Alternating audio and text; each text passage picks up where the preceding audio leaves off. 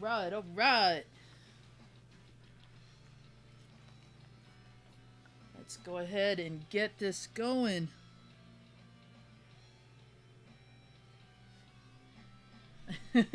I see nothing. Let me change that. Wanna. What's up, guys? Alright, let me get this video going. Can you guys hear and see me okay? Turn on the Alright, alright.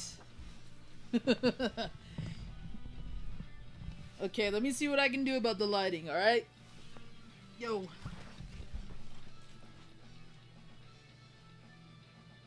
Actually, hold on, guys.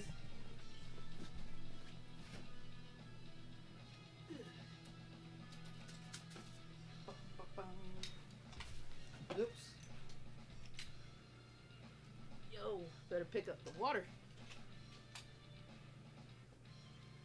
Let me get another light. Hold on, guys.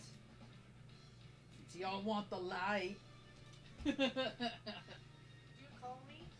No. I said I better pick up my water because I knocked it down. I thought you said Ashley. Not yet. Anyway.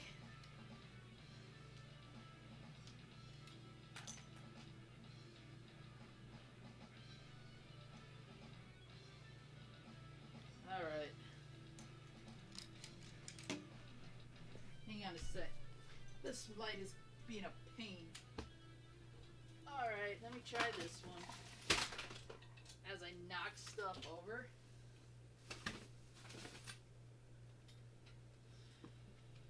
Sorry guys, I normally like the light I'm messing with right now. All we have is our dining room light.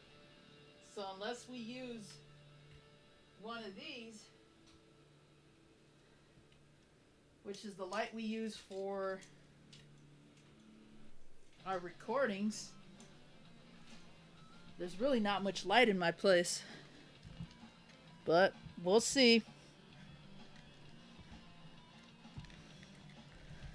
Hold on.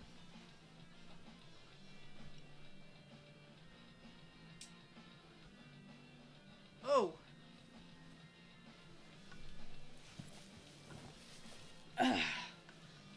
Is that better?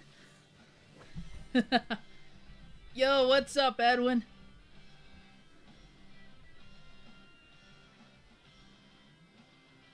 Hey, you're not naked, unsub. Alright. Yo, what's up, Nick?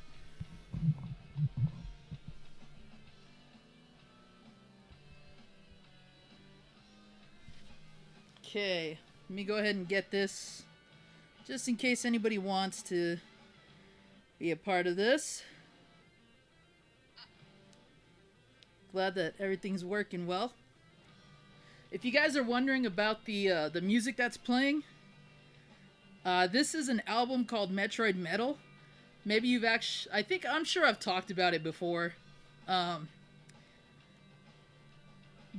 I actually contacted the creator of this music, and he gave me permission to use his soundtracks in any videos I want. So that's why I'm playing music, just to make it a bit more interesting.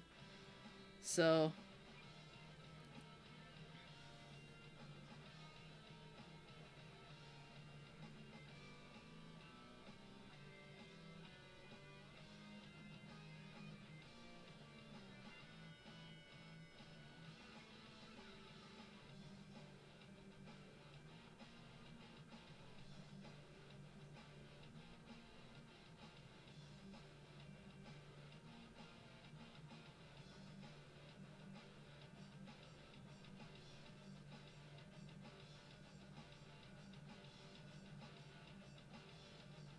alright, let me get this finished here.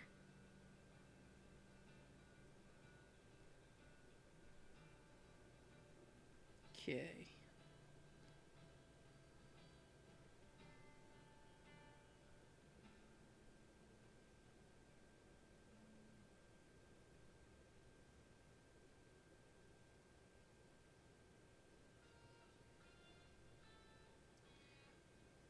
Hey, how appropriate.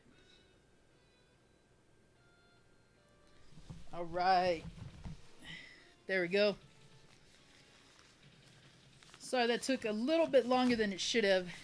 The person I bought these from lived a bit farther than I thought, but he was willing to meet up and we made the deal, so yeah.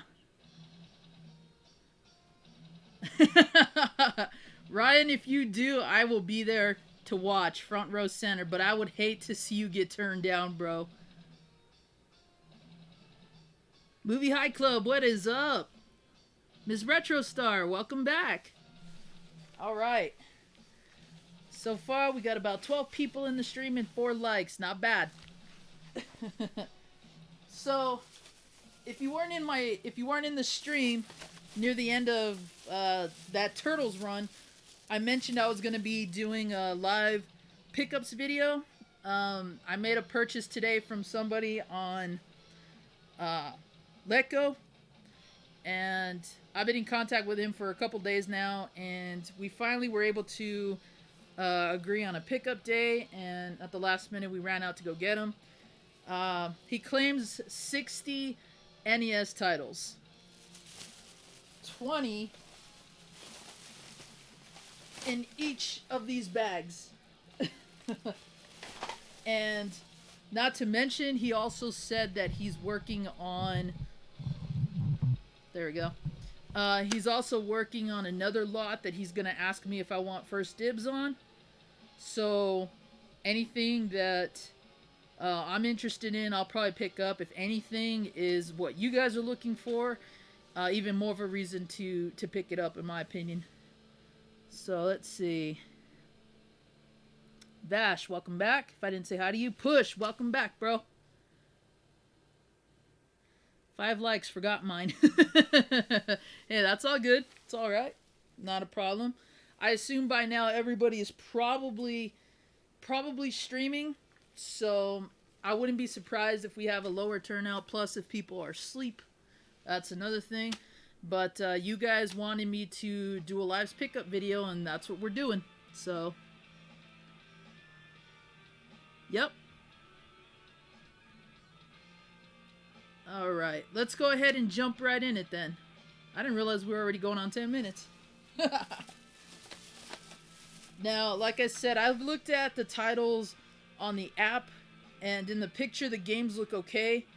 But y'all know I'm the gaming beautician. I can make any trashy game look good.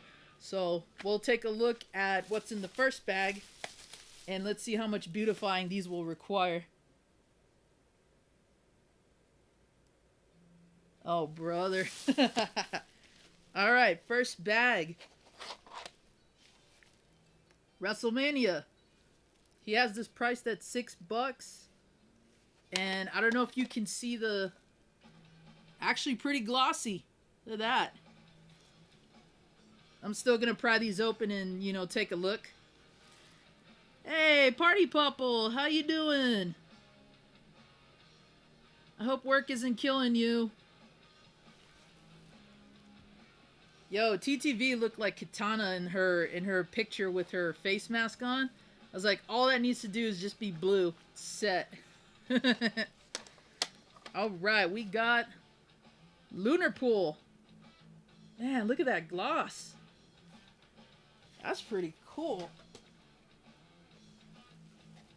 Let's see. Ooh. Looks like another burn victim for my trauma center. Aw, I missed you too, TTV. But I still have Georgie with me, so that and anytime I see my Popple stuff. Okay, this is Championship Pool. This card is not in the best of shape so far. Blue pair. Or you can go the Melina route with the pink, and then you got like the jagged teeth underneath. That would be killer too. Okay, so this one is definite burn victim unit. Check that out. Now I have games already like this, so this is nothing new to me. But I will do what I can to save this. Best case scenario, I can at least get it to work in the top loader. Ooh. Mylon, Secret Castle. Y'all remember the hardship I went through with this stream. So, that's pretty cool. Alright, that is 4 so far. Oh man, now we're getting to like the nitty gritty. Okay, I know this one for sure. Stealth ATF. I have it already. Man, look at that.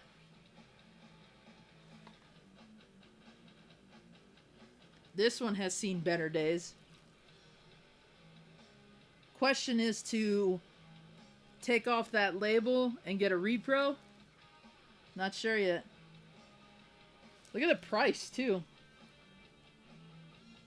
See, this is why I don't like it when a game and its price are not reflected in the condition of the cart. Like honestly, if this was me and I had a store or something, I would have probably sold this for maybe $2, if that. Oh, it's rattly too. Chances are the part of the plastic rods that are in these, one of them probably broke off more than the chip or anything like that. But I can fix this. We got Hoops. Not a bad little basketball game. I know it's not a very popular one. But, yep. Hoops. I have it. So. Ooh. Check this out. 5-screw variant. Duck Hunt. Polished label. Look at that. Priced at $20. Maybe a box copy would probably be somewhere in that vicinity, but not a loose cart. We have a very faded Bases Loaded 2. Ugh. Look at that. That one's priced at $12. Bases Loaded. Can you believe that? Oh, I'm going to have my work cut out on this one. Thanks, Thomas.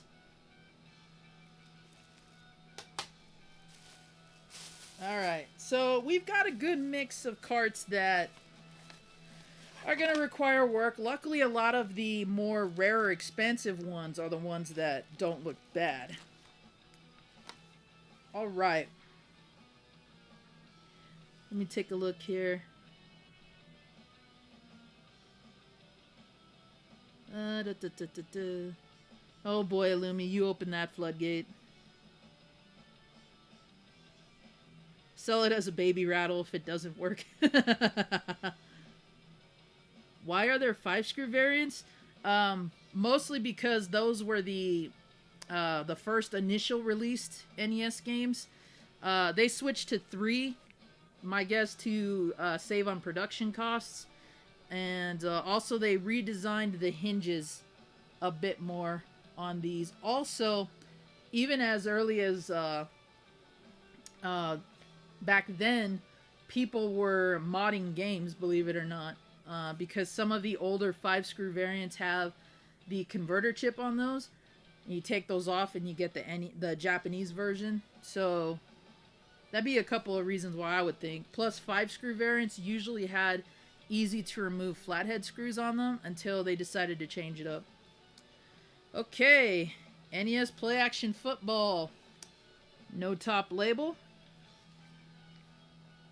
Back of the shell looks okay though.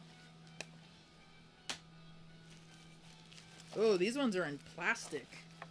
Let's see what we got here.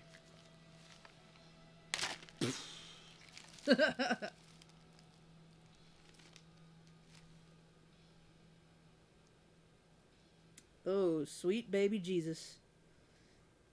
I'm gonna have my work cut out on this one. Okay. Bart versus the Space Mutants. This is definitely gonna require... Yeah, I'm gonna have to deep sea investigate that one.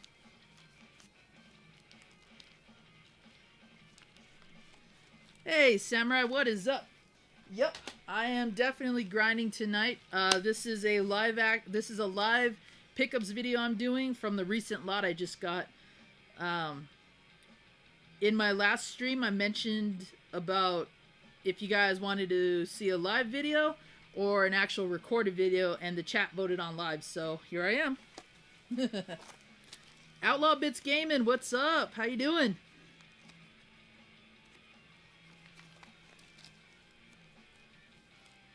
Does it have the plug for the controllers? Alright, next one in a bag for some reason. Just making sure nothing jumps out at me. Deja Vu. Label could be better. Oh, there's a phone number. Should I call SH and be like, yo, I got your Deja Vu from when you were a kid. You want it back? Price that one at $7. My guess is he used to have a store, or maybe he sold at the swap meet. I'm not sure. Nice. Bump and jump. This one's not too bad. Can definitely polish this one up pretty good. This one was priced at $8. That's pretty cool. Oh, my pleasure, Push. I'm just glad you find it entertaining. I'm not on quarantine, so, well, kind of, but you know what I mean. As long as I'm allowed to entertain, I will do what I can. Alright, what do we got here? Beat that way back in the day. Nice. Yes, I have TTV. I've actually had two made. One for my channel logos and everything, and then one for Gaming Beautician. Put the phone number back. I want to call it. Alright, we got Jackal. Have it. There is some... Let's see. Yeah, there's some top label sun damage there. But the rest of it looks okay. Little rattly. That's a bummer. We got a 5-screw variant of Ikari Warriors. Ikari Warriors. Japanese for angry. We got a little bit of label morph right there. I don't know if you can see it that well. But it's a little kind of deteriorated a bit. But overall still looks good. And 5-screw variant. I'm sure I can clean that one. Okay, what are we sitting at? Okay, we got the last bit in the bag. At least the first bag anyway. Let's see. 2 copies of Golf. If anybody wants or needs a copy. Definitely seen better days, both of these. Label on the front. Little scuffed up. I think there's a little bit of water damage on there. Then we got the back shell. Yeah, that's been torn to bits. Might goog on that whole thing and just scrape that all off. And then this other copy, labels damaged on that. Backside, not too bad, but definitely seen water and sun damage according to the distress on the label. Okay, so let me move these back.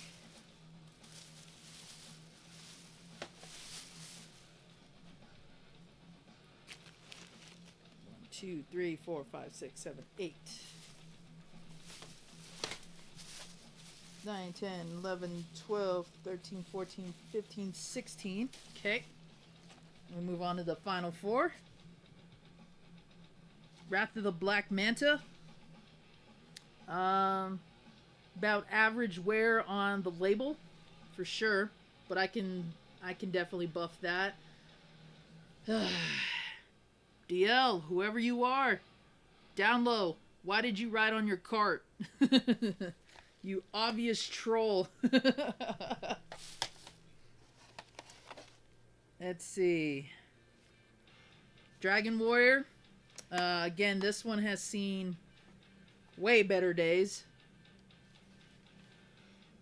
Back's okay, except for the tearing there on the gold label. The front label definitely has... The front and the top definitely has some damage to it. I don't know if the laminate is completely torn off. It looks like it is. If there is, there's not much you can do about that, unfortunately. But I will attempt to fix that up and see what I can do with it.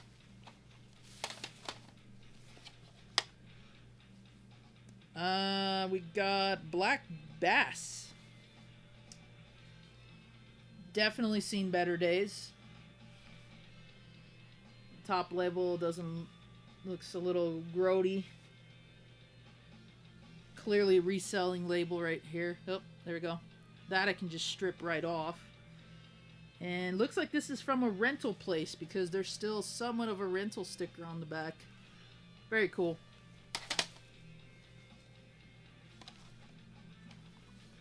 Turtles 2. Again, label looks great. Had that priced at $20.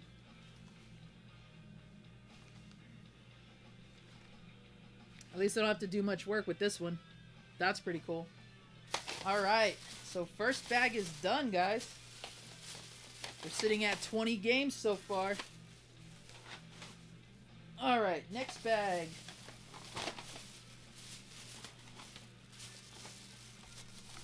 Ugh. Alright. Mad Max. Nice label.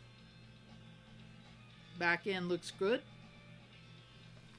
Had that priced at 17 bucks. It's a little too high in my opinion. Ooh. Ice hockey. Nice. Look at that reflection in that label. That label looks great. Especially for a $3, what should be a $3 game, but priced at double. We got Tecmo Bowl. Nice. Another good one. About average wear. The shell's definitely going to need some polishing, but I can fix that, of course. Back end looks good. We got MLB, priced at $3. That's about the going rate for this one. Not bad either. Y'all know I'm not into sports games much. So, and I have this one already. So that's pretty cool. Aww. He bagged this one. Little Mermaid. That looks pretty good too. There is a little bit of corner label upturn right there. But seriously, you can just glue stick that. Little Q-tip with some glue stick. Boom. Press it right back into place. And the back looks pretty good. Priced at 10 bucks. Might have to double check that one. I don't recall what the loose rate for that was. Usually about 8, I think.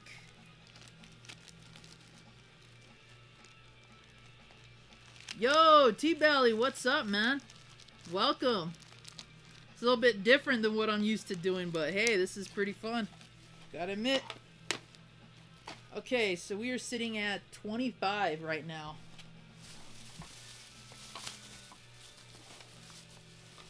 This is interesting. Box copy of hockey from Showcase Video. Look at that. Got the original rental SKU there. N4. It's got the metallic strips on there too to prevent theft. Oh, check it out. It's on the back too. And the warranty label. We got, this is a protective label. Customer must purchase tape at all full retail price if label is altered, removed, or tampered with. I remember some rental places used to do that. Box has seen better days, that's for sure. Oh, check it out. They charged $1 to rent. And if you can see that right there, where my finger is. Box is going to need some reinforcing. That's for sure. And believe it or not, I can actually wipe this down with a Clorox wipe and disinfect it. I'll just have to be very careful to look for tears. But that's cool.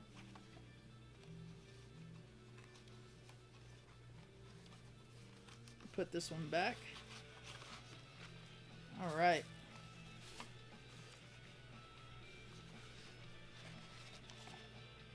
Another rental. Hunt for Red October. Good movie. Not too great a game. And boxed. Nice. Have this one.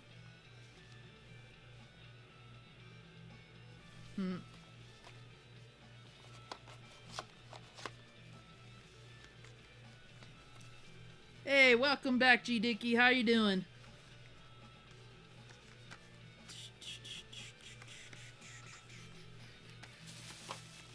All right.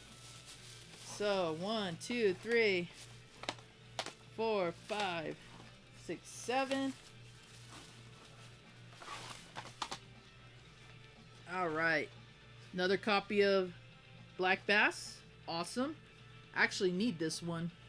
So hold on to that. We got Infiltrator. This was from another rental place, it looks like it. But good label. Back in there. Win, lose, or draw. Another gonna need some work. Totally. Kind of game here. Check out the front label there. It's all grody. I can get all that off for sure. But yeah, if I wasn't wearing my gloves, I probably wouldn't want to touch this part either. It's kind of nasty. But I'll fix that. Okay. I'm going to start this, skip the next song here. I really hope I don't get copyright struck for this, because if it comes down to that, I'm going to tell them straight up, I have the permission of the original creator to use this. Okay, now this one let me down a little bit, mainly because I don't see it that often. It is a rare game that I needed, but the condition it's in is kind of lousy. Destiny of an Emperor. Look at that. Ugh, pains me that it looks like this. Even more so, scout the price. Ouch. I would not have priced this cart at that high of an... I mean, you guys have all heard me vent about cart condition and what I would do. This is a perfect example. If you can't do anything to fix this, you need to price at a price that is reflected in this condition. Otherwise, don't purchase the game from somebody and then attempt to resell it. Especially when they look like this. That's not fair to you, and that's not fair to whoever really wants this game and will accept this condition at this price. That type of price gouging is what's affecting the collection community, I'll tell you that. Okay, next up. Jaws. Nice. I can't tell if the label is a bit faded or not. it kind of looks like it a little bit because the gold should be a bit more prominent, but it could be that the label itself is just covered in dirt. So I'll definitely do what I can to fix that. Check out the price. Nah, this is a $6 game at best. All right, we got another 5 there. Let me grab these other ones here. This is actually turning out to be a very long stream, so I apologize. I'll try to blow through these as fast as I can. All right, what do we got here? Blah, blah, blah, blah, blah, blah, blah, blah, blah, blah, blah. Trying to catch up to everybody. Oh, cool. All right, so yep. There we go. Next one. Bad Dudes. I wish this port had been better. I at least wish it had been 2-player. Definitely dirty, but manageable. Not an $8 game in my opinion, but that's why I didn't sell it.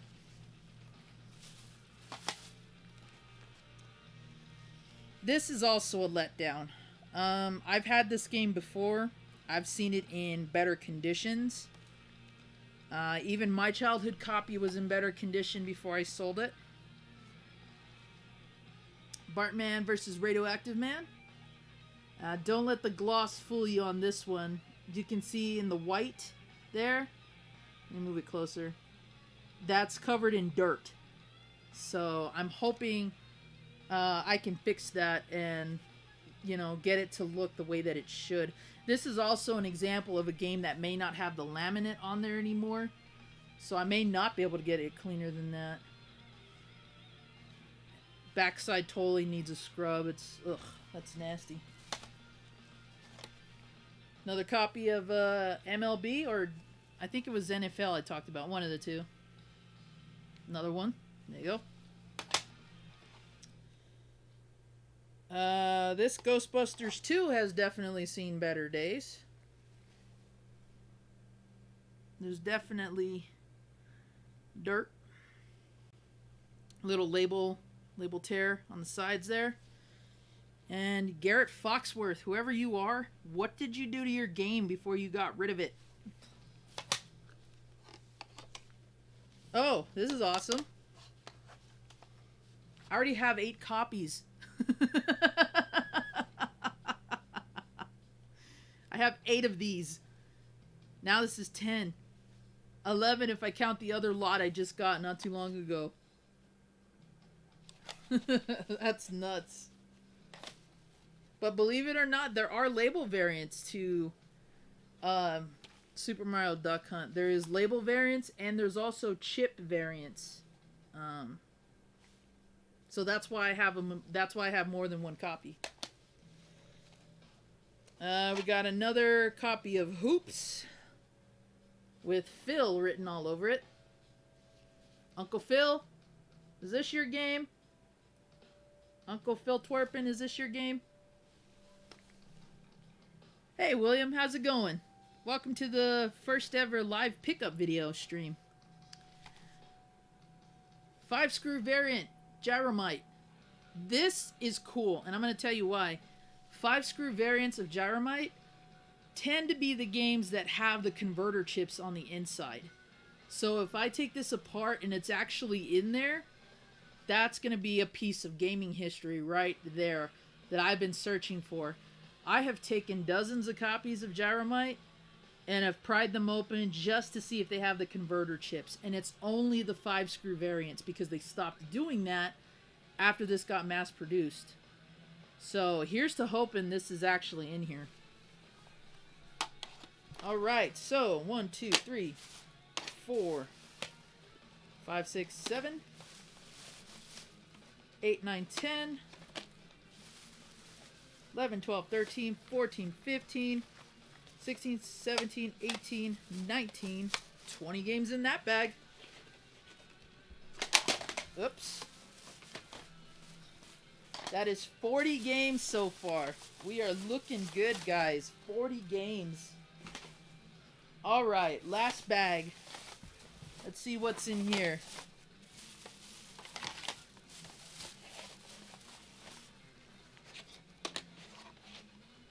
All right. We have the double cart, Super Spike V-Ball and Nintendo World Cup. Not worth the $8 it's priced at. Definitely when someone has their name on it. And when the label is water damage, but that's just me. WrestleMania Steel Cage Challenge, and it looks like somebody got hungry because look at that. Somebody took a bite out of this. But that's okay because I have a Top Gun 2, the second mission, where the bottom here is completely broken. So if I get this up and running, win. Jack Nicklaus Golf has seen better days, and this one is priced at where it should be. Though, even at $250, I wouldn't have charged that much for it. I probably would have charged $1 for this. You've got sun damage on the side, warped label, and back end is disgusting. Oh, Rambo. This one doesn't look too bad. About average usage as far as I'm concerned. This one's pretty close to what it goes for, priced at $7. If I can get this to look better, it'll definitely be worth the $7 it's priced at. We got another copy of Win, Lose, or Draw. This one looks better, I think, than the first one. Priced at $5, but not with somebody's autograph here. Might want to remove that first and then maybe price it at $5. Just saying.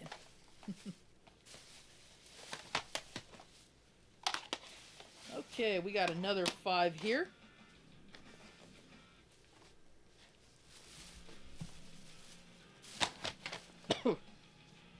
Nice. I was hoping this was going to be one of the better looking games. Krusty's Funhouse. I rented this as a kid on the Super Nintendo, I believe. Beat that in the first day I rented it. And I actually thought it was a fun little puzzle game. Don't have the original in my collection yet, so this is awesome, and the cart looks pretty good. $15. I don't know if that's the rate on this one, but might be worth looking at the price. Somebody raged quit on that wrestling game. Probably. It wouldn't be an NES lot without a Mario Duck Hunt. Dude, you have no idea how right you are.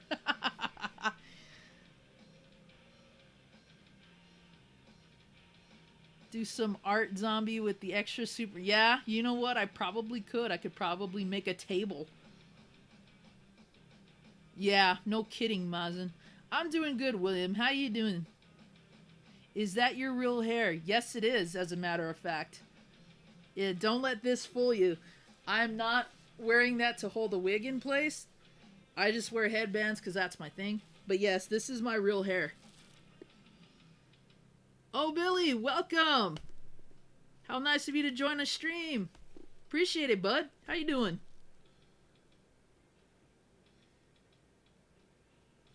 Oh, I'm mistaken. Ah, don't worry about that, William. That happens all the time.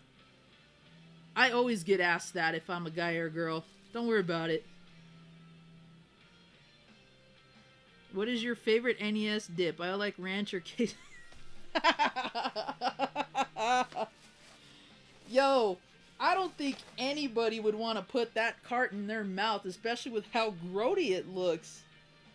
But you know what? You never know.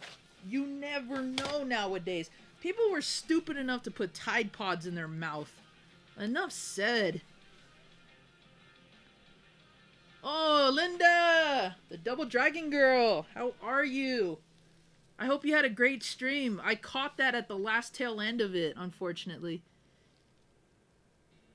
You do look almost like Rob Zombie. William, that is a compliment. Thank you very much. Rob Zombie is actually one of my favorite artists. Alright.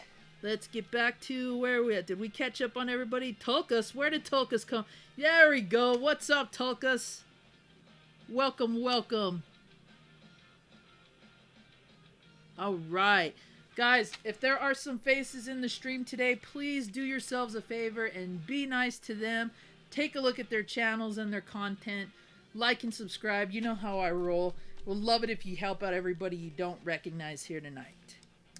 Okay, we got a copy of Bigfoot that is highly overpriced. No. No. This is not a $10 game. No. Bad. This is $5 at most. And the least you can do is get the soil off the ends here. Come on. Did the game go monster truck hunting or hopping with them? What the heck? Ugh. See what I mean? See what I mean? Somebody definitely rage quit on Airwolf because, unless their cat got to it or they're a saber-tooth tiger themselves. Look at that. Now, if that were me, it'd be more, like, that's how a wolf scratches. What is this? Not worth $6. Nope. Not worth $6. This is a $4 game, if that. Show's awesome. But the game? Not so much. Okay, we got Bases Loaded. The orange Jalico label. If you collect label variants, there is a variant that has a blue Jalico label across the top. And I believe the Jalico on the top is blue as well. And slightly smaller print. But that's only if you collect label variants and you absolutely want more than one copy of Bases Loaded in your place. We have Anticipation. Not a bad game, but it's bad when your name is Simpson and you tag it not only on the front, but on the back. Thank you, Simpson. Appreciate it. This was priced at $3 according to the original label. Not bad. Not $5. Nah. Nah. I would expect a much more polished copy than that. Alright, let's get another 5 here. Whoo! Now we're really? Really? I don't really rage quit at games, but I do rage when a nice, good-looking copy of a well-known, somewhat pricey game is ruined with somebody's name on it. Ugh! Look at that. And they markered the top. Why? Just creeps my crawl when they do that. There's probably somebody looking for a good copy of Metroid 2. Look at this. Ugh. It's a full moon this week, so I'm going to try not to rage much. Oh, this is what I was talking about. Check this out. Blue Jalico variant. Right there. This is actually not in bad condition either. Very, very shiny there. There's actually no label damage whatsoever. Still not worth the $7 that it's priced at, but I mean, at least it's in good condition.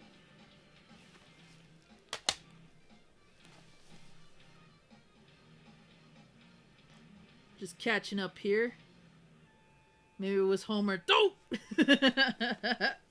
Hey, what's up, big boss man? How's it going?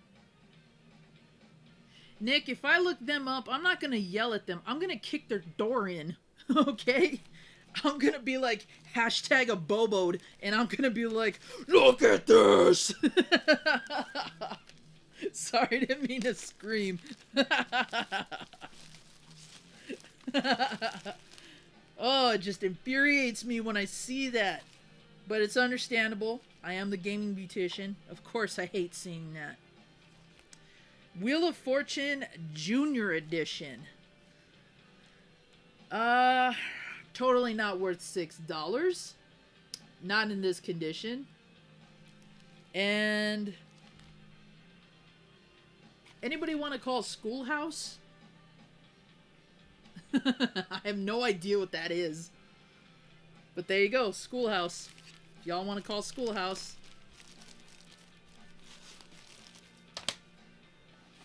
Alright, Rad Racer 2, priced at $8.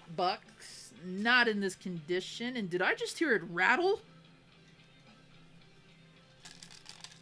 Oh yeah, that's a total peg broken in there. I know that sound for a fact. I bet if I was to pry this open right now, chances are the screw peg would be completely broken off.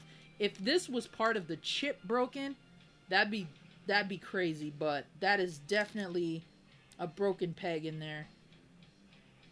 There is some label damage on the side. It looks like some kind of fluid got on there. You can see it, it's kind of stained. Might be able to fix that. But I definitely wouldn't have sold it for $8. That's for sure. Ooh, another copy of Turtles 2. Again, good label. Look at that. How's the back end? Back end looks good. Nice. No rattle either. Alright, so 1, 2, 3, 4, 5, 6, 7, 8, 9, and 10. Right there. Whoa, almost dropped those. 11, 12, 13, 14, 15. Last 5, guys. Oh man, 5 Guys sounds awesome right now. And I just counted 5 out of the bag, so yep, we are looking at 60 games. Alright. A much better copy, not that I need them, of Golf. Label looks good. Bam, I could clean that one up. Mystery Quest. This is a little interesting game. I have yet to stream it, but I have this boxed. I played it a couple times. Might be something I'll consider, but yeah, this cart has seen better days. There's stains, sun damage, and I can't tell if that's from burning or if that... I gotta get used to this. I can't tell if that's from burning or if it's marker, but I'll see once I fix it up. Alright, we got Jeopardy. Priced at $10. Highly overpriced. This is a $4 game at most. Doesn't look bad. Label could definitely use a bit of touching up. Might be some sun damage on the top. So, FYI. We have Sesame Street 1, 2, 3, Astro Grover, and Ernie's Magic Shapes. I believe I have this one already. Not bad. Definitely needs a buffing. $4.97. I could somewhat see it at $4, maybe $5 tops. Not at this condition, though, of course. And the last one. This is interesting. This is definitely a Comerica game. Because this looks faded, I can't tell if it's Ultimate Stuntman. It could be one of the Comerica Quattro carts. The fact that there's only 2 positions means that it's probably only one game. But what stinks is no label. That priced at $25. Can you believe that? 25. Man, this is gonna take some serious work. And the worst part is, if I cleaned this with alcohol or anything that, shoot, I mean, I don't even know if Lysol will clean this without taking the paint off. I mean, it's still cool to have, don't get me wrong, but it kind of sucks that it's in this condition, you know? So, but, oh well.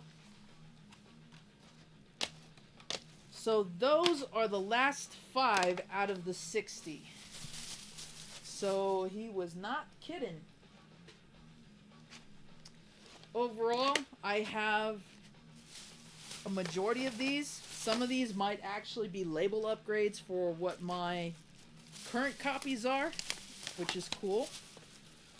But yeah, we'll take a look at those. Some of these I do need for my collection. Again, I'm looking at this Krusty's Funhouse. So yeah, there you go. 60 freaking games. And he has another lot that he's working on. He has a Super Nintendo lot on Let Go for about, I think it's 30 games maybe. None of them look that like eye-catching yet, but I may go back and take a look and see what's on there. And he's got another lot that he's working on. He says it's going to be a combination of Nintendo, Sega, and a bunch of other stuff.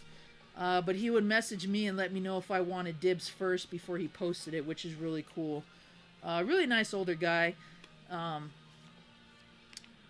Lives in like one of those kind of like retiree areas. So I don't know if he used to own like a park and swap kind of deal, swap meet deal, because those all say like booth number something, you know. So who knows where he got those. Will it be possible to have a copy of Terminator Ninja Turtles 2? I saw Zombie's eyes. I'm doomed. I will die in 7 days. No, you will not die in 7 days. That's not how I roll. Die in 7 days. I'm not the girl from The Ring, Mazin. No, that is not me at all. Besides, I would need to lose this first of all. Oh man, my hair's tangled in it. And she is more like that.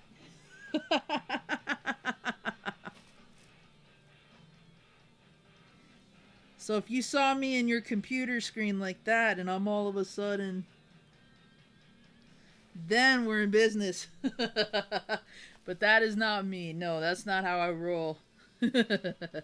Hey, what's up, chum? How you doing? Got those Corona fighting gloves on. Yeah, definitely. You know, I'm taking precautions myself. Yeah, it would be kind of pointless. Push. I really don't know where those cards came from. I really couldn't tell you. I mean, I could try with my area code and see if they work, but chances are they're probably from out of state. So who knows? But Mazin, if you're asking for a copy of Turtles 2, you got it. Just gotta hit me up, man. Let me know where I can send it, and I'll definitely get you outfitted with one of those. And you know, of course, I'm gonna clean it, play test it, everything, because I'm not gonna send you a bad copy. I would have felt bad if that would happen, let alone for everybody that I sent a Zombox to. If they got a terrible game like that, I would have felt terrible myself. Hey, it's Jay. What's up, man? Yeah, Samara is the girl from The Ring. At least the English version. In Japan, her name is Sadako. And let me tell you, if you've never seen Ringu, definitely check it out, because it is way scarier and better than the English version. I haven't had a chance to read the book yet, but I hear the book is really good. So definitely check it out in Japanese if you can see it. Yeah, totally, Mazin, totally. I'll be glad to send you out a copy of that, and maybe I'll send you some other stuff. Maybe you'll be the first international Zombox. We'll definitely I'll definitely help you out there. Makes me think of Encino Man, Rad Racer, Radmobile, Radmobile.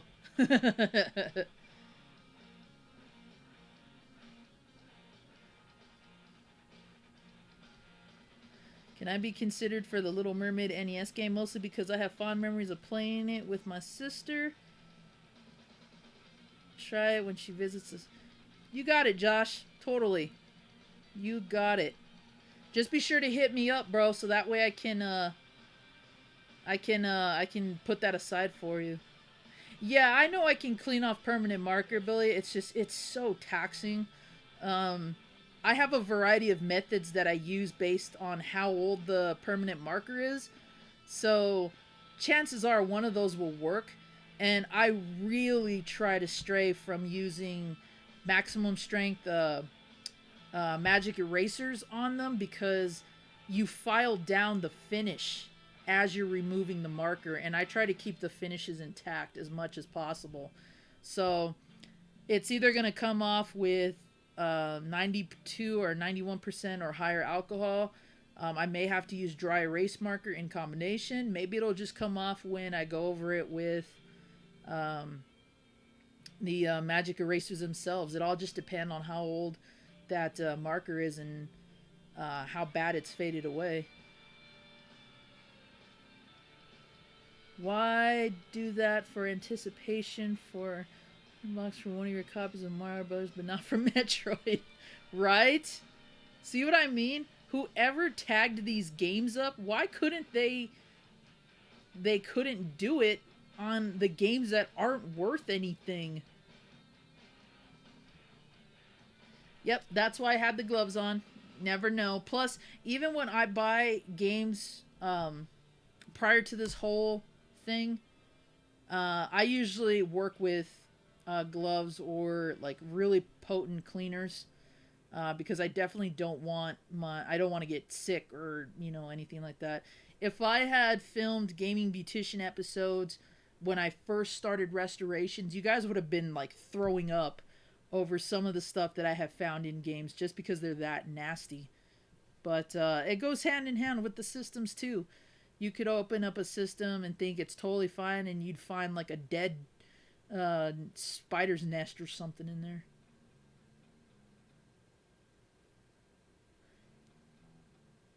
Tokus, did you cut your hair willingly or did a job force you?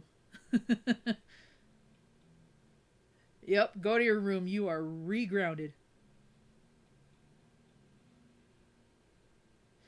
Yeah, I'm somewhat of a I'm a combination of things, William. I collect, I do restorations, and I also help everybody in the community who messages me um, for games or systems that they're looking for and can't find in their areas and don't want to pay top dollar for on eBay. So buying lots like this is actually normal for me because chances are I either need it for my collection or I know some people that will need copies, or in the event that I decide to sell something, as long as I can make it look like it's worth the price that somebody else is going to sell it for, or any of the stores I trade in sell for, then I can somewhat make my money back either in trade or in cash, depending. I try to do that as minimal as possible because I always try to see what you guys out there need first before I do that. Because there have been a few times where I had an extra copy of a game and I traded it in, but had I known somebody was looking for it, I would have given it, to them first. So that's kind of what I do. I'm mostly into collecting and preserving things. But I'm also a kind of like a game finder for other people too. So like I said, the Zomboxes that I send are pretty much a combination of games that people are looking for, and then little extra things that I like to throw in because I also do pixel art. I make bead sculptures, Lego sculptures, keychains, magnets, all that kind of stuff. So, hey, Bob Bob. The guy's so nice, he's named twice. Welcome back.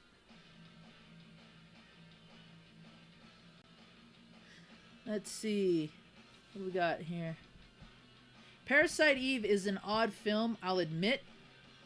But if you've read the book, or you at least know that the Parasite Eve movie is kind of a prequel to the game, it makes more sense. I actually liked it when I first saw it back in college. And Demon Hunter got me the book. I think it was for my birthday. So, win-win there. I do need to finish off the Parasite Eve collection, though, because I don't have part 2. But I've got part 1, the movie, the book, and I have the third birthday on PSP. Oh, appreciate the thumbs up, Bob Bob. It's an honor to receive a Zombox. I really wish that the Zomboxes were specialty made, but Josh sent me some really cool information on where I might be able to get decals printed. So if I can't send the custom colored boxes that I want, I can at least decal the hell out of them. So that'll be another way that I can personalize boxes once I start getting more of them. And if this was mentioned in my stream earlier, if people actually want zombie merch, maybe I'll look into that. I just don't think I'm a big enough channel for that just yet. But who knows, you know? We'll see where that goes. Oh, where are we at here? Zombie, what are some games you are after? That is a loaded question, chum, and I'll tell you why. There are a few systems that I'm close to getting complete collections on, and most of what I'm looking for is pretty pricey stuff. I'd have to say the systems that probably aren't as pricey as NES would be Master System and Odyssey 2. Those are the two systems that I'm close to getting a complete collection on. I am good on my NES stuff. But I think because the NES is obviously a bigger library, I might even only be like a fourth or maybe a half of the way there, if that. So really, it would just depend on the system first, and then I could be more specific that way. But if there's any way you can help me with NES, Sega Master System, Odyssey 2, or, you know, heck, any system that I have or don't have and I just don't have enough games for or whatever, you know, I'd be interested if you have any trades or anything for sale. Or if you see anything that you find out there. Zombie, top 3 zombie games. Oh, another loaded question. House of the Dead, for sure. Series. I'm gonna say Resident Evil series, of course. And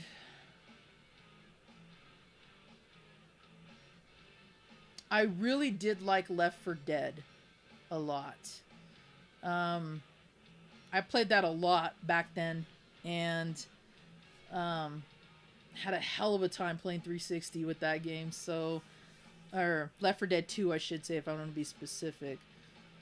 I know newer games that are out are pretty good, but I will always play a Resident Evil. I will always play a House of the Dead. Even Typing of the Dead, I've played that and had a good time with. And probably the Left 4 Dead series. A lot of obscure titles that either have zombies in them but are mixed of other games, or mixed with other characters. Obviously, Zombies Ate My Neighbors is a favorite of mine. Chiller would be another one, which I don't own. And I'm trying to think. Well, I mean, I guess every zombie game does have something else in it, so maybe I should have thought about it that way. So if we're going to encompass everything that's more than just zombies, then I'll have to say Zombies Ate My Neighbors, Resident Evil series, and probably House of the Dead. I'll have to push Left 4 Dead 2 aside there. Alright, what else we got here? I'm after a GameCube GBA player and startup disc. Dude, so am I. I should have grabbed one of those. Either when they were still being sold in stores or when they were still on the cheap. The cheapest I've ever seen a GBA player with the disc was $25. So I should have picked one of those up. But I will keep an eye out for one for you just in case. The hardest thing is always the disc. Someone's weed hidden inside. Josh, you know for a fact if they had weed and dollar bills in there, they were smuggling something. That's pretty clever, though. I like that. Okay. Oh, appreciate that, Brady. Much respect. Appreciate that. Are you streaming right now, and is that why you got me on mute? Not that it really bothers me. I'm just curious. Extreme Wreck, welcome. How's it going? Is this the first time you've ever been in one of my streams today? Or at all? I don't recall your name. And if you have been before, I apologize. Dead Rising is a good series. The problem that I had with it, though, was it was very short-lived. I felt like they had a lot more to do with that series, and then it just kind of cut. It was like there was no, nothing else after that, which is weird. Let's see, what do we got?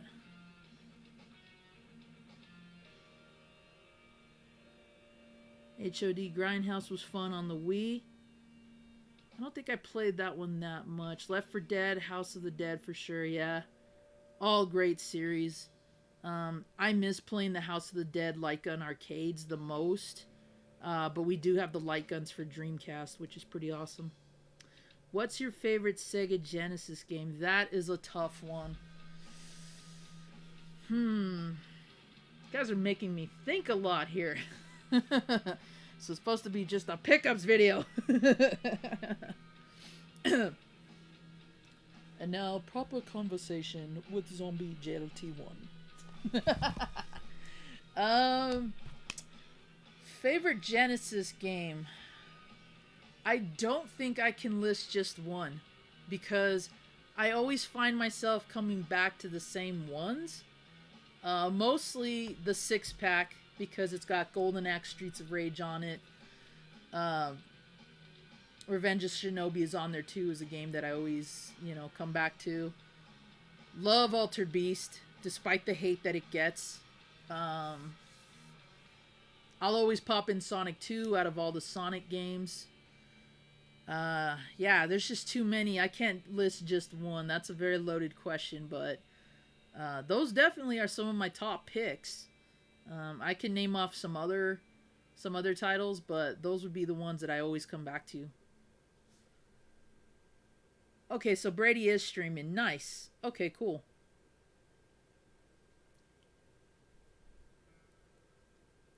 Yup, the guns with the moving sides. Totally. I liked the pump action shotgun that I think they gave to, what was it, House of the Dead 3, or was that the Uzis? I don't remember. But I know one game had a pump action shotgun. I thought that was pretty fun.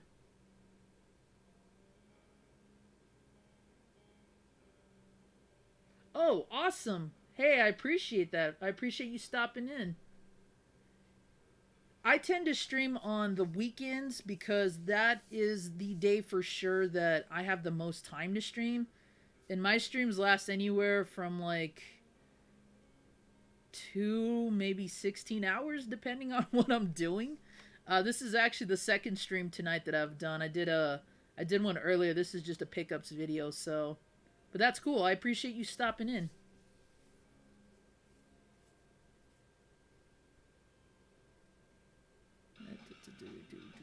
How about top 8 NES games? Oh! Okay. That one might be a little easier to answer. Let's see. Overall favorite Super Nintendo game? Super Metroid. Hands down. Best all around, in my opinion. And... y'all, if you guys can see my artwork back there, I do wish when I streamed it I got the better ending, but I've done it before, so not a big loss there. Um, I'm gonna say Mega Man X is on that list for sure. Uh, Super Castlevania, as much as I like Dracula X, I would have preferred Rondo of Blood instead. But Dracula X isn't bad. Um, but out of those, definitely Super Castlevania. Zombies Ate My Neighbors, for sure. Super Ghouls and Ghosts, for sure. Hands down. Um, Killer Instinct, if I have to pick a fighting game, would be on that list.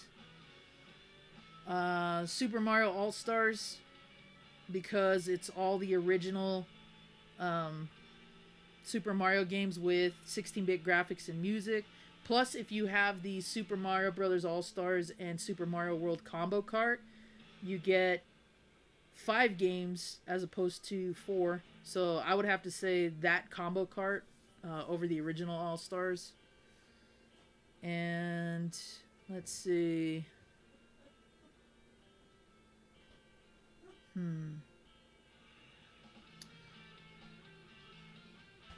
I'm not a big RPG player, but I'd have to put a tie between Link to the Past and Chrono Trigger, just because I like those games for different reasons. Plus, they're really good RPGs overall. And I lost track of how many games that is, to be honest.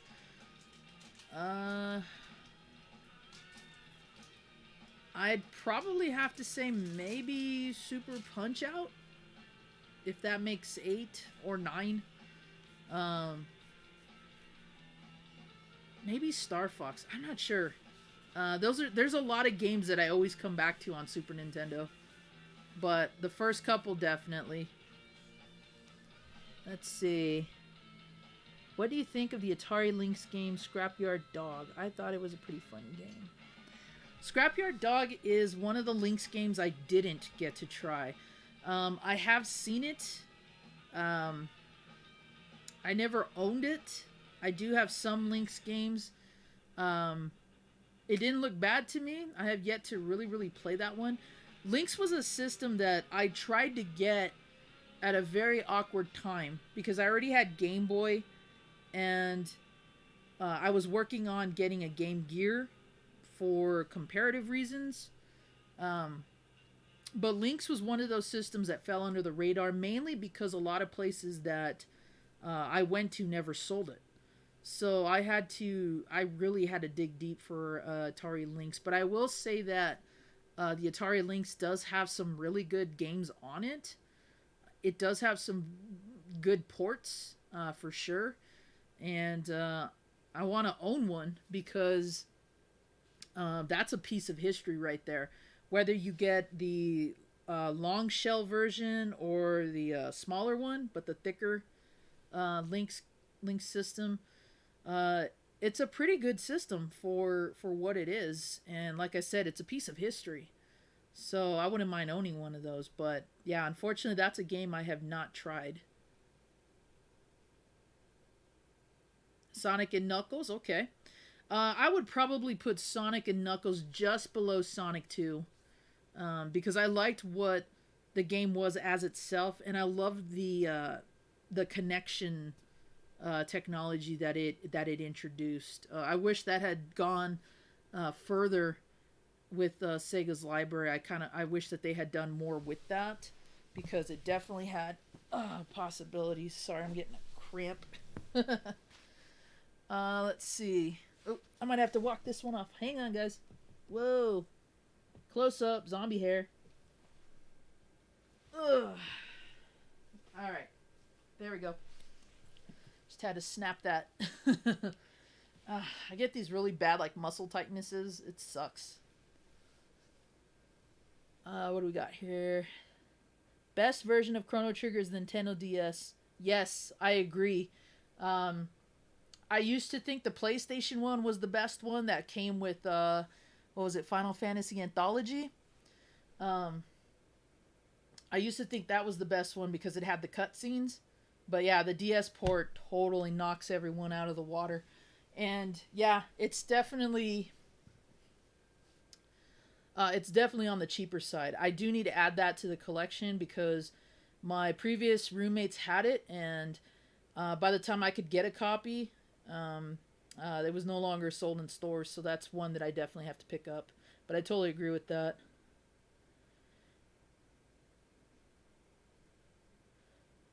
Have you ever pulled off that, what was it called, Sonic Flash or something on Super Metroid? I used to be able to do that special life saving move.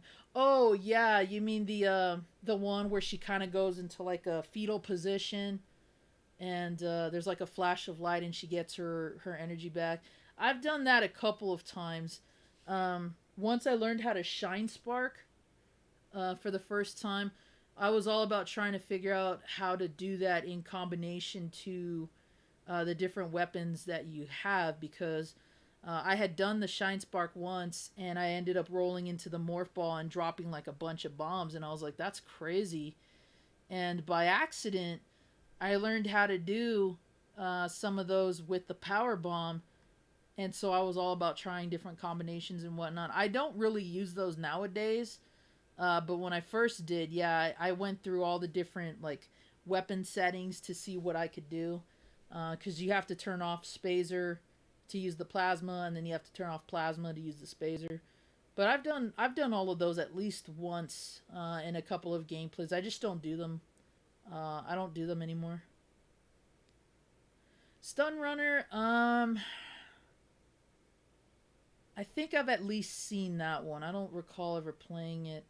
I really didn't have a lot of exposure to the links, unfortunately, because, like I said, it was a system that wasn't widely accessible here. Even back in 1989 and 1990, I only knew of KB toy stores that actually sold the links, and we're talking maybe one row of shelf space. It wasn't really affordable either, so the only way I could play links is if I borrowed a friend's, and for sure the only games I remember playing on that were Checkered Flag. I think it's G Lock or F1 Lock, something like that. It's a jet game. Uh, One of the kids in Child's Play 3 is actually playing it. That's a real game that he's got in there.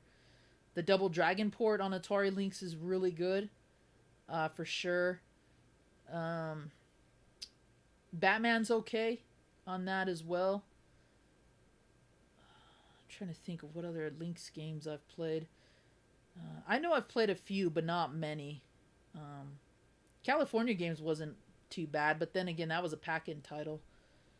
I'm trying to think. Cyberball, I think it was okay. Food Fight, I got to play that. I actually have that factory sealed. Um, but I played it. I've played it before. There's a couple of games. I wish I could remember them. Let's see. How about favorite Mario game on each Nintendo system?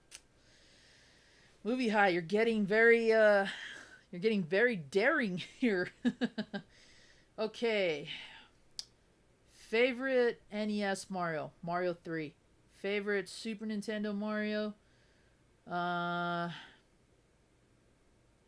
gonna go with the Mario All Stars / Mario World Kart. I know that's kind of cheating. Mario game on N64, Super Mario Kart is definitely my favorite. GameCube.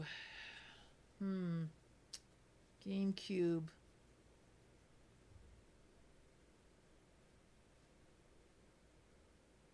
Does Luigi's Mansion count on that one? Um, for the Wii, I want to say Super Mario Wii Deluxe. I think that was the Wii version. The one that they ported over to the Wii U as well. That game. Um, I'd say that's a tie between that and probably Galaxy 2 on the Wii. And then for Switch, Mario Odyssey. Definitely enjoyed that one a lot. I would say Mario Kart on the Switch, but Mario Kart 64 is like the epitome of racing perfection in my opinion. I think they nailed it with that game. I was not a fan of Double Dash. I played it. It just didn't have the same appeal to me. Yeah, the Super Bomb health refill. That's what it is. Mhm. Yep.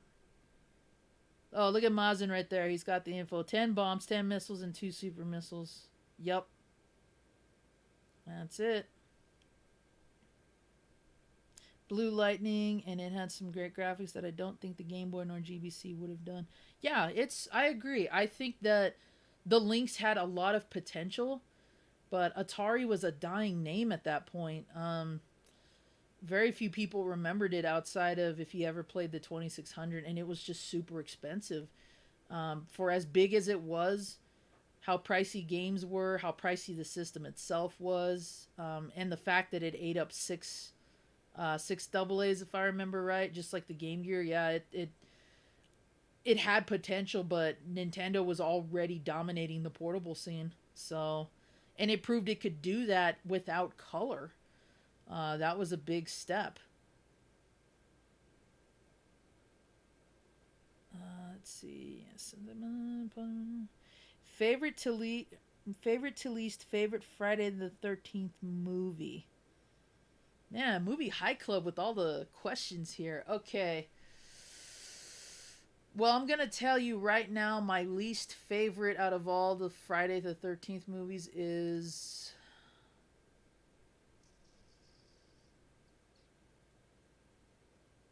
Part 5.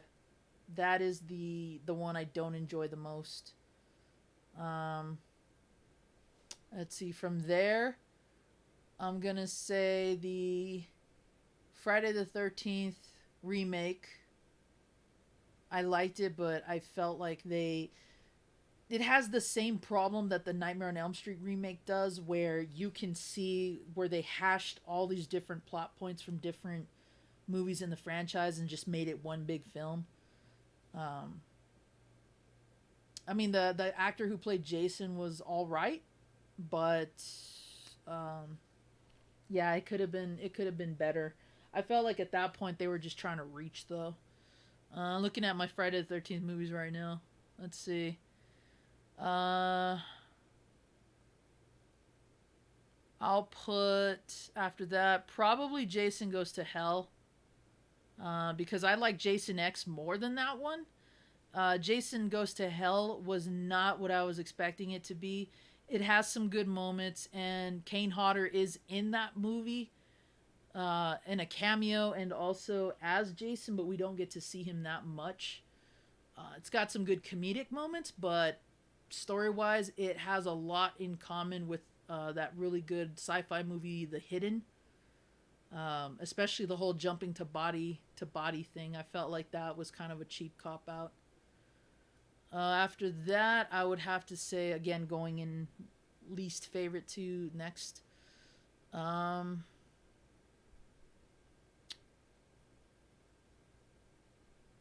Probably Friday 2. Friday Part 2. Um, well, no, that's kind of harsh. Let me flip those around. Jason X and then Friday 2. Because I do like Jason X. It's a total popcorn movie. Can't take it seriously, especially when you know for a fact Jason Voorhees is leaving Camp Crystal Lake to go to space. How many horror movies where they go to space have they actually been good, really? Aside from maybe Life Force, but that's vampires in space already, so don't need to do anything there. Um, let's see. After that, I would probably put um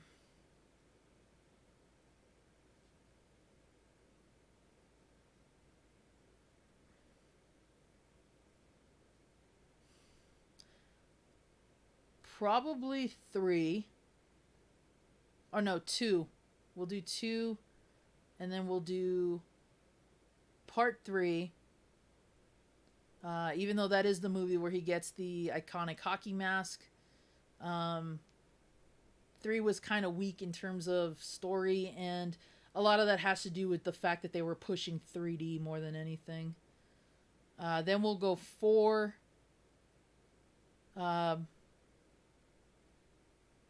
Because that would have been a good way to end the film series if they actually had stuck it there. And then we'll go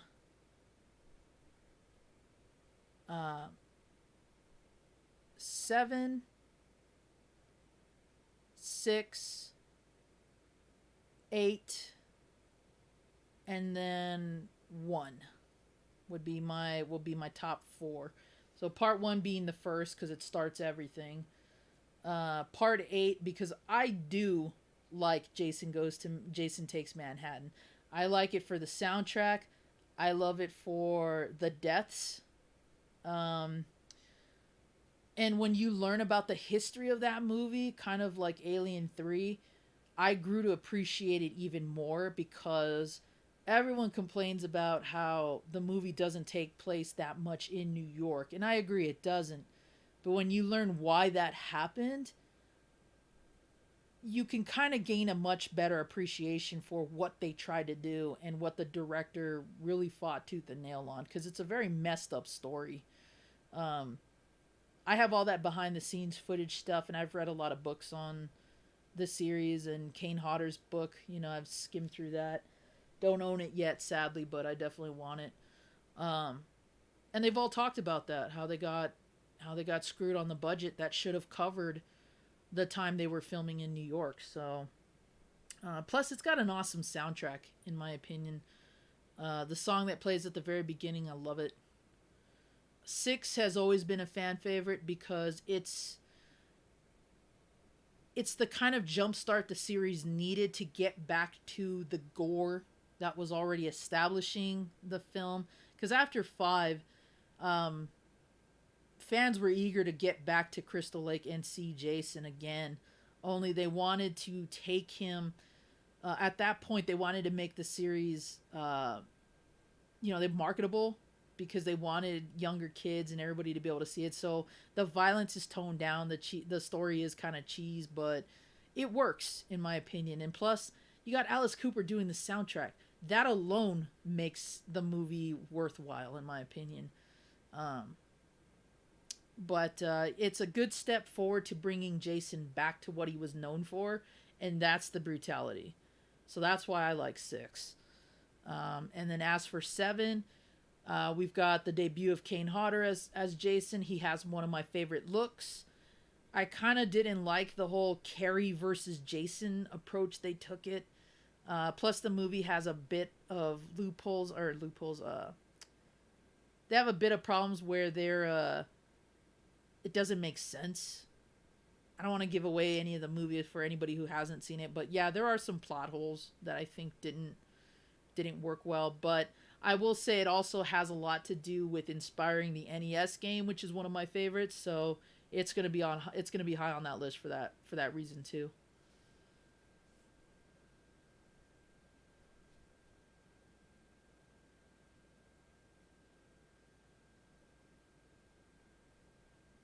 Mario Maker was a good game. I have yet to really delve deep into that, but I've seen people play that game, and the channel that I watch, Rage Quits with Friends, they tend to stream uh, Mario Maker, and they also play levels that fans of the channel submit to them too. So I've gotten a lot of experience just from watching that, but definitely a good game nonetheless.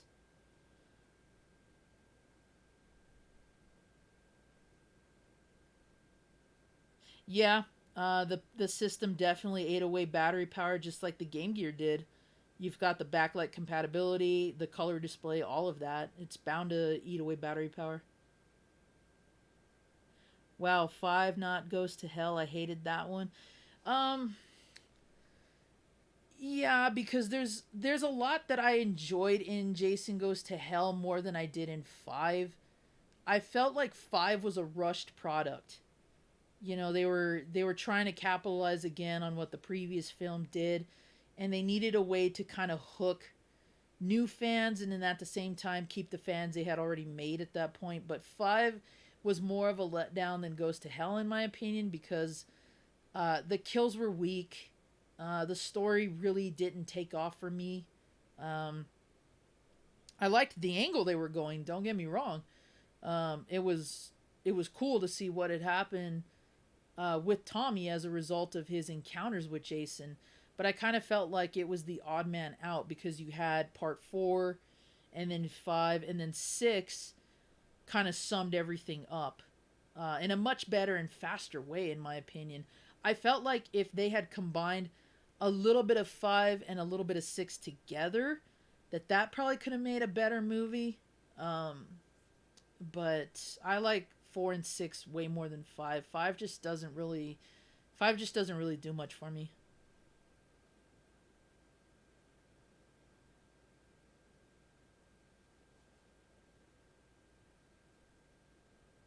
Yeah, that's true. Atari was always trying to um, really push its newer consoles, and unless you were there at the time when a lot of that debuted, chances are you probably got it later, secondhand.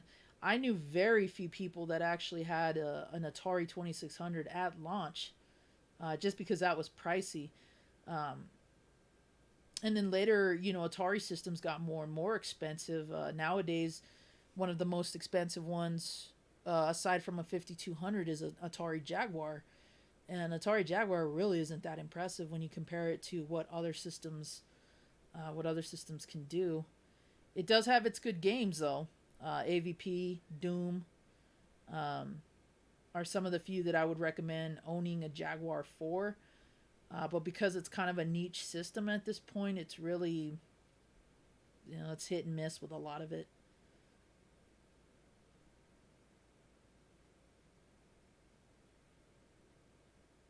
Yeah, I didn't know many people that had a lot of Atari stuff when it came out. Like I said, I only knew maybe one or two friends that had the Atari Lynx. We were the only ones that we knew who had an Atari Jaguar. I know a friend of mine had one, but I think he borrowed it, and that's how we got to play Doom. But that was the only game he had, um, because most of the games were crap, unfortunately. Favorite N64 game? That is a tie between Mario Kart and Robotron 64. Mario Kart has always been amazing to me, whether single or multiplayer. There's a lot of tricks you can discover with that game even nowadays. Plus, it's just an overall fun multiplayer game. And Robotron 64 is such a crazy yet fun game that if you're a fan of the arcade game Robotron 2084, I think it is. If you're a fan of that, you might like Robotron 64 because you take what happens in the arcade, flip it, give it um, 3D capability, and it just adds to the fun and the challenge. I could say something like Ocarina of Time or games like that, but I try to pick ones that um, I know myself I will always come back to, and ones that aren't as well known, I should say. That doesn't mean I don't like Ocarina of Time. Believe me, I think it's a great game. I think it really took what Mario 64 was attempting and went further with it. Hasn't really aged well, but it's a great game overall. I think it's really epic in its storytelling and the expansive world that you could go in and explore. Yeah, totally. Um, but I will always come back to Robotron 64 and Mario Kart 64 if I have to pick one. Freddy vs. Jason was good. To one of my favorite Jasons next to Seven. Yeah, Freddy vs. Jason. It's kind of hard to place that one because it covers both Freddy and Jason. So whether you consider that a Freddy movie or a Jason movie, probably more of Jason because he does a lot of the work in it. Um, I would probably put that in my top five, for sure. But I didn't look at it as a Jason movie itself. I looked at it as a combo, so it's kind of like in its own little thing.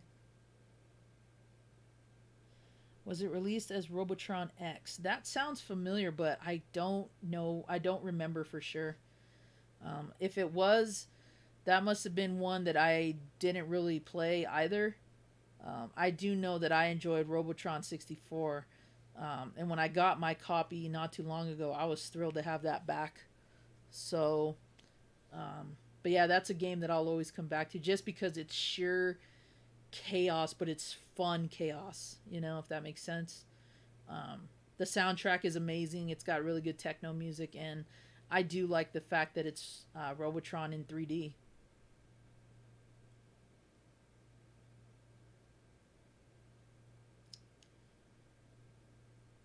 Best Chucky movies. Oh man. Do you want me to go in the same order from least favorite to favorite? Because I can do that. My least favorite is definitely going to be Cult of Chucky. Um, I don't know where they were going with that. Um, Actually, let me take that back. Whatever the most recent. Oh, that's tough. I want to say whatever the most recent Chucky movie is and Cult of Chucky are definitely at the bottom. I felt like they missed the punch with those movies, and I really didn't like Chucky's upgraded look.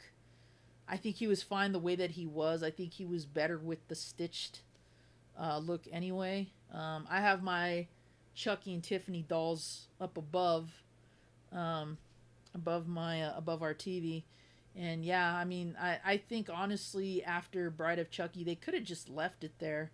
Seed of Chucky is okay, but I don't know. It's kind of a on the fence one, but it's definitely better. Like I enjoyed that one more than I did the most recent Chucky films, and I haven't seen the Child's Play remake because I heard it was so awful.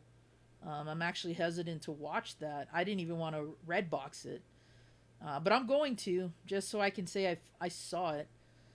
Um, so we've got the newer Chucky films at the bottom. Uh, I'll say after that, probably Child's Play 3. I'll put Seed of Chucky above that. Because Seed of Chucky had moments I actually liked, whereas Child's Play 3 kind of didn't. Um, and then I'll put Child's Play 2, Bride of Chucky as second, and Child's Play 1 is my favorite. And my phone's going off. Did it die? Yep, I think it did. So there's that. I've never seen what you look like without your glasses on. It's kind of my staple. So that's how I tend to stream and that's how I do my videos, unfortunately. Little bit of a teaser though. There's a reason why I wear them. And if you want to know what that is, you've got to watch the end of uh, Zombies Pickup Videos. I believe it's number 4 or 5. I can't even remember my own videos. Number 4 or 5, and then the start of my gaming beautician video, and you'll know why I wear my sunglasses. Leprechaun versus Chucky. Oh my gosh. If they got Warwick Davis to reprise the Leprechaun role, if they got him, if they got Brad Dourif to play Chucky again, if they're going to have Chucky and Tiffany, you got to get Jennifer Tilly. Nobody else can do that role, I'm sorry. If you got that trio or that duo, I would pay to see that movie no matter how stupid it is. Because the Leprechaun movies, though a majority of them are terrible, they're so terrible that they're good.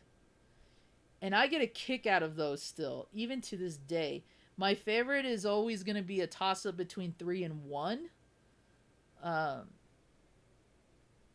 But the reason why I can enjoy those films is because Warwick Davis sells that role. He enjoys himself so much with it that you can't help but like it, despite how the movies have plot points and overall they're just kind of dumb. But I enjoy those movies for what they are. And when I realized that they're not sequels, story wise anyway, I grew to like them all as individual movies for different reasons.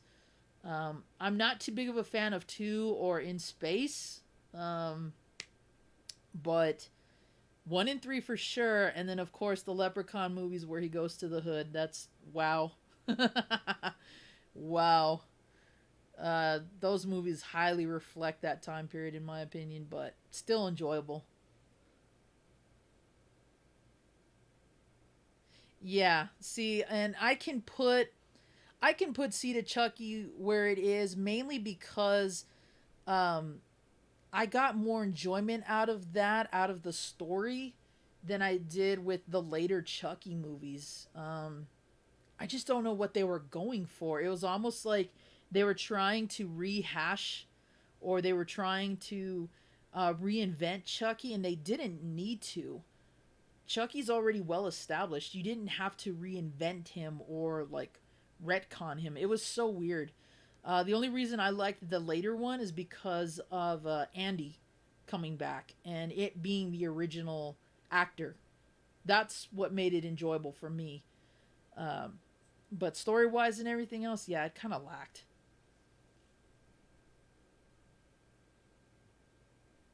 Yes, he does have a song that's on the Bride of Chucky. Living Dead Girl was actually from his Hellbelly Deluxe album. Um, I don't know if he offered to do that willingly or if they asked him. Um, Originally, it wasn't intended for the film; it was on its own separate album. But yeah, it's that song is infamous for being on the soundtrack for sure, and it definitely goes with the movie in my opinion. It's a good song too. That whole album, Hellbelly Deluxe, I think is probably their best one. Willow versus Grima Wormtongue. Okay, since you brought that up, Tulkas, so my ex roommate and I, we love the movie Willow. We love the Lord of the Rings movies. We love the Chucky movies, Leprechaun, so on and so forth. We will find ourselves quoting things from other movies when we're watching any of those. Like if it's Willow, I might quote something from Leprechaun, or I might quote something from Harry Potter because he's, um, oh, what's the teacher that teaches levitation and all that stuff? They gave him that stupid Mo Howard bowl cut. I really didn't like that change in his look. I liked the little wizard with the scraggly beard look that they gave him, but um, you know which professor I'm talking about, you Harry Potter fans out there. He's the little, the little person wizard, and he was also one of the goblins in the first Harry Potter movie, and I think the later ones too. But I'll quote things from that movie in Willow, or even in Leprechaun. I'll quote stuff from Willow in Leprechaun. And the same goes for Brad Dourif. Anytime he's in a movie, I'll quote something from any of the various roles that he's been in. Um, just because he is so versatile with a lot of the roles that he's had. I definitely feel like he's the Chucky. Just like Robert Englund is the Freddy Krueger and Kane Hodder is the Jason Voorhees to me. Um, so I don't think they'll ever find anybody to replace that voice. Most important thing about the remake is you cannot add to it the other ones. You have to take it as a whole new separate story. Mark Hamill did an amazing job. See, that's what I heard. I heard that out of everything, Mark Hamill was probably the most impressive of it. And I was willing to believe that even before the film came out because he's a stellar Joker. That role in the animated series is meant for him. You can get anybody else to voice him, you can get anybody else to laugh, but nobody will capture Mark Hamill's Joker. And when I heard he was gonna be the new Chucky, I kind of was like, oh, what happened to Brad Dourif? But I felt like that was a good secondary choice. Kind of like what I mentioned earlier in my stream about Skarsgård being Bill Skarsgård being the new Pennywise. Nothing can take away from what Tim Curry did, and the Tim Curry It is a made-for-TV film, whereas the Bill Skarsgård film is obviously a theatrical release. So you can't really compare the two. They're two different worlds when it comes to filmmaking. But both of them add their own twist to the Pennywise character. Both of them are pretty stellar.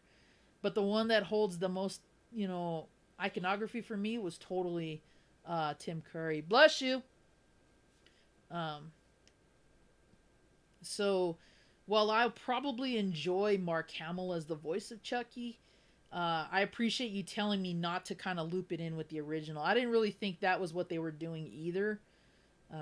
But I've learned with a lot of remakes, you kind of have to do that. You kind of have to separate it from the core material and just see what they're going to do differently with it. Now, I did like the first half of the It remake. I loved it. I saw that multiple times in the theaters. I think they went overboard with the jump scares, but not as bad as part 2 does. And part 2's story is kind of where it tanks anyway, in the book for me and also in both films. So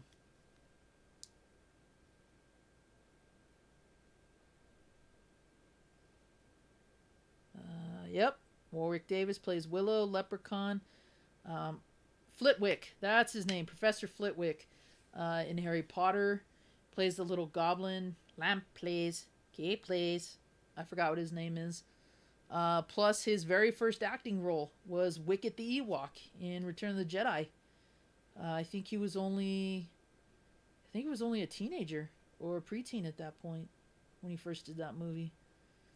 Um, yeah, he's had a lot of roles, um, and he has fun with every one. That's the best part. He really enjoys the roles he's given, no matter how bad the film might seem.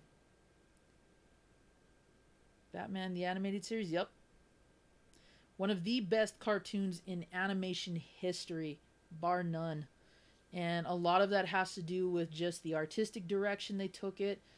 The storylines are fantastic. They didn't dumb it down for kids. The voice actors all perfect. Um, and then, of course, you've got the original composer from the Tim Burton Batman films working on the cartoon. All around perfection right there, in my opinion. I will definitely defend that as one of the best animated shows ever. Yeah, Warwick Davis did kind of corner the little man's market. Also, so did Billy Bartley, is another well-known little person actor. Um, he was one of the founders, if not the co-founders, of a group dedicated to protecting the rights and finances of little people actors. Um, Billy Bartley is probably known more for the Masters of the Universe movie. He played the little redhead. I don't know what he is.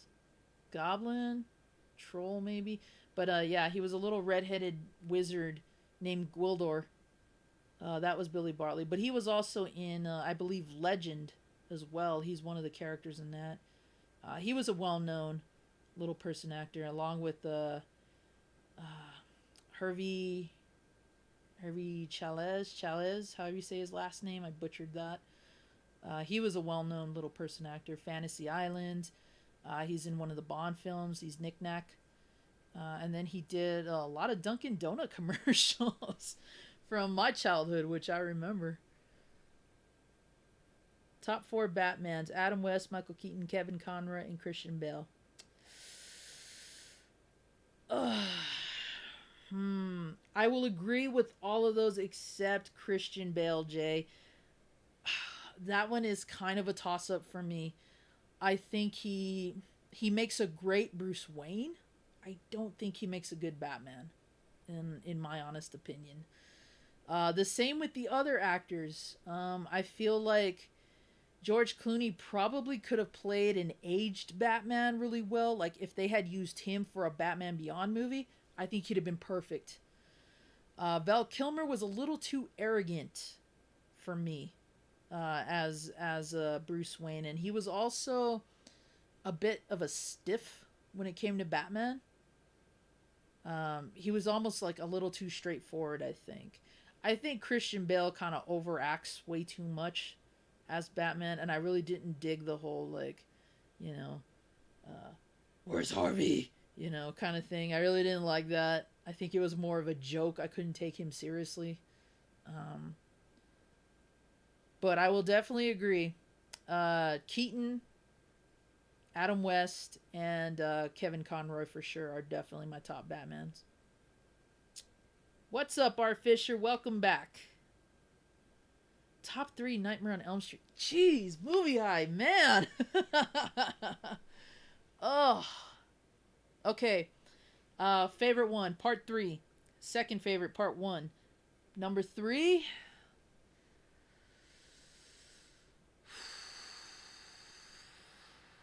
I'm gonna have to go part 5.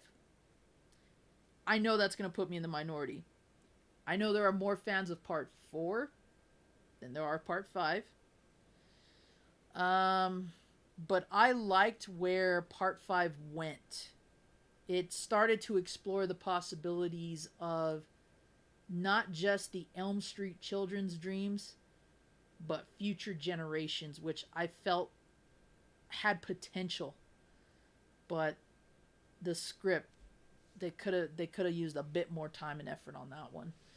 Part 4, I feel like was a bit too goofy after what part 3 did, and I felt like part 3 should have ended it like Wes Craven had planned.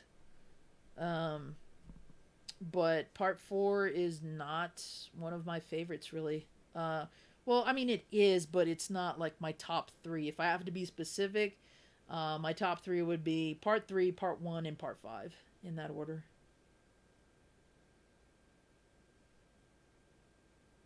Yes, Danny Elfman was the composer. Yep. Yep. Danny Elfman does amazing work. And you can tell when it's a Tim Burton film because he just has that knack for making any music soundtrack Tim Burton esque. Um, Batman, Edward Scissorhands, Charlie and the Chocolate Factory, all those movies, when you hear them, you can tell they're Tim Burton films. And they have Danny Elfman's stamp of approval on them. Yep, Tattoo. That was his character on Fantasy Island with Ricardo Montalban. Used to love watching reruns of that show. Welcome to Fantasy Island. 3 out of 4 Batman ain't bad.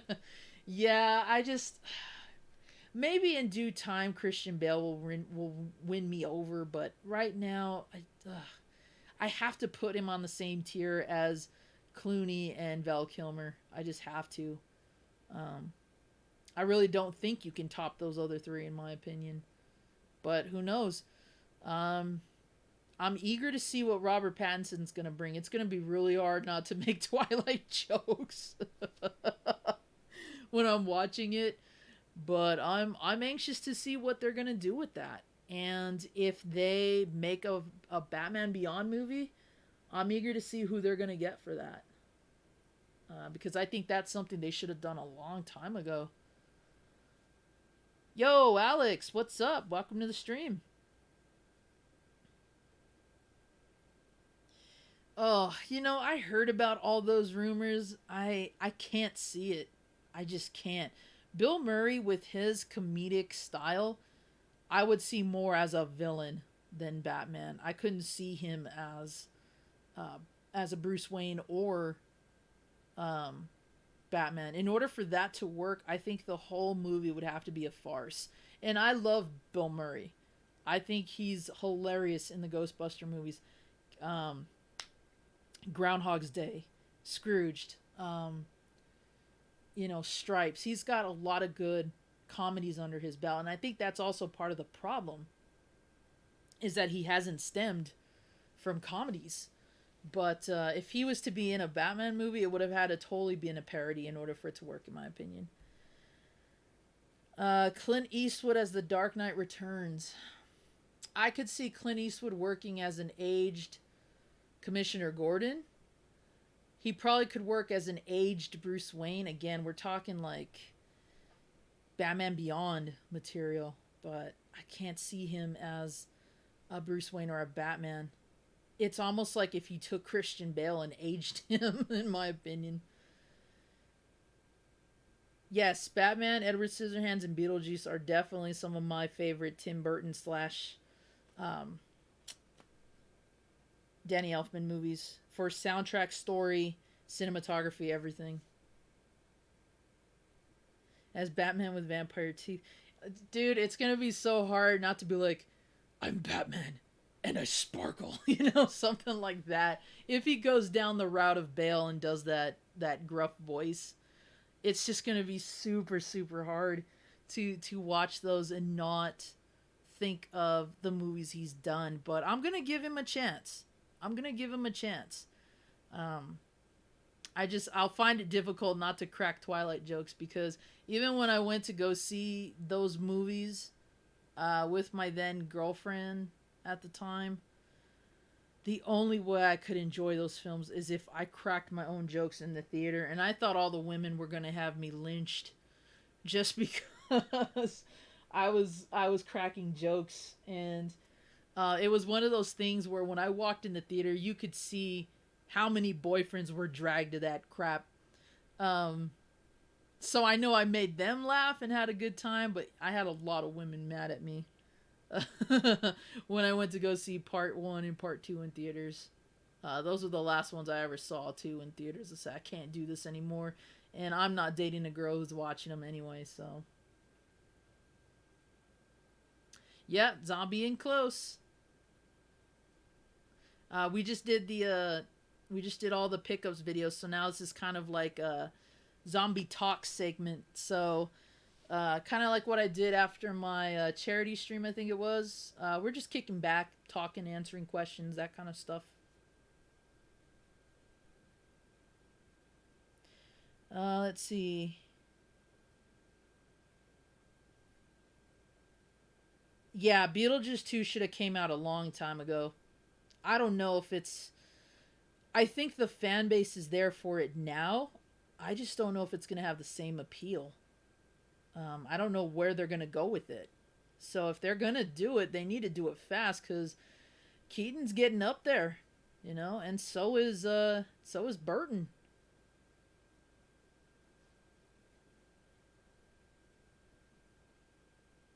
Yes, that's true, Freak.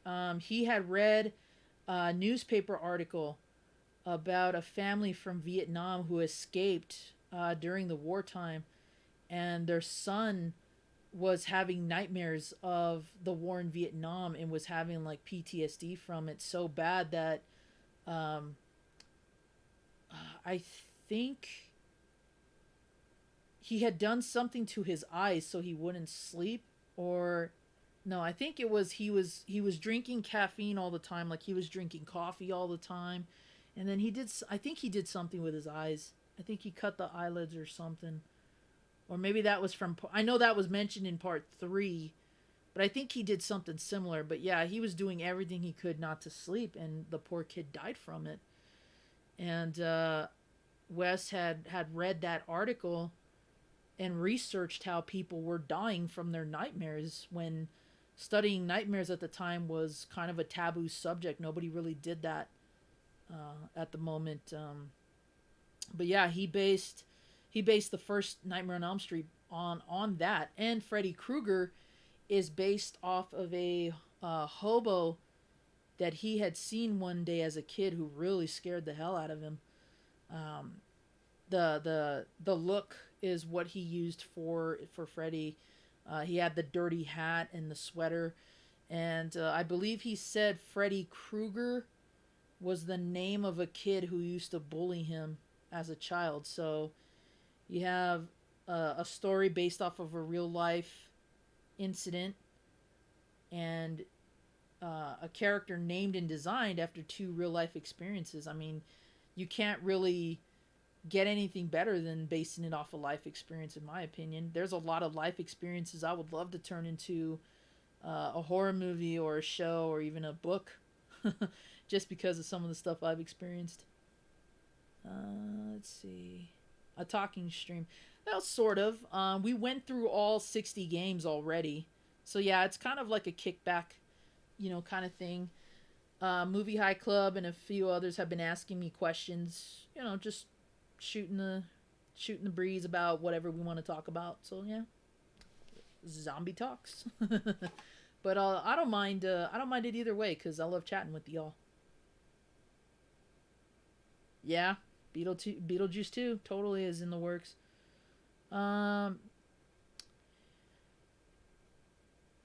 the mythos with Freddy has kind of changed over the years. The later film had him pinned as kind of like a pedophile, whereas the earlier films were more of like he was a child murderer. Not necessarily a rapist or anything like that. He just had a passion for killing, and children were just like the easiest victims, I guess.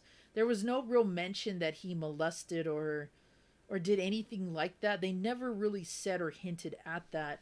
But that is the earliest mythos. The later film, the remake, touched upon the fact that, no pun intended, that he molested the children too, which did not that didn't sit well with me, and I think that goes against the original mythos. Freddy will always be a child murderer, not a rapist, not a molester. He was a murderer, and um, when the families of the Elm Street children, took their vengeance on him, that's when he became this kind of phantom, this kind of boogeyman. So, he's something a hell of a lot worse than when he was alive. I think that's the major point.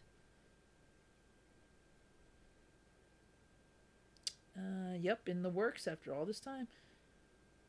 Hey, Angry Wookie, how are you doing? I'm doing fantastic. We're just having a little Q&A segment now.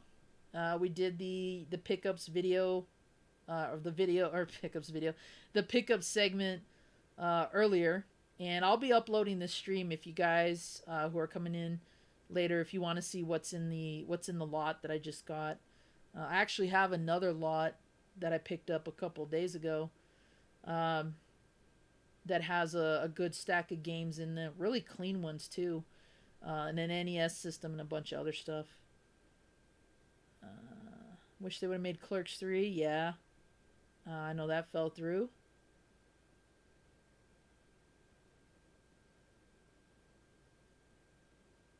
Mm-hmm. Yep, that's true.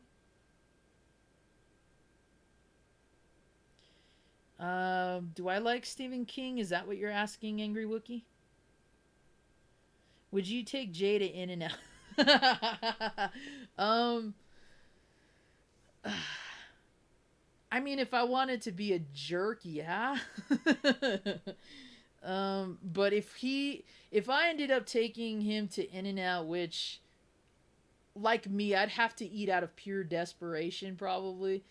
I would have to eat something too, just so he wouldn't have to do it alone. Unless I wanted to be a complete jerk and be like, "Yo, this is all you're getting. I'm paying for your meal, but you have to eat In and Out." You know. So on one hand, it's kind of like hazing, but on the other hand, it'd be one of those things that I can't let him do it alone. Um, I'd have to be his wingman when it came to eating there, so to say. I'm not a big fan of it either. I do like Whataburger over In and Out Burger, and I think I've talked to Push about that and a few others. Um, like I really wasn't that impressed with it when I had it, even when I had it in California. It just doesn't do anything for me, honestly. Name five horror movies are a must watch if you haven't watched different ones, or if you haven't watched different movies. Okay. Yes, I agree, Jody. In and Out is too much hype. Okay. If I'm going to pick 5 horror movies that are must sees if you've never seen a horror movie at all, Exorcist would be at the top for sure. It is still the only horror movie that can scare me to this day. And I can go into detail about that, or maybe if we reach a certain number of likes, I'll even tell a story. But Exorcist is a must see. Whether you come out of that movie laughing your ass off, you come out seeking religious fulfillment, which I've seen that happen, believe me, especially in this day and age, or you come out appreciating what horror has to offer. The Exorcist is definitely, hands down, one of the best films to do all that with. Great effects, great storytelling. The book, oh man, I had that as a kid and I wish I knew what happened to my copy. Loved it. Um, I would recommend probably the director's cut because they put everything back in that they took out, and it's closer to the novel in my opinion with that. But either version is good. But the director's cut has a lot of the better stuff that they put back in, and it has my favorite ending in it as well. I would definitely recommend The Shining, Kubrick's version, not the made-for-TV Snorefest. I've had 2 energy drinks, and that movie has put me to sleep every freaking time. Kubrick's version, hands down, the best Shining, in my opinion.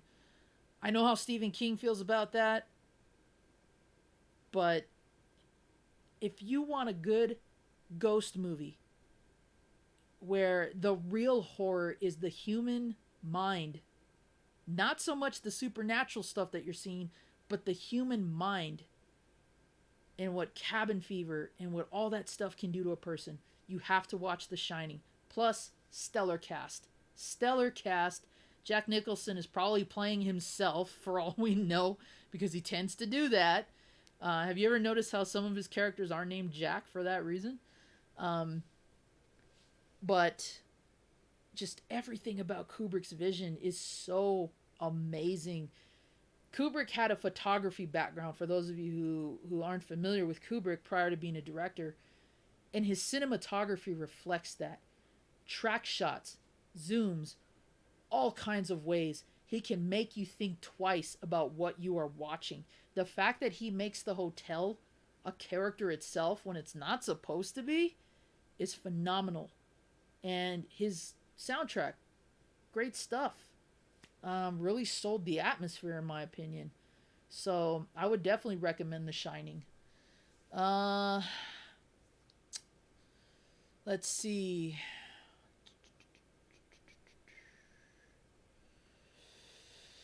Well, slashers would be. That's a tough one. Because the first Friday the 13th, the first Nightmare on Elm Street, the first Halloween, easily. But I would have to put Halloween above the other 2 because Halloween didn't deal with the supernatural like Freddy and Jason do. Michael Myers was just an insane person who had no emotion, no compassion, no human thought other than violence, other than revenge. He's been shot, he's been burned, he's been stabbed, he's been hung. The guy does not stay dead. Now, that could be Hollywood writing, don't get me wrong. But the first film, which again should have been a film that was it after that, personifying Michael Myers as like this ultimate evil. And Donald Pleasance in that movie, Jamie Lee Curtis, what a win combination. Especially for Donald Pleasance because he did not want to do horror movies. He has this like extensive, English Shakespearean background. He did classy pictures, he did classic theater. So the fact that they got him to do horror movies when that wasn't his forte, I mean, he pulls that role off so well, and you can tell just by in his delivery of lines, the way that he sees Michael, you can tell that being his doctor has weighed so heavily on him. And to be the gatekeeper of an evil like that. There's no other evil like Michael Myers. Like I said, he's an insane person. He lacks everything. The guy feels no pain. He feels no remorse for anything that he does. And that ending with Donald Pleasance's look on his face and the way that it ends on that note of, you know, evil still out there kind of thing, man, it makes me cry a happy tear seeing that, because it psychs me up every time I've seen that movie, and I've seen it dozens of times. But I love that ending, and I love the fact that Michael is an ordinary guy, you know, who is literally the devil in many ways, according to that definition of him. That's a whole other topic. um, but I would definitely recommend Halloween. It's getting harder and harder here. Some of these choices.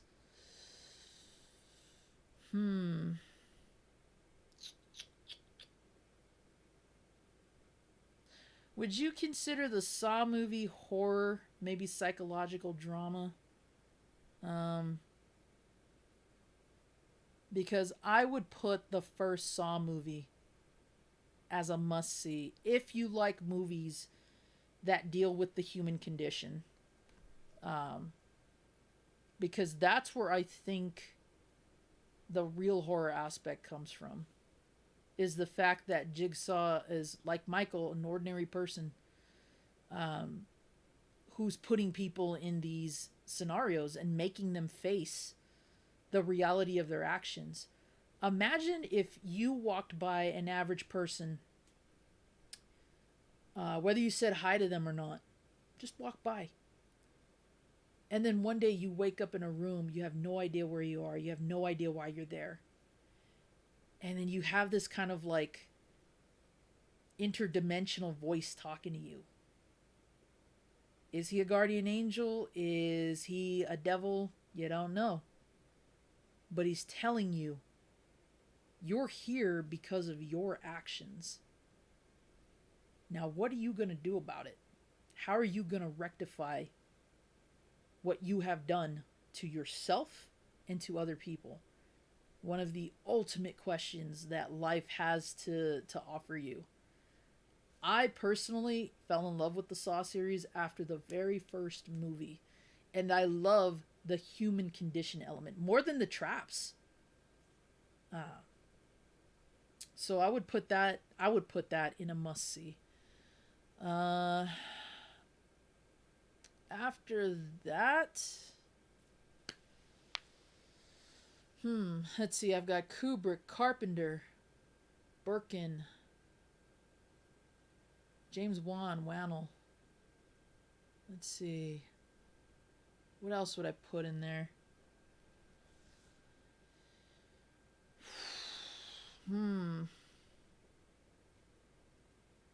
I think for probably a good combination of comedy and horror, especially if somebody is new to horror and really isn't ready to dive into the overall graphic and human psyche elements of horror. I would probably put American Werewolf in London in there. Um, for the mythos alone, the special effects, it's really not that scary of a movie in my opinion, not in comparison to the other ones.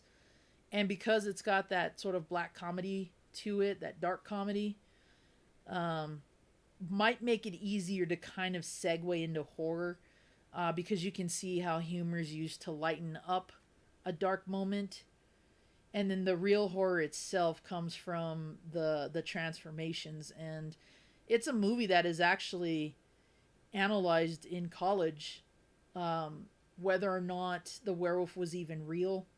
if it was all in his head and he was only, seeing his body transform and whatnot.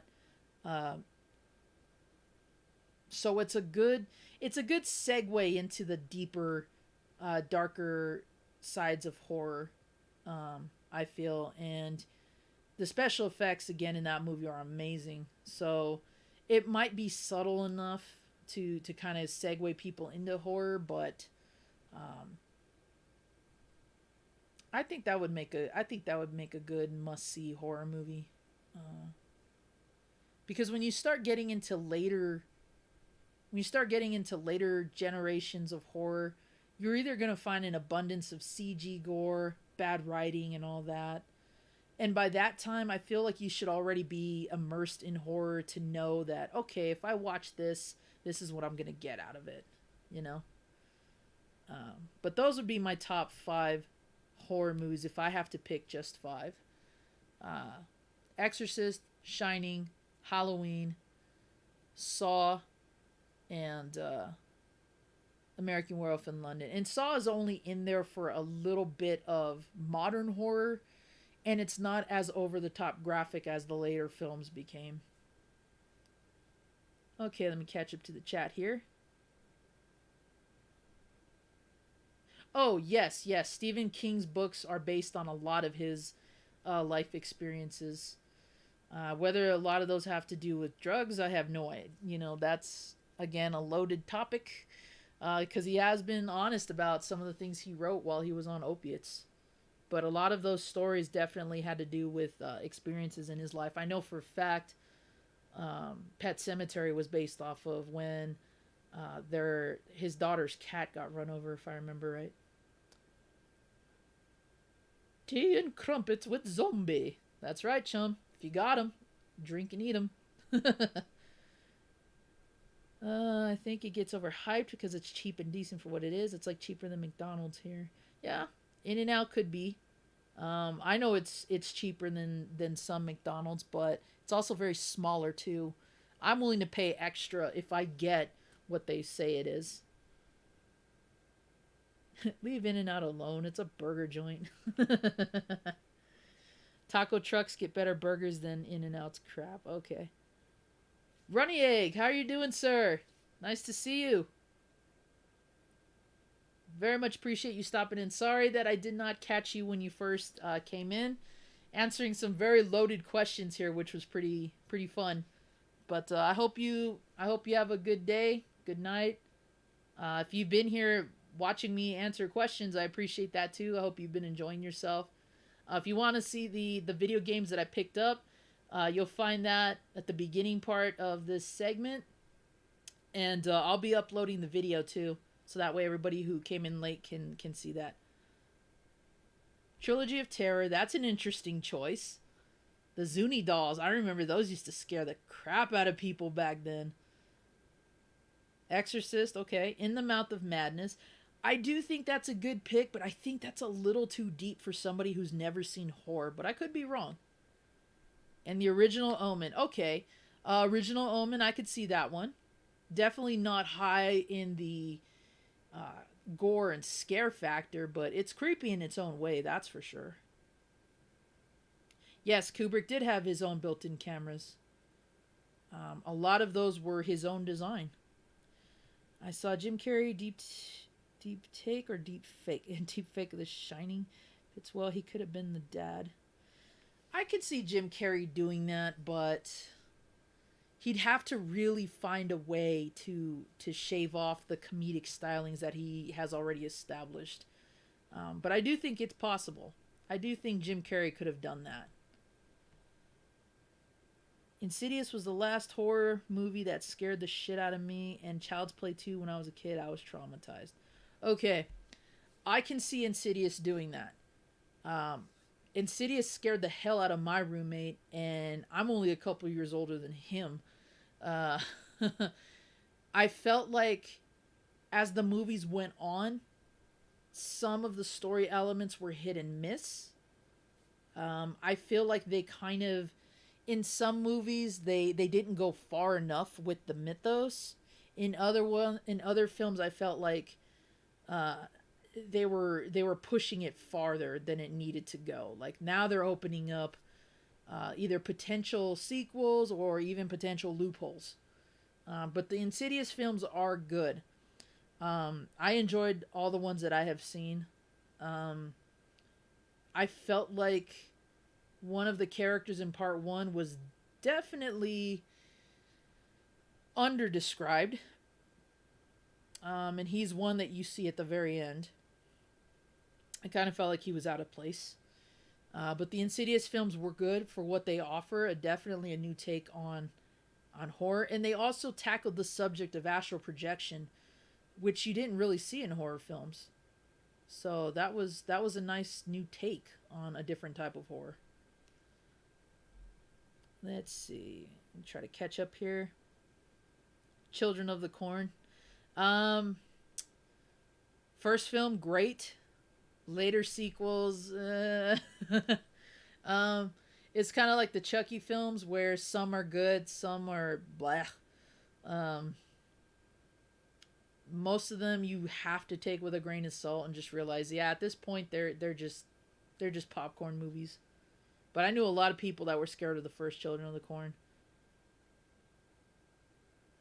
I've, Jerry, I've looked into Newman's eyes. He's pure evil. Hello, Newman. Yep, AVGN did cover that. Myers was just a killer, a psycho on the loose, just a nutcase, a silent one. I loved it. They didn't talk, made it better because he was just pure evil. Yeah, exactly. Myers was the epitome of evil itself, a silent terror. You didn't know when he was coming, where he was gonna pop up. You didn't know where he was lurking. Yeah, I mean, like I said, the fact that he is just a psychotic human is scary enough. He's not the boogeyman. He's not a zombie. He's not a possessed doll. He's not a dead pirate like in the movie The Fog, which is a great underrated movie. Really nice ghost story by Carpenter. He's just a psycho. And we have people like that to this day that still terrify people like that. Okay. I saw the first Saw. It was okay. I think the rest of it is snuff porn for folks that ain't seen real life horror. Yeah, Saw unfortunately has been hit with the torture porn thing. I will say that it is not like Hostel. Hostel is complete torture porn. Um, I found myself fascinated more with Jigsaw and his take on human life more than I did the gore. As I said, the movies got more and more fixated with the gore because I think that was the selling point. You really have to look at the Saw films with the perspective of the human condition and what it motivates people to do. And then it makes sense as to why not only he's doing it, but why these people are being tested. And I like that he calls it that. They're being tested. They're not being murdered. It may be torturous, but everything he designed was made for people to come out of it. His only hope was that they were going to gain a new outlook on life. So that may not have been the best way to get that moral across, but in his mind and in that world, it worked, at least for them. Saw birth the purge, maybe, but history itself has definitely birthed the purge in its own way. Um, History has shown what happens when you give people certain rights and when you take away certain things. So you really don't have to look that much farther than in our own history, but I will say that the purge, what hooked me on that was the premise itself. Um, if for one 24-hour stint all law was removed, what would people do? Again, a great human condition focus. And if you can look outside yourself and be willing to answer that question in your own opinion, you might like the film. But you have to be willing to answer those questions about yourself too. Because if you can't, then you really can't get into the vibe of what that film is trying to do. And that's really explore not only your potential, but human potential in general. Your next door neighbor, your best friend of 30 years, if the purge happened, what would they do? And would they do anything? Would what they do shock you? Would it affect you? What if they came after you? That's the type of movie that I like when it challenges you to think. That's good horror in my opinion.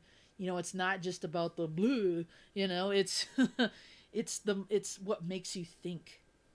That I think is a great element of horror in general. Let's see. Saw is a overdone cash grab franchise to me. Nowadays, I could see that. But when it was in the early stages, I felt like it had potential and it got lost in its own hype. I still love it for what it is, though. Do I like every movie in the Saw franchise? No. Um, but I will always be willing to watch it. And I'll watch it with people who have never even seen it before. Human Inquisition of sorts. You and Alpha Omega Sin should talk about horror flicks. I would love to talk horror films with Alpha Omega Sin. I've been a fan of his channel for years. Um, I've been in I've been in one of his question and answer videos before. I've chatted with him in stream before, back when he used to do them, mostly when he was playing Resident Evil 2, I believe. Yeah, I would love to talk horror films with him because I think he has a great insight onto horror itself. And if we could get like him, James Rolfe, um, there's a couple of other people I would love to include in that. The guys at Good Bad Flicks are always a fun group to listen to in their reviews, and also the guys at Off the Shelf Reviews. Those guys do a lot of horror movie discussions, sci-fi discussions. They have great commentary, and I agree a lot with their views on certain films as well. So if we could get just a bunch of us like that and do like kind of a round table discussion, I would love that. That would make my day, in my opinion. Just because you'd have so many people that love and appreciate horror the way that we do, and it'd be great to hear everybody's take and insight on that. Also, Alpha is very, very familiar with Lovecraftian movies like The Reanimator. Uh, there's a bunch of them out there too. The Reanimator is just the one that pops into my head immediately. Plus, if you've seen him in not only his own videos, but in the videos where he's with the Game Chasers, he tends to have a lot of cool horror movie shirts. Stuff I wish I had, but can't find in my size. But yeah, I would love to have a chat with him and do a video or even a live stream like this, where all we did was talk about horror movies. Man, that's a holy grail in itself. Let's see. Where was I? Just lost track of that.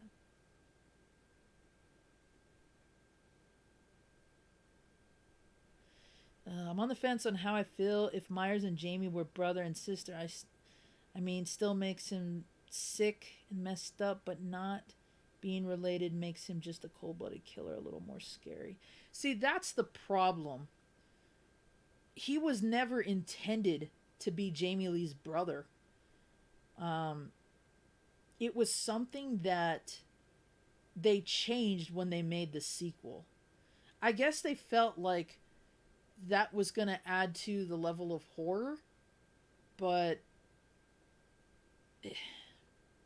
in some ways it can work, but in some ways it doesn't. It takes away from the mystique of him being a killer, but it adds to it because Michael originally killed his sister. But that plot point of where was Jamie Lee in the first movie, you kind of have to figure that one out. You can't expect fans to really forget about that, especially when they're dedicated to the first film.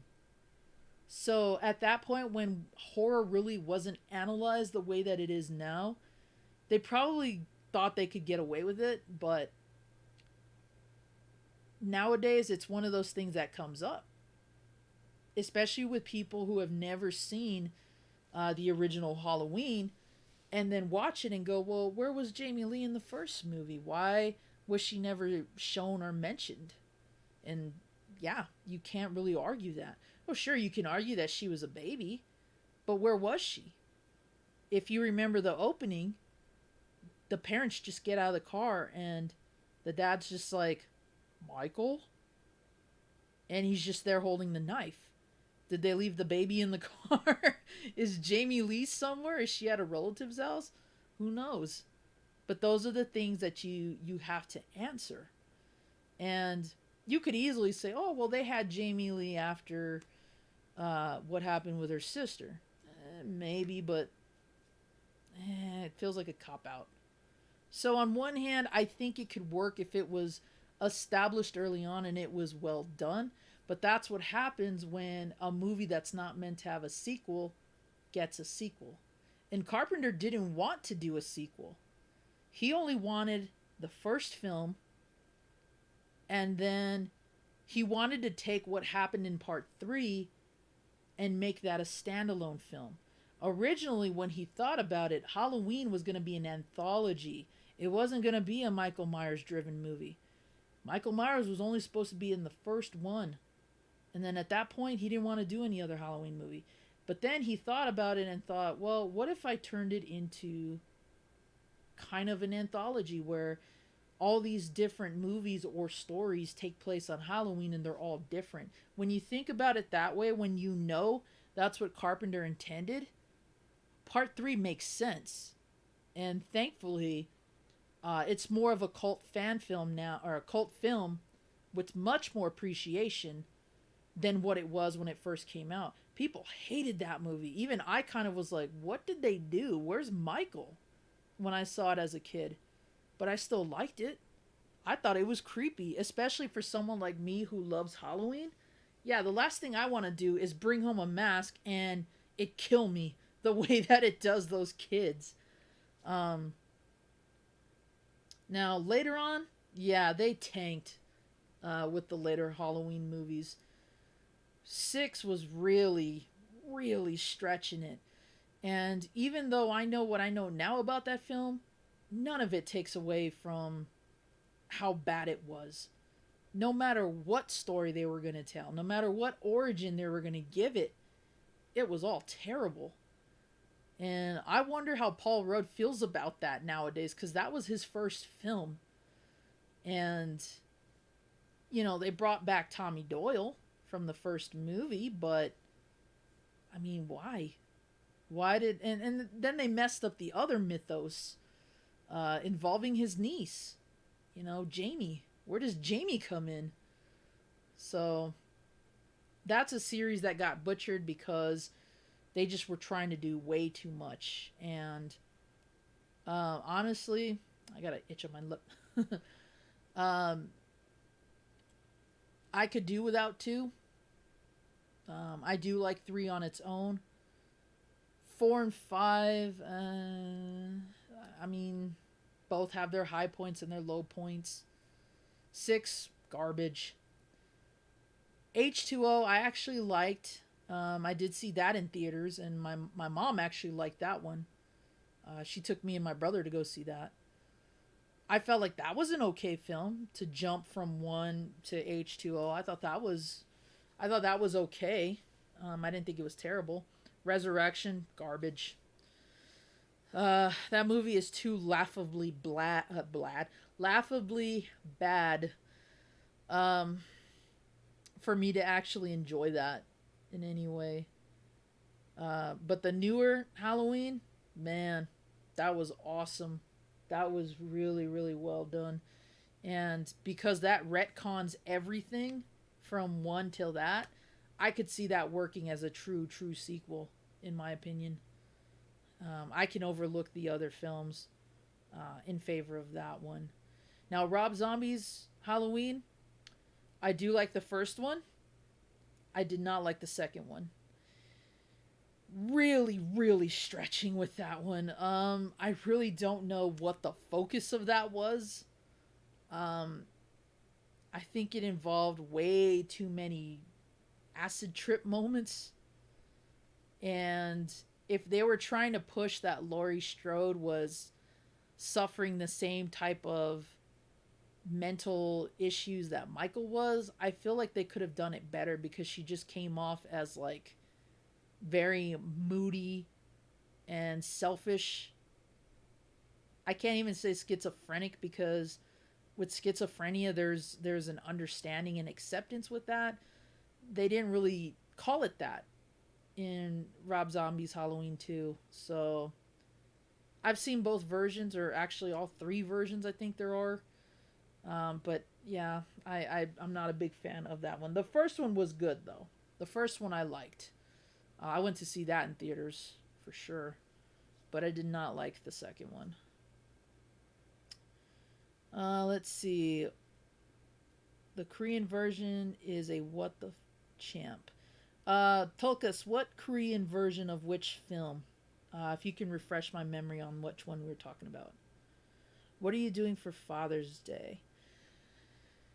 That depends on what we'll be allowed to do. Um, Actually, my birthday is coming up first. My birthday is at the end of this month. And normally I don't plan for anything anyway. Uh, I know that for my birthday last year, we kind of counted, I think, going to Retropalooza or going to Game On in Phoenix as my birthday present or birthday celebration. So I don't really know what I'm going to do for my birthday, let alone Father's Day, mainly because I don't know what they'll allow us to do. Um, Little Zombie right now is visiting grandparents, and that's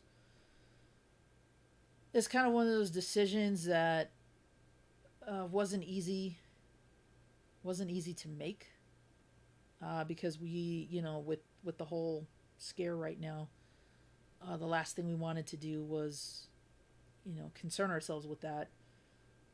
But um, everybody's doing well with this situation.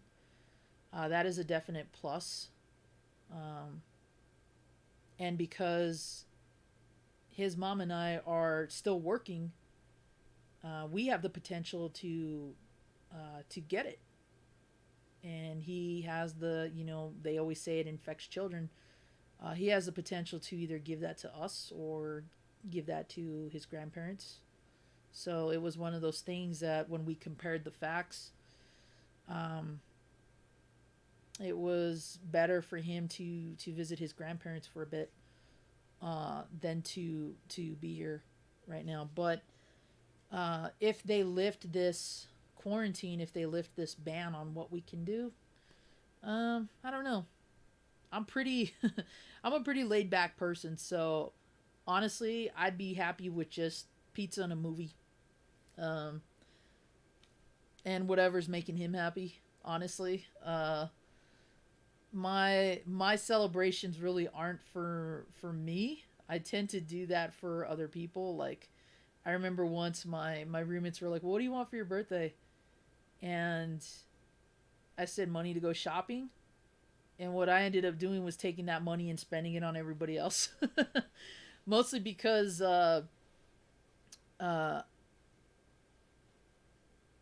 I'm more of a person that tends to give more than I receive, I guess you could say. So I tend to use like my birthday and things like that, Father's Day, Christmas. I tend to use days like that to kind of spoil everyone else. But who knows? Who knows what we'll do? Um, he always gives me a card, which is good enough for me. Um, I'm not a sweets person, so I don't need like a big expensive cake or anything like that. Honestly, you could give me a Hostess cupcake with a candle in it, and I'd be fine with that. Honestly, so but yeah, we'll see what happens as that gets closer and closer.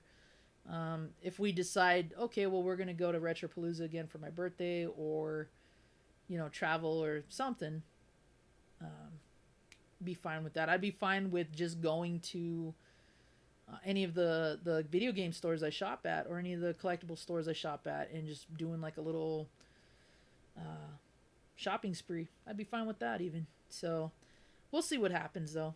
We'll see what happens. Abbott and Costello Meet Frankenstein. Maxim, that is a classic film. Uh, all of the Abbott and Costello Meet movies. My favorite, of course, is The Wolfman. Um, but yeah, all of those are great. I used to watch those with my grandfather, and my roommate had those on VHS.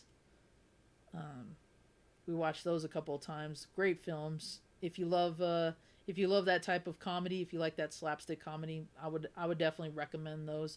And any of the Three Stooges shorts that involve like ghosts and things like that. Let's see. Where do we at? I would have said Hellraiser, maybe Texas Chainsaw. Yeah, Hellraiser is a bit too gory, I think, for somebody who's never really seen horror. I feel like that's a progression of sorts. Texas Chainsaw, I think, could work because although not as gory as Hellraiser or any of the slasher films, it is still a slasher film, and some of the kills are graphic. I don't want to describe any, but I think you might know which ones I'm talking about. So maybe that one could work. Maybe the scare factor on that's too high. I know for me, Texas Chainsaw Massacre was the first horror movie I saw as a kid, and I was about 3, maybe 4. My aunt showed me that film, and I liked it, but that's just me. I don't think everybody's as demented as I am. So, but that's what got me hooked on horror, was watching that, and then later horror movies.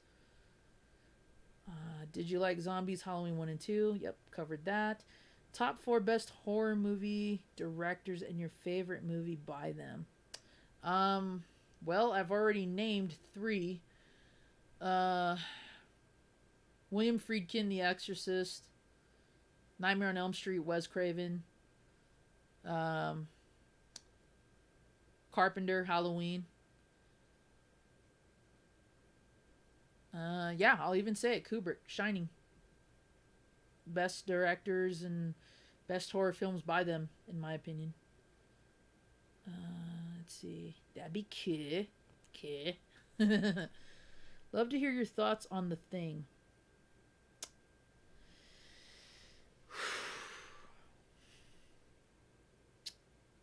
Shum? How can I put this? I am a huge fan of Carpenter's The Thing. That is one of my all-time favorite movies ever. No matter what genre you put it in, I would recommend The Thing as a must-see for sure. I have multiple copies of that movie. VHS, DVD.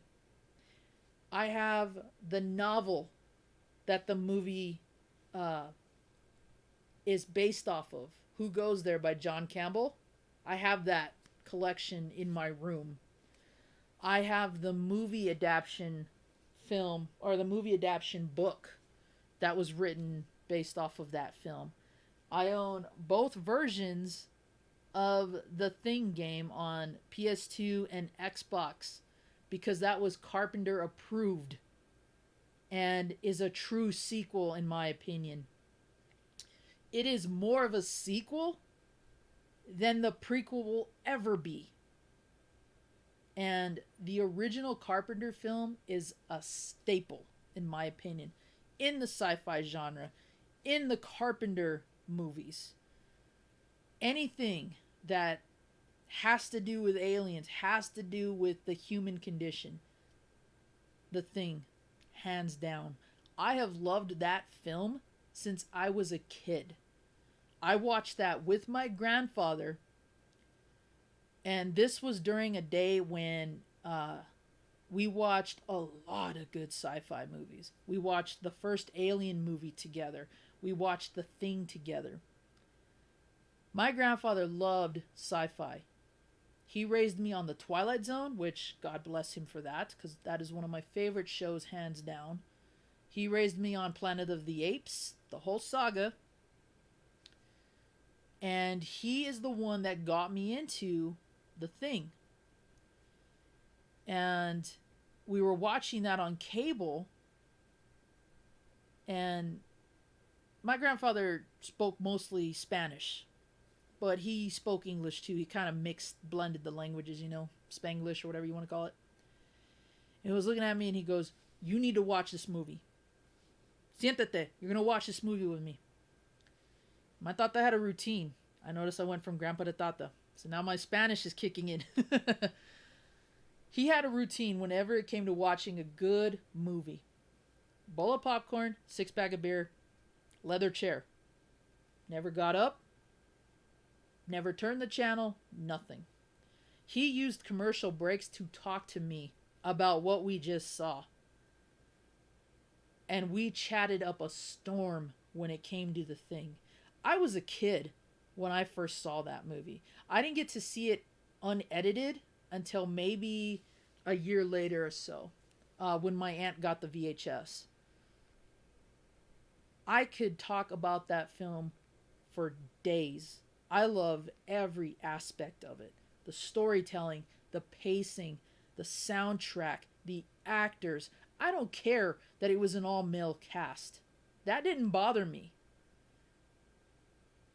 I just love the fact that you had these guys who were all familiar with each other, who trusted one another, who were a brotherhood. That once this alien threat comes into their camp, they don't know who to trust anymore. And they're willing, at the snap of a finger, to turn their back on everybody they have spent the entire time with at this station. That is some great storytelling. And every actor in that movie, whether they have a short role or not, does a bang-up job of being themselves. If they're a copy, great job at being a copy. And just the special effects. You can't top practical effects like that. Rob Bottin is a genius. And that was one of his earlier films too. And the reason why I love the special effects is because for the most part everything is practical. There's a couple of shots, obviously they used what do they call it, stop motion puppetry, but everything is practical for the most part. And when you hear the lengths he was pushed to do that film, to do those effects, that guy gave his life almost for those effects, and they look amazing. They have aged well too, in my opinion. So I think overall The Thing is a fantastic movie all across the board. And the local theaters out here have shown it from time to time. I've always had to work every day that they've done it. But I'm hopeful that there's going to be a chance for me to go watch it again in an actual theater, like I did with the first Alien movie, just so I can say I watched it in a theater. Because that movie is fan-flippin-tastic. I love it to death. I introduced that film to one of my college roommates, and he was so blown away by that. Every couple of days, we would watch it. He would ask if he could watch it. He would ask if we wanted to watch it. Most of the times I'm like, dude, put it in the PlayStation 2. Let's go. Let's watch it. I think maybe there was one time that he watched it without me, and that was because I was at class. But he loved that movie. And when I got the PS2 game, we played the hell out of that. So yeah, I'm very much a fan of the Carpenter thing. The prequel, I like the fan service, but man, did they drop the ball with the overuse of ugly CG. They really dropped the ball on that. And I felt like some of the plot points were weak. But the best thing about that film is the fan service. If you can spot all the nods to the Carpenter film in that one, I think that's what you would enjoy the most out of it.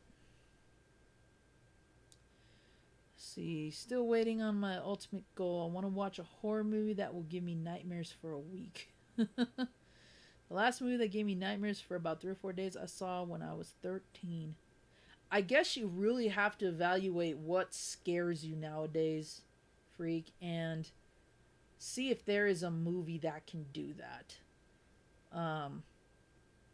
I mentioned earlier that The Exorcist is still one of the horror movies I own that can still scare me for uh, various reasons. So if I have to choose a film that would give me nightmares, it would probably be that one. And I'm desensitized. I got desensitized early. That's what happens when you show a 3, 4 year old the Texas Chainsaw Massacre. You get me. Also, when you give them their first NES game and it's Friday the 13th. But I think that's where you'd have to do a little bit of soul digging and kind of figure out what would really scare you nowadays, or what has really scared you this entire time, and see if there's a film that encompasses that. I come back to hearing B-Day stuff. Yeah, sorry about that, Rooks.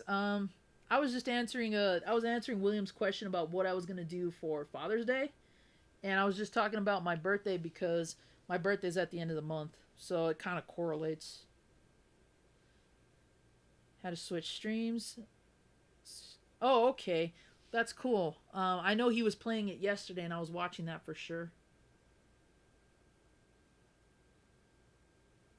Zombievers was funny as hell. So was Black Sheep.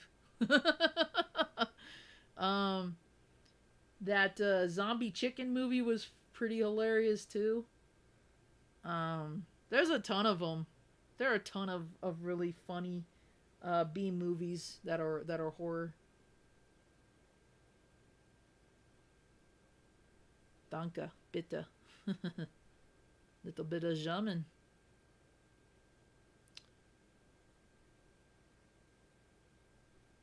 So, question for you about the thing. Who's the alien at the end? Rooks, I can't answer that question without giving that away. If you really want to know, play the thing game. That will tell you. That will tell you who the alien is at the end. Yes, the blood testing scene is amazing. Um, that that scene was my roommate's favorite. My favorite is the doctor's room, or the whatever you want to call it, the hospital room. Hospital room.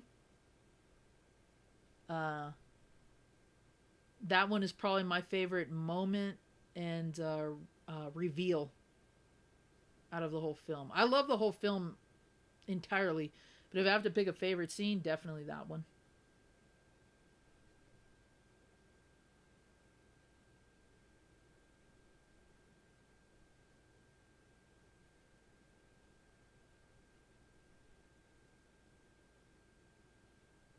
Can't get into it. I can't get into it. I fall asleep. I start watching my phone. Fair enough. Um, you're probably within that group that really just doesn't get anything out of it, and that's okay. That's what people have theorized is what hurt its initial release. As a matter of fact, because at the time that the thing came out, at that point, E.T. was dominating the film scene. We had the friendly alien versus the not so friendly, I'm going to completely take control over your body alien. And maybe that was a scare that the world wasn't ready for, or maybe it was one that people just couldn't get behind. There's a lot of reasons why people I know don't like the thing, but there are a lot of reasons why people I know do like it. So maybe that's just it. Maybe just the film doesn't do anything for you, and that's okay. You know, I can name a few movies that don't do anything really for me. Um, And that's neither good or bad, it's just they don't appeal to you.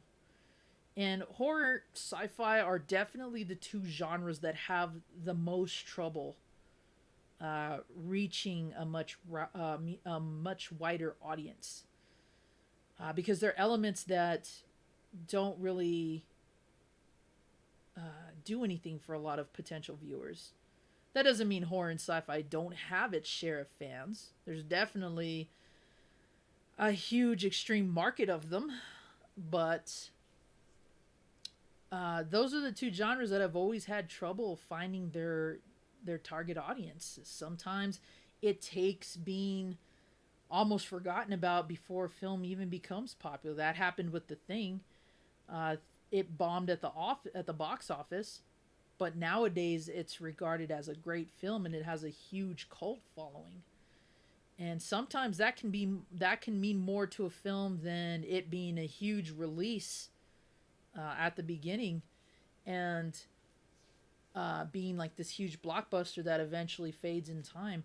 I think overall cult film status has longer staying power because there's bound to be somebody who's going to bring it up and will probably have it for viewing so that they can show people and just keep the trend going.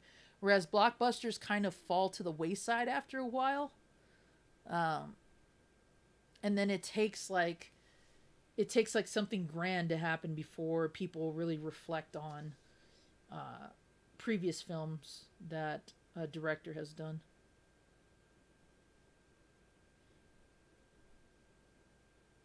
Yeah, maybe if you can kind of zone out everything that could, I mean, because yeah, it could be a potential distraction thing.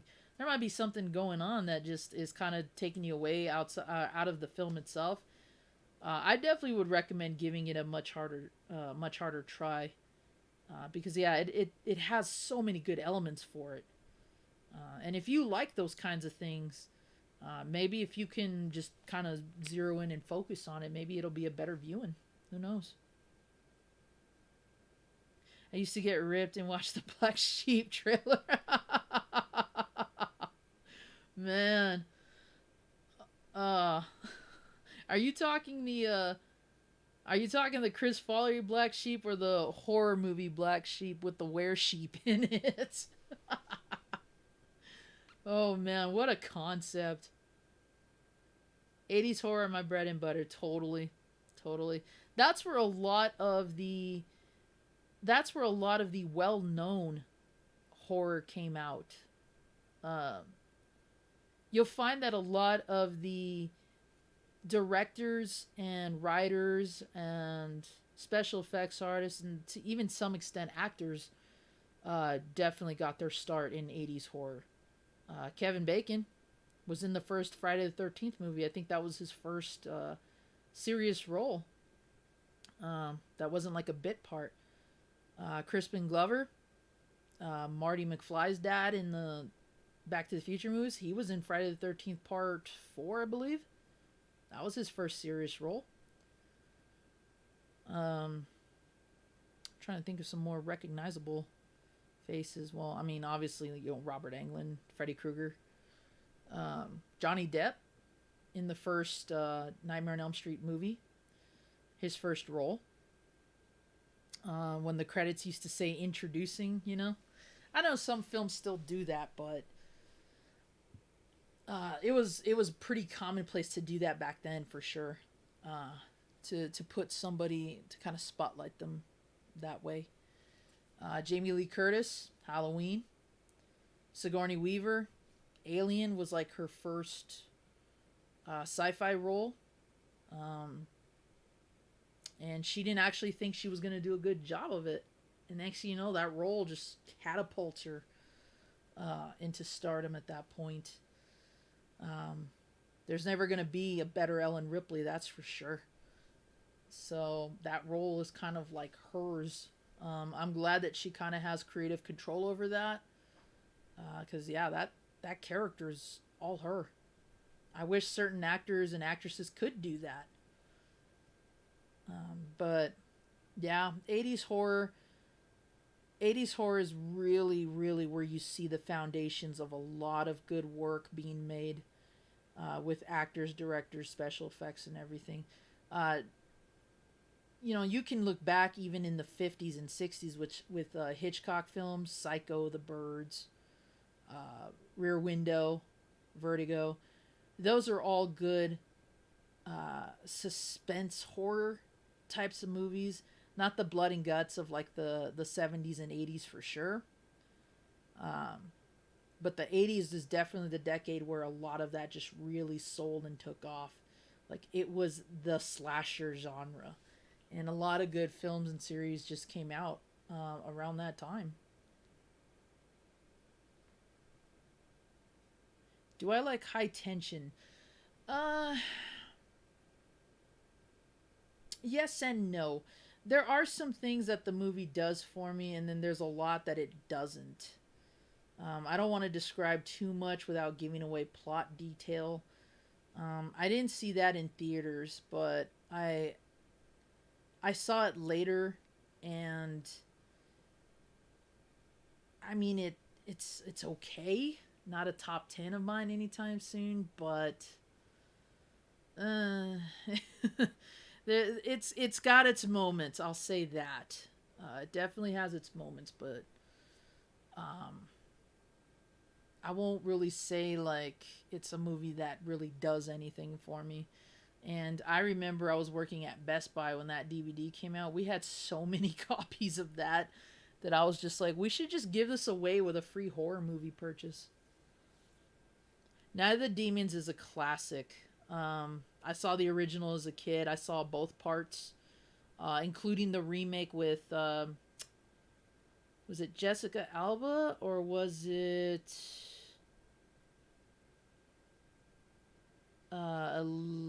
shoot, what was her name from American Pie? She was also in the Jack Frost movie. That was her first role. It's one of those two actresses that was in the remake. But yeah, Night of the Demons, cult classic film. I love the movie. This stuff. They just re-released that on DVD. My copy is, I think, a bootleg.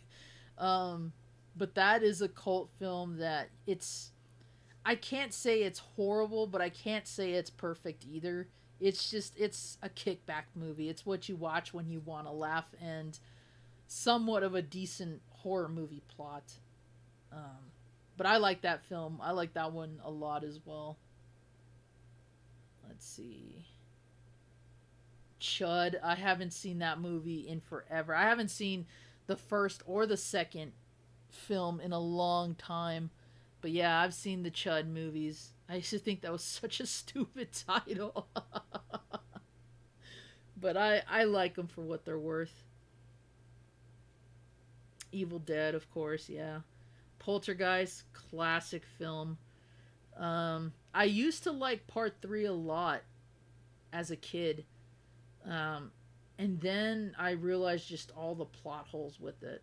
Um, and I know a lot of that had to do with, unfortunately, Heather O'Rourke passing away at that time. But the first movie's great. The second one, it's hit and miss with some things, but still a good movie. And I do like three, just not as good as the first one in my opinion. Rest Stop, yeah, Rest Stop is a good movie. So Chopping Mall, oh man, I think I bought that. I think I have that on DVD. Maybe I don't, but that's a definite cult classic. Holy cow! Um, I kind of feel like they were stretching with that one, but I think it works, in my opinion. Let's see, what else are you mentioning here? Okay, horror movie with the sheep, yeah. Yep. Wes Craven's daughter demanded Johnny Depp be picked. Mm-hmm. Interesting that she was at the casting call of that. I saw a version of Aliens back in the day, which I found out later on was the Laserdisc copy of the Master Edition. People called me nuts for years till it was widely released. Um, I could see why that would happen, Rooks, and it has nothing to do with me thinking you were crazy. The Laserdisc copy was very, very hard to find. In fact, Laserdisc was as fast of a dying format as it was as a starting format. Not many people I knew owned a Laserdisc. Um, VHS was the at that time anyway the better, more affordable format than Laserdisc, and that's why I think people would have a hard time believing it, because if they didn't have Laserdisc, if they didn't know what Laserdisc was, let alone what movies and what editions were released on it, chances are they wouldn't believe that a copy like that existed. That could be the only reason why I could think of. But I would love to own that copy too. Um, I remember when I got the director's cut of the Alien. Actually, all four of the Aliens movies. The Alien quadrilogy, I think, is the best DVD set when it comes to the four Alien films, because you get the theatrical and you get the director's cut with all the scenes added back in and some of the script changes and whatnot. Like Alien 3, the director's cut is a completely different film, at least as far as the origins go, in comparison. But both the theatrical and the director's cut are very cut and paste films, and you can tell. But the Laserdisc version of that film would have been awesome to own, just because of the quality and the content on that. I know I'm still trying to track down that, and I want uh, the disc set where, and it's the only one that has the scene. But one of the DVD sets has the scene where William Burke was, or not William Burke, Carter Burke, was cocooned in Ripley finds him cocooned just before she finds Newt and the Queen's Nest. That has only ever been released once or twice, I think, and I think the first time I think was the Laserdisc, and the second time was on a Aliens DVD set, and it's only one specific. My roommate and I both have the quadrilogy, and we bought that on the basis that we thought that scene was going to be at least in the deleted scenes section of the special edition DVD, and it's not. It's not. It's only been released on one particular set. I don't want to have to go and buy a $30, $60, $200 set just for that scene when I can watch the scene on YouTube. But it'd be nice to own it, because that's, again, part of the film history. Yeah, Laserdisc was super, super expensive. In fact, so was VHS too, when VHS launched. Um, we're talking hundreds of dollars for a tape, let alone the player. So the same is applied to Laserdisc. Laserdisc themselves were very expensive, but so were the players. And very few people I knew even had one. I think there is a Groundhog's Day horror movie.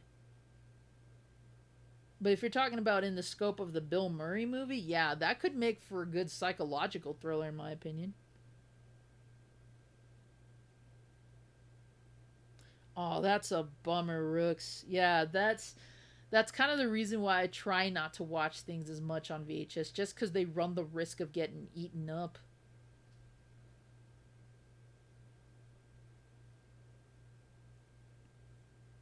Yeah, the Goonies octopus scene. Um, I have seen that on TV a few times. I don't remember if it was on my cousin's VHS tape.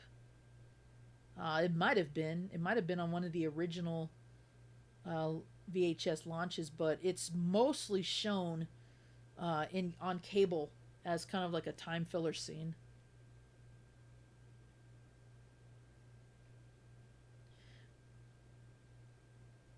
Well, not anymore, Rooks, because I love the Monster Squad and I own probably the best version of it.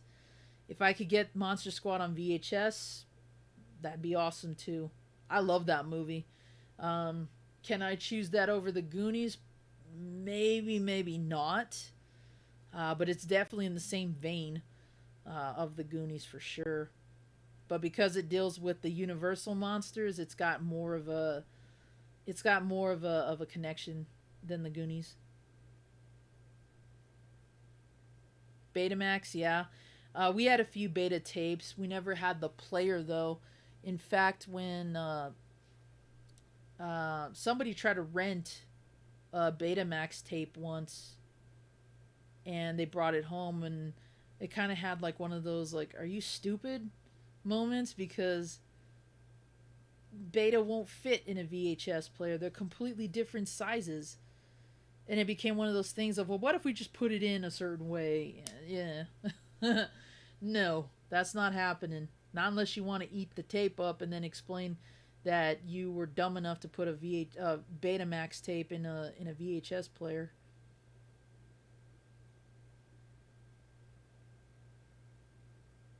Yep, bogus, bogus. What's the best version? Oh, let me grab it real quick. It should be out here. Sorry, crotch shot.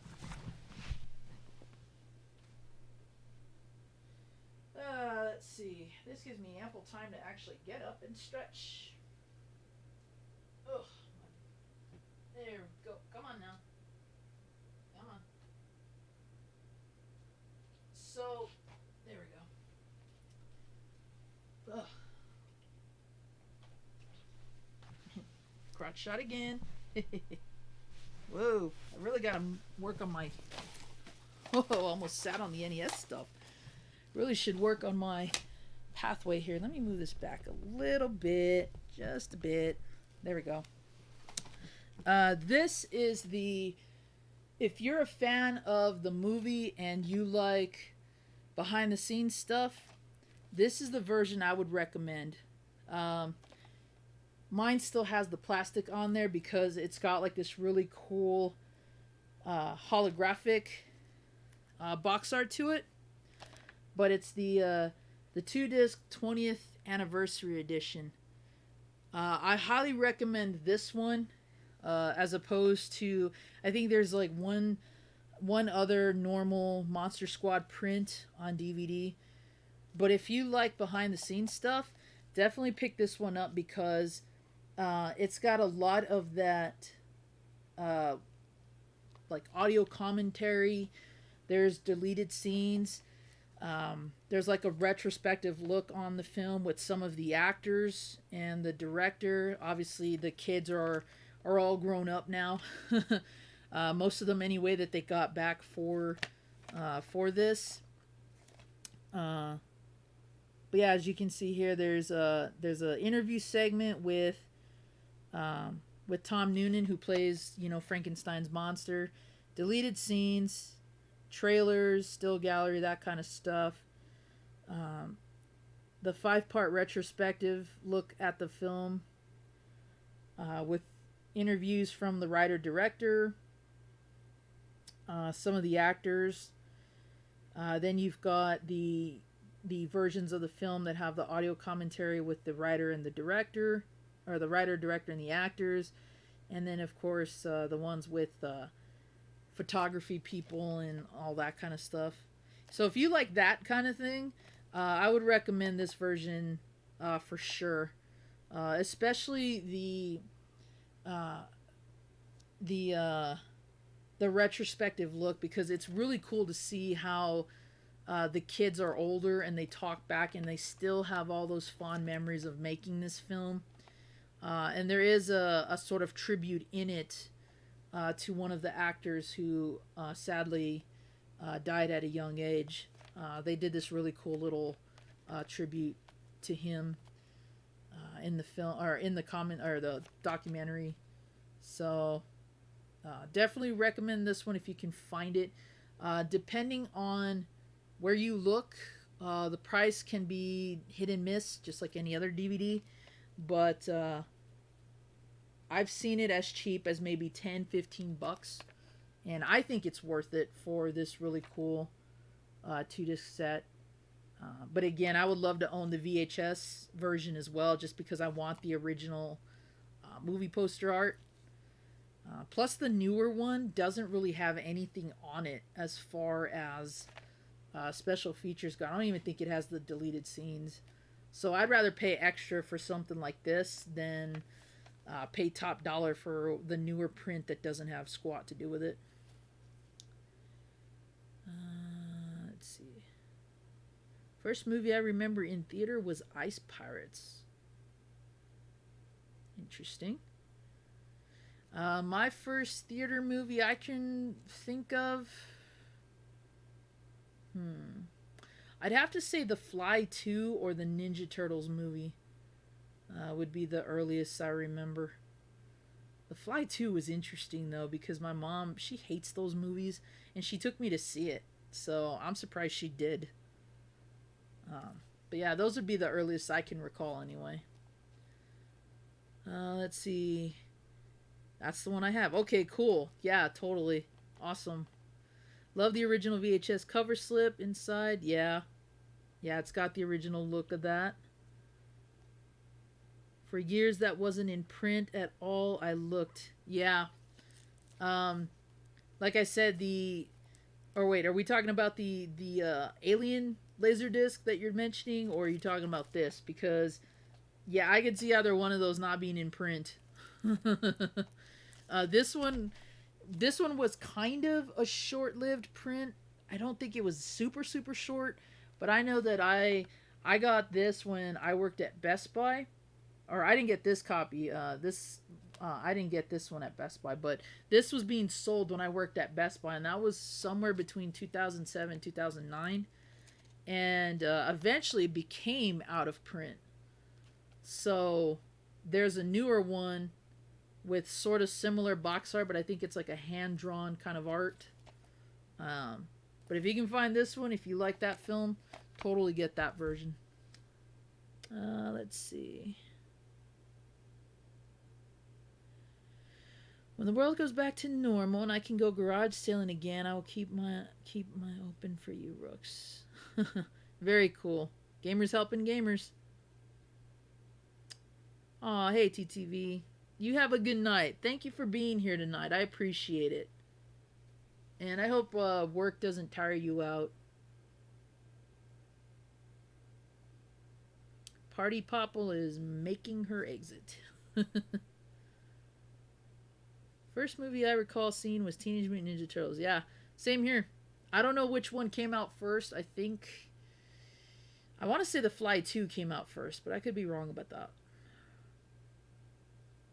I have a secondhand store next to my job. I'm always in there. That's cool. That's awesome.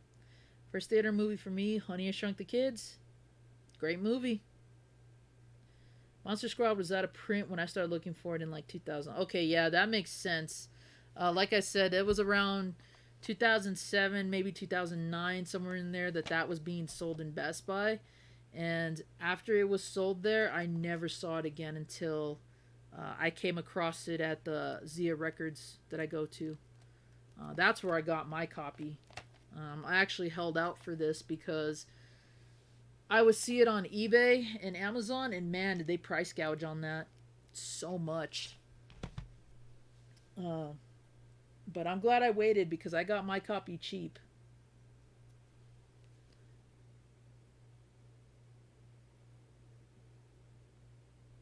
Oh man, gotta be up in 2 hours? Oh geez. Well, I hope you get some quality rest.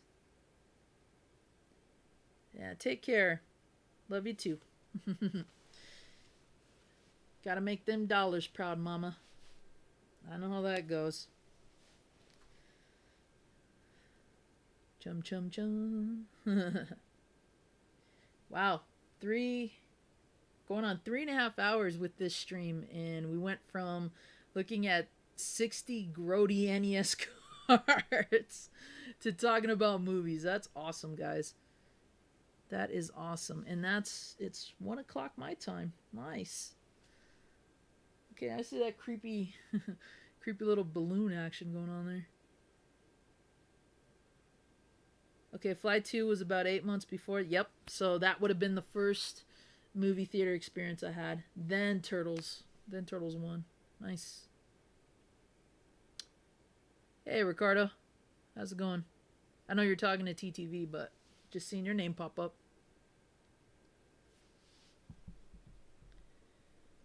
Do.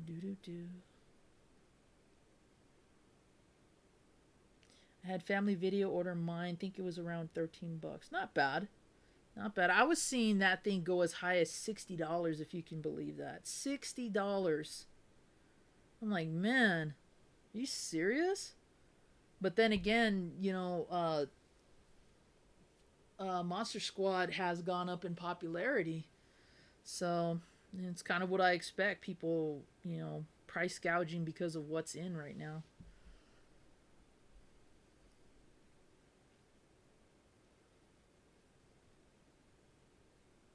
Same time zone? Okay, cool. Good to know.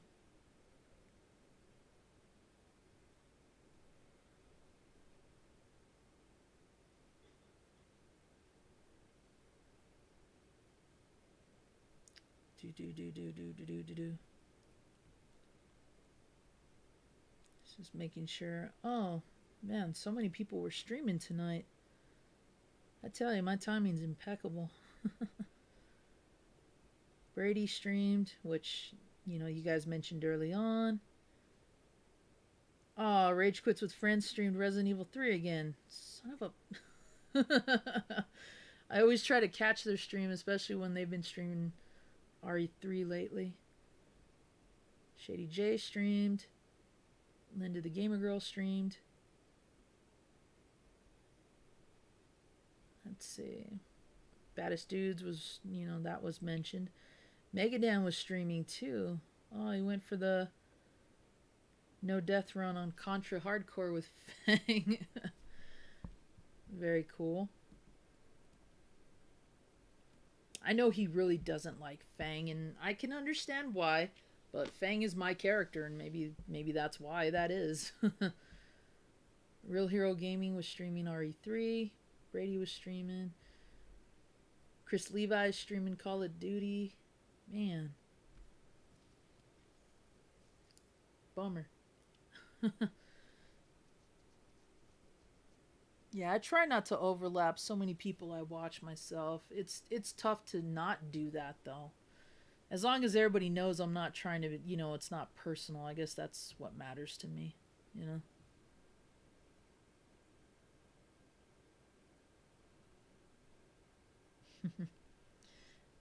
I love you balloon creeping in the corner. Back to Zombies Den. Who were you watching earlier, Ricardo? Who's still streaming? We got in 2 limited edition steelbooks of Big Trouble in Little China. Oh man. Oh, that would have been sick to own. I only have the Blu-ray. The Blu-ray print that came out at Walmart. I think I have the first run DVD with like the Wing Kong special special features section in it, but I don't have the steelbook, so that's awesome. Movies always jump up and down in the market depending on the number printed and timing of desire to get a certain title. Yep, pretty much same thing as a game of any kind or a action figure. Rooks, you can get that version right now on eBay for $10. Wow. I'm gonna have to go take a look then. Oh, just woke up. Okay. That's cool. That's cool. Yep, we've just been chatting pretty much about movies and whatever questions you guys have to ask me. So I'll probably put another zombie talks at the end of this, just because I like doing these little I don't want to say interviews, but question answer segments. If you guys aren't bored with them, if you're entertained with them, then it makes me feel better. So because I honestly didn't think we were gonna break into a talking segment after the games were looked at. So appreciate that, guys.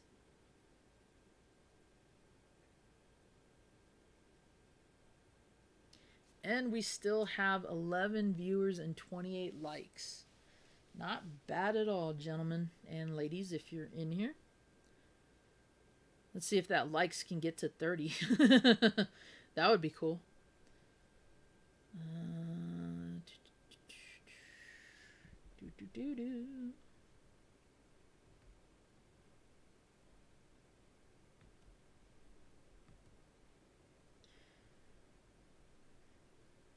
Is anybody actually still streaming, or did everybody stop? Oh,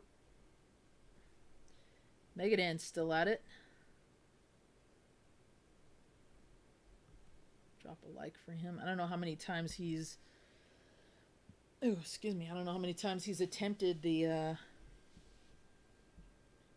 no death run, but it looks like he's still live anyway.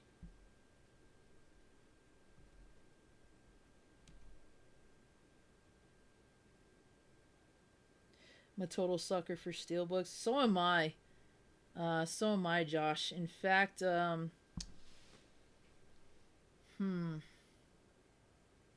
probably my rarest steelbook edition is probably my steelbook copy of Dog Soldiers. I saw that printed maybe once, and never again after that. It was one of those films that I was lucky to get in steelbook form when I worked at Best Buy.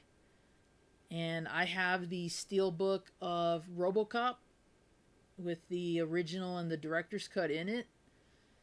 And I've seen that pop up more than Dog Soldiers steelbook edition. So that's probably my rarest one. I want to get like the collector kind of steel tin book or steel tin case movies, like the Total Recall, where it comes in a like a tin with Mars on it. I want like that one. There's also I don't think it's a steel book. I think it's just a steel or a metal cover of T2 with the endoskeleton on the or exoskeleton, whatever it is, on the cover. That one's a cool one too. That's a cool little one to have.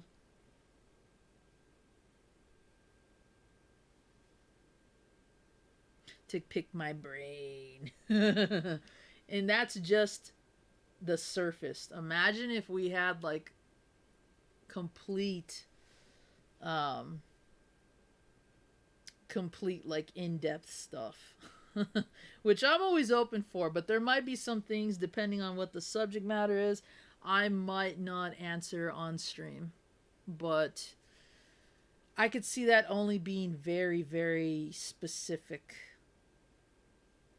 kind of topics. Megadan was pissed off when it passed by. Game was being cheap. Yeah, very... especially when it comes to playing as Fang. This isn't the first time he's attempted it, and I know that the last time that he did, he wasn't bashing me, but he really does not like Fang for obvious reasons. So I give him credit for doing the no death run with him. But I don't want him to get aggravated over it, you know? I'm sure if I practice enough, I can no death run it with Fang. Fang is the character I tend to use a lot of anyway. But just like with Blaze and Streets of Rage, I'm glad that Mazin and a few others have streamed playing that game with her, just to kind of show that Blaze has potential as a good character. You just got to know how to use her. You just got to have your timing down, you know. Let's see. Do you have Soul Calibur 5 Steelbook? I don't own many games at all that are Steelbook. Um, Mainly just because my focus is still on retro rather than modern. But I am a sucker for some of the special edition sets that come out. I think the first time I really wanted something like that was the God of War set with Pandora's box. That would have been a cool prop just to have. And if you guys watched the Game Chasers and you saw that episode where Jay got the Pandora's box, I think he got the art book and maybe the soundtrack or one of those was missing. He got all that for $5. That's a solid steal in my opinion. Um, I know nowadays if I look for that, it's not going to be that cheap. So that would have been one for sure that I wanted.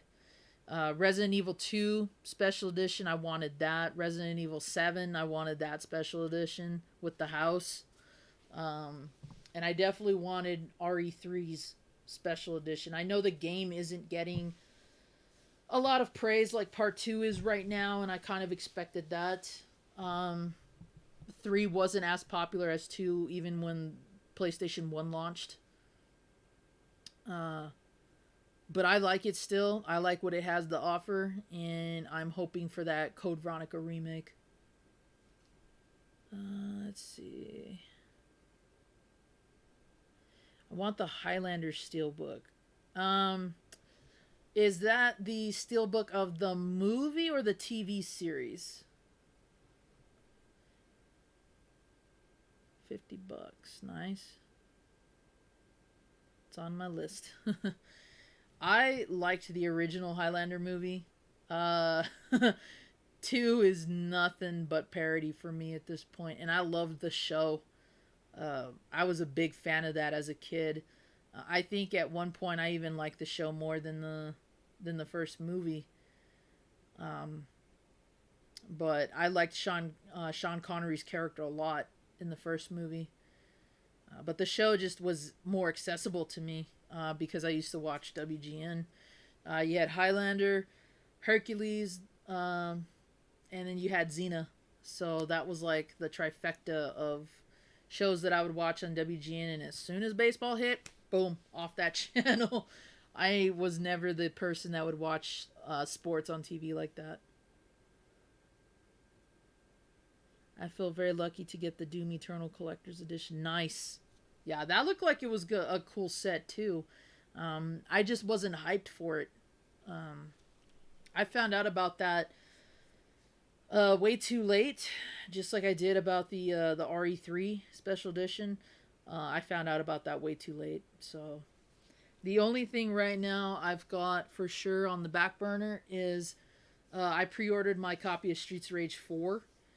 And after Captain Algebra had mentioned in his stream that the PlayStation 4 that comes in the jewel case, that comes in the Sega jewel case, is the only one that has the Sega imaging on it, I immediately emailed Limited Run and said, hey, I want to change my reserve from this one to this one. I didn't tell them why, but I just asked if I could do that, and I got an email confirming that they made the change for me, so... the only thing at this point is whether or not I want to keep the Genesis controllers that I pre-ordered when I originally bought the Switch version.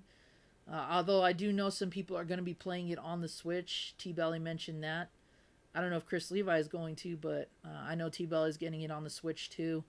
So if I download that game to the Switch, I may keep the controllers just so I have something other than the Joy-Cons to use. If they work for other systems, though, I'll definitely keep them. Be nice if they work for PlayStation 4, but I don't think they do. So maybe I'll ask to return those. I'm not sure yet. I have to think about that. Yo, Mega, what's up, bro? You're an hour behind me, aren't you? I was going to say, you're up late. What's up?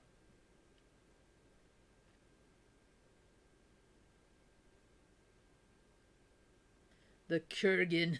Yeah. Yeah, that guy was... Is that... that was... Uh, Brian. Oh shoot, I can't place his name now. Is that the same? Is that the same actor that was in that Stallone movie Cobra and Mortal Kombat Annihilation? His name is like Brian something, I think. He was also in Buffy the Vampire Slayer multiple times. It was usually like some big demon or big vampire character. I want to say Brian Armstrong, but I don't think that's right. Oh man, you've been studying. Holy cow.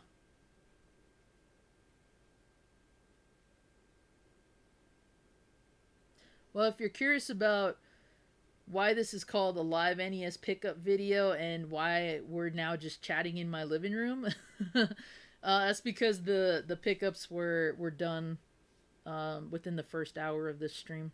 We mostly have just been kind of shooting the breeze and talking about movies, a little bit about games and whatnot.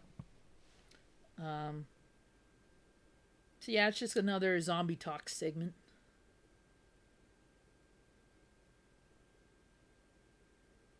Oh, the blue. Dude, that's been scaring some people lately. It did early on in the gaming stream. Somebody pointed that out. Like, what is that creepy thing floating back there? It should be one of those Pennywise balloons where it just kind of floats into the shot. That would have been funny.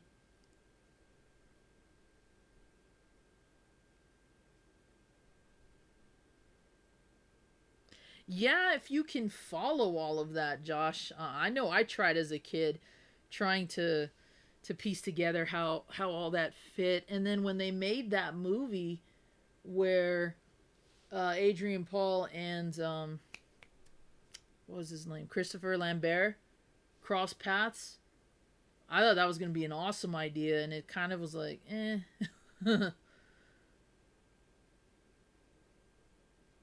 Oh, what's up, Dallas? Don't worry. If you're curious about what I got in tonight's lot, I'll be uploading this to my channel, so you can rewatch it then. Or since I put DVR ability on my live streams, you can go back and watch it now if you want. Completely up to you. Yeah, like 4 or 5 hours ago. Nope, this guy was in Pet Cemetery too. Okay, so that was Clancy Brown. That's who that was. I think the guy I'm talking about was Highlander 2. But if he was the guy in Pet Cemetery 2, yes, that was Clancy Brown, and he was also in Starship Troopers. He was the drill sergeant that demoted himself to be a soldier. And probably one of his more recognizable roles is he's Lex Luthor in the Superman cartoon.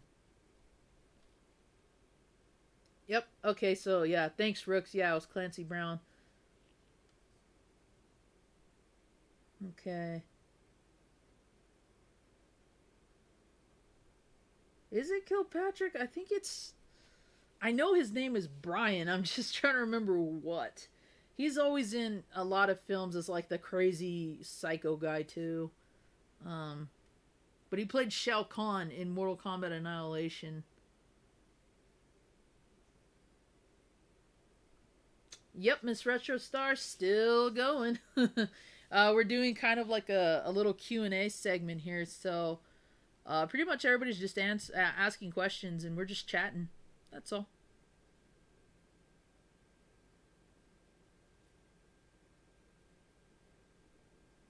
Yeah, Michael Ironside was also in Starship Troopers as well. He probably plays my favorite character in that movie, but Michael Ironside was known for a lot more than that. Scanners, Top Gun, Total Recall. There's a ton of movies that guy has done, and he's always that stern kind of guy.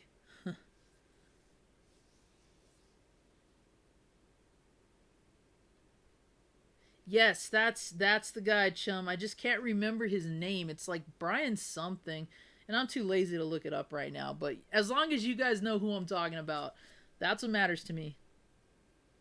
Yep, Ironside was in Total Recall. But he's definitely the he's the he's got one of the most memorable scenes in Scanners for sure, with the whole head exploding thing. Yeah. Cronenberg, man, gotta love that body horror.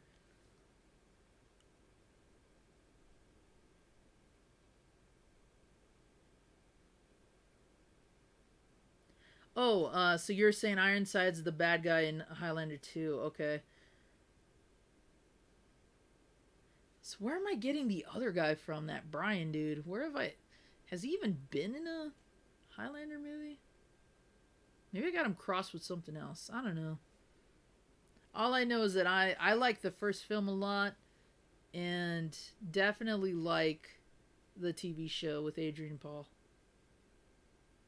There's that balloon again. Creeping up. Hello there, zombie. I love you. Alright, Josh, you have a good one, bro. Don't forget to hit me up on Twitter if you really want that copy of Little Mermaid.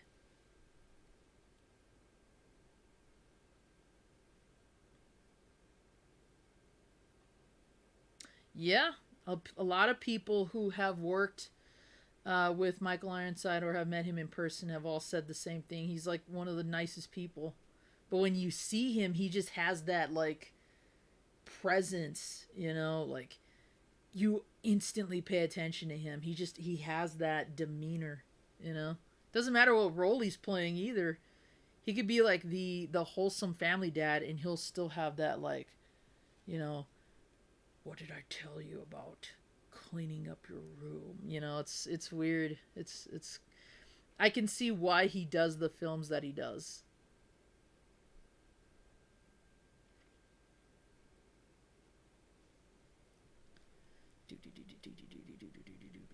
Sorry, the Streets of Rage soundtrack's still in my head. Hey, Killer Games, welcome back. Just doing a little Q&A segment here. And like I'm telling everybody else who popped back into the stream or didn't have a chance to see it earlier, if you missed the pickups at the very beginning of the live stream, you can see those now if you want to rewind the stream. But you'll also be able to see them again once I upload it to my channel. Brian Thompson, thank you, chum. Thank you for looking that up. I knew it was something like that. Yeah, he's had so many different villainous roles. I don't know if he's ever been a good guy in anything, really.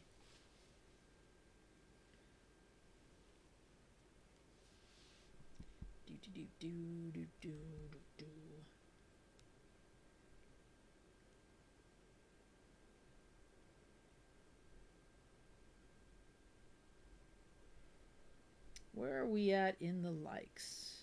Okay, 29. Cool. Yep.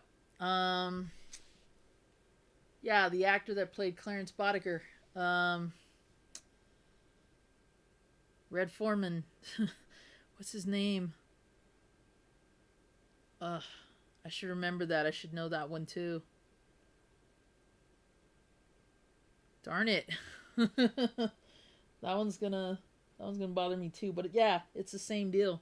Same deal as that.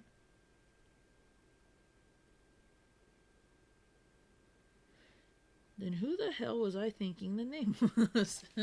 See, that's the problem. When you have seen a lot of movies and TV shows, you get your actors and actresses crossed. It happens. And sometimes you mislabel a person too. You're like, that's not the person whose name that I remember. Yeah.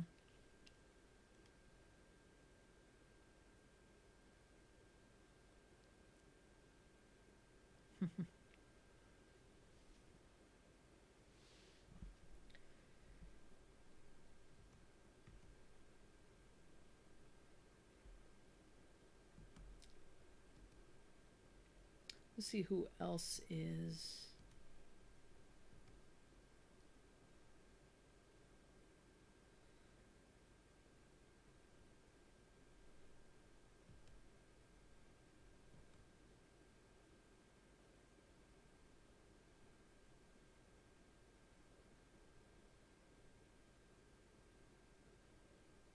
Mm-hmm.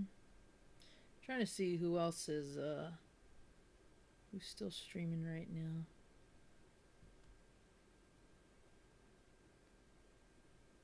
Retro Brady is still very cool. Dropped a like for him. Dropped a like for Megadan as well. Looks like Chris Levi stopped streaming. I'm still gonna drop a like for him.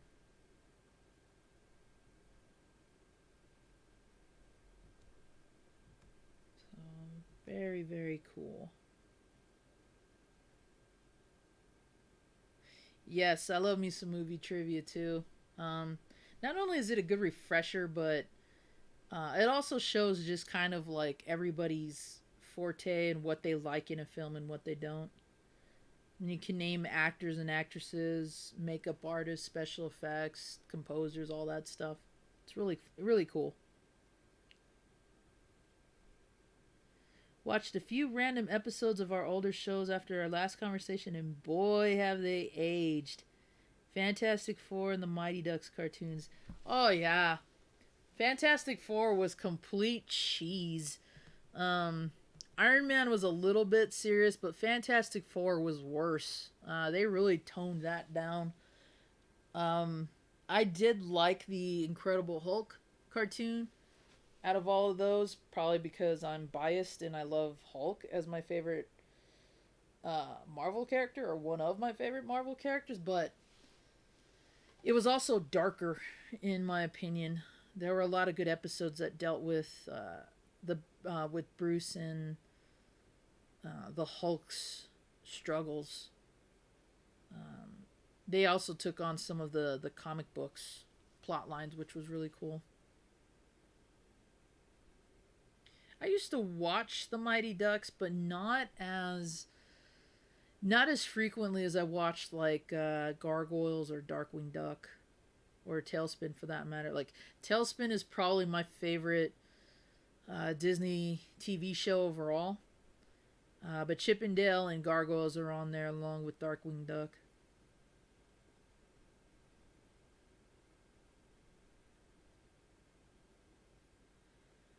Patrick Kirkpatrick. Okay. All right, cool. Glad you got that ironed out there. Yeah, the ones that we were talking about uh in my gaming stream earlier, those are definite, like, some of those probably didn't age well either, but a lot of them they still hold up just because um they didn't dumb down the cartoon just because the kids were kids. You know, you can see that in a lot of 80s to mid 90s cartoons.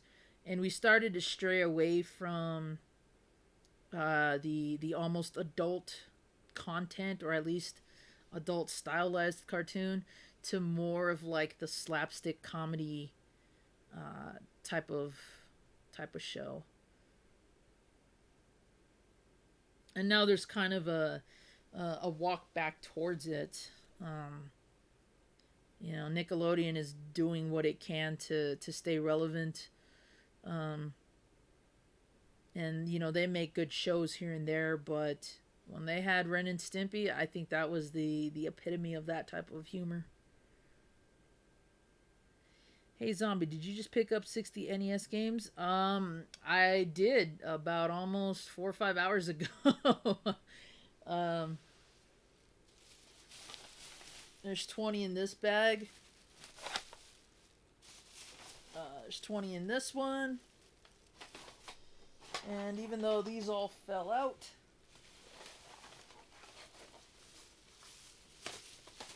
there's 20 in this one. So yeah, picked up 20 NES or 60 NES games tonight. Immediately after my last stream ended, we got dressed and went to go meet up with the seller, so I could buy those from him, and hopefully he's gonna get back to me on another lot that he's working on that's gonna have a combination of, he calls it Nintendo and Sega stuff. That could be anything. But he said I have first dibs at it if I want, so he'll message me later about it. Yeah, don't go back and watch Voltron. I. It's too bad it's good. Voltron, the original. I have the steel. Oh, I just remembered that. I have the steel or the aluminum, whatever it's made out of, DVD box sets of those with all the different lions on them. I grew up watching Voltron. I never realized it was anime, let alone that it was badly dubbed as a kid. I just loved Voltron for what it was. Do I think the 80s dub holds up? No. A lot of those voices are bad and creepy. Um, if you remember in one of my pickups video, I made fun of the fact that they had adult men voicing little girl characters and it doesn't work. Including that one that in the episode that Pidge rescued, where he brought her back to her mom after being kidnapped, and she says that line, "When I get bigger, I want to be a space ranger just like Pidge." And it cuts to that look of her mom, and we just use that as a joke. Um, that's really not that far fetched. That's really not that far from what she really sounded like. So there's a few characters that are dubbed badly that way. Um, and if you ever see Gold Lion instead, you'll probably like Gold Lion more than American Voltron anyway, but American Voltron is just too nostalgic. You either like it because you grew up with it, or you like it because you know it's bad and it has a place in your heart because of that, or you just flat out don't like it. Um, I will say that the newer Voltron that was on Netflix did a hell of a job rebooting the series. I think they handled that really well. And I don't mind some of the changes they made uh, to the storyline. I think they worked for that atmosphere, that universe. So I definitely would recommend watching the one on Netflix for sure. The later series, like Voltron: The Third Dimension, the CG was kind of cool, but this is when CG was still in its infancy, so I don't think it would hold up nowadays. But it tried to be dark at least, and it was literally. Um, and then there was that Voltron show on Nickelodeon that I wasn't too big a fan of, but when they brought Sven back from the 80s dub, not Gold Lion, because in Gold Lion he's not alive. Spoiler. In the American dub, they brought him back after so many years. That was kind of cool. I liked that tie-in. Let's see.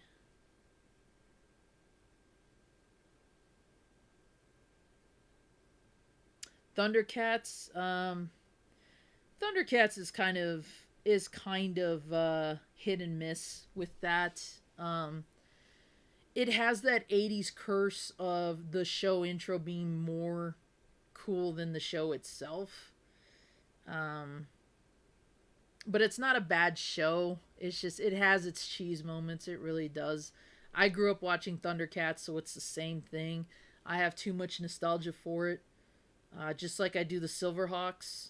The Silverhawks, I actually like that more than Thundercats.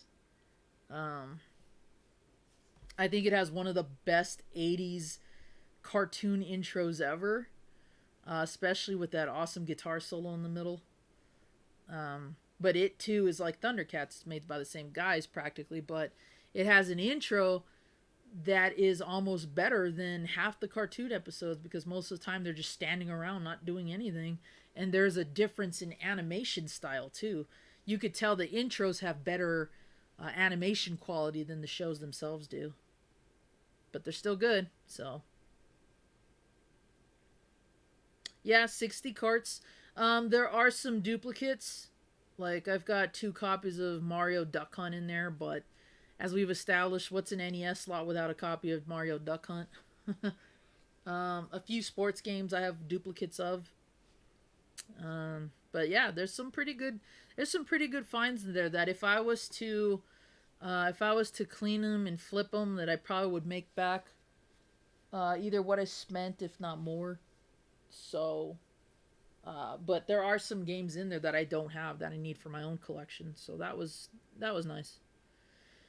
Missed the day of walking into a friend's house and buying a fat stack of games off them in exchange for a burrito. Man, if I did that, my mom would have kicked my ass to do something like that. Um, we did not we did not give games away, nor did we trade them for good. We borrowed them. That was it. If we lost or had a game stolen, that was on us. We were lucky if we even got a game back as a result of that. But most of the time, we just lent them out to friends and we're like, okay, can I have my game back? If she found out I was giving away games for just something as simple as that, she'd have kicked my ass all over the house, and that probably would have been the last time I ever got a game from her. But I do miss kind of the days where you could get games dirt cheap like that. So, let's see. I own the DVD collections, the one with the different lion faces. Okay, cool, Rooks. Yeah, it took me a while to get. I believe it was the Black Lion DVD set was the one I was missing. I actually got the arms and the legs. I actually got those DVD sets at Bed Bath and Beyond of all places, and I think they were like $5. I want to say, all still factory wrapped, never opened. So of course I'm gonna take those home. I'm gonna get something out of going to Bed Bath and Beyond.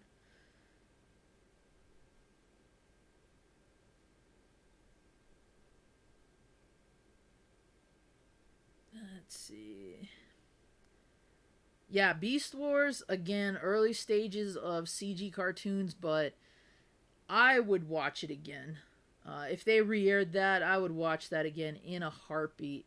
Beast Wars was one of those Transformers shows that I was dedicated to. Um, just like the G1 show and Generation 2 when they aired that, I was addicted to those. Beast Wars got me back into Transformers just because it was a different take on them, and I liked their I liked how the characters fit with the G1 Transformers. I was not a fan of Beast Machines. I hated that cartoon. I tried watching it several times back then. I tried watching it now. I can't get into it. Um, Transformers Robots in Disguise, if you ever saw that one, where it was more of an anime take on the Transformers. That one was okay. I liked that one. I used to watch that on Fox Kids before school. That and Monster Rancher. I used to watch those before I went to school. My mom actually watched Monster Rancher with us, and she's not a big fan of anime, but she really liked that one.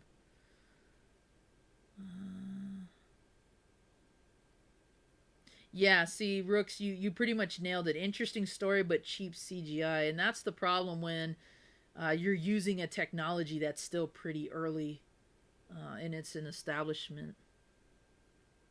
Oh, appreciate that, Killer. Thanks a lot for that. Oh, Ms. Retrostar loves Silverhawks too. Yes, I knew there was more Silverhawks fans out there. I actually was a Silverhawk for Halloween. I think I was 3, 87, if I do my math right. Yeah, I think I was 3 or 4. um, that was when Halloween costumes, the cheap ones, were made out of that plastic, that rubbery plastic. If any of you guys ever had to wear one of those cheap pieces of crap, you'll know what I'm talking about. But they were just printed smocks, whatever you call them, and you had like a mask with a rubber band on it that you could barely see out of.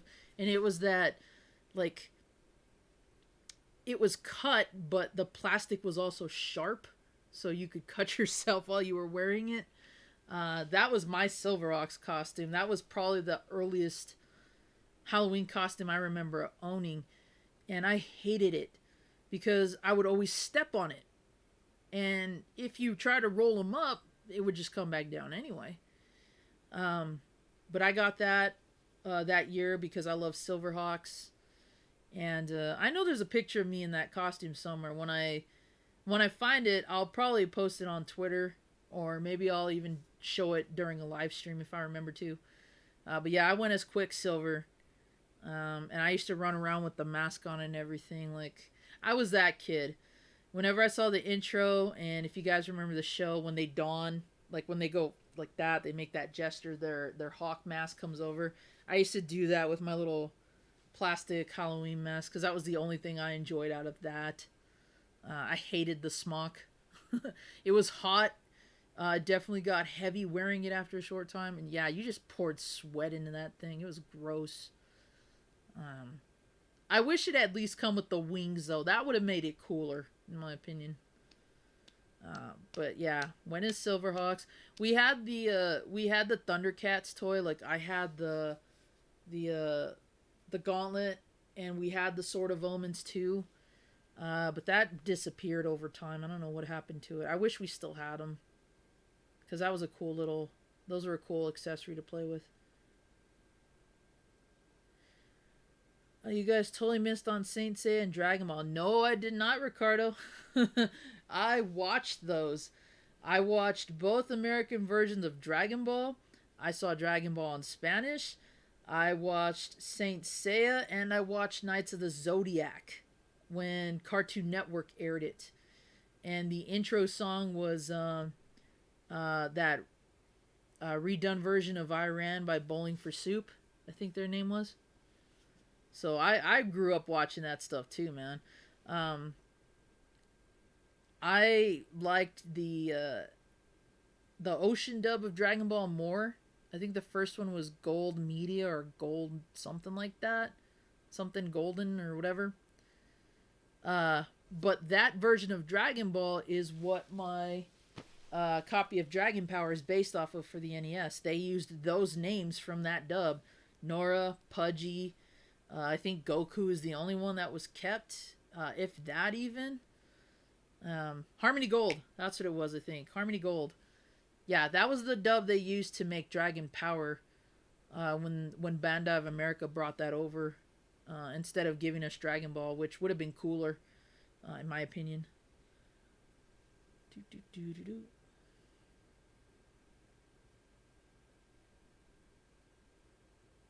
Yeah, the story was decent from time to time. My favorite character from Beast Wars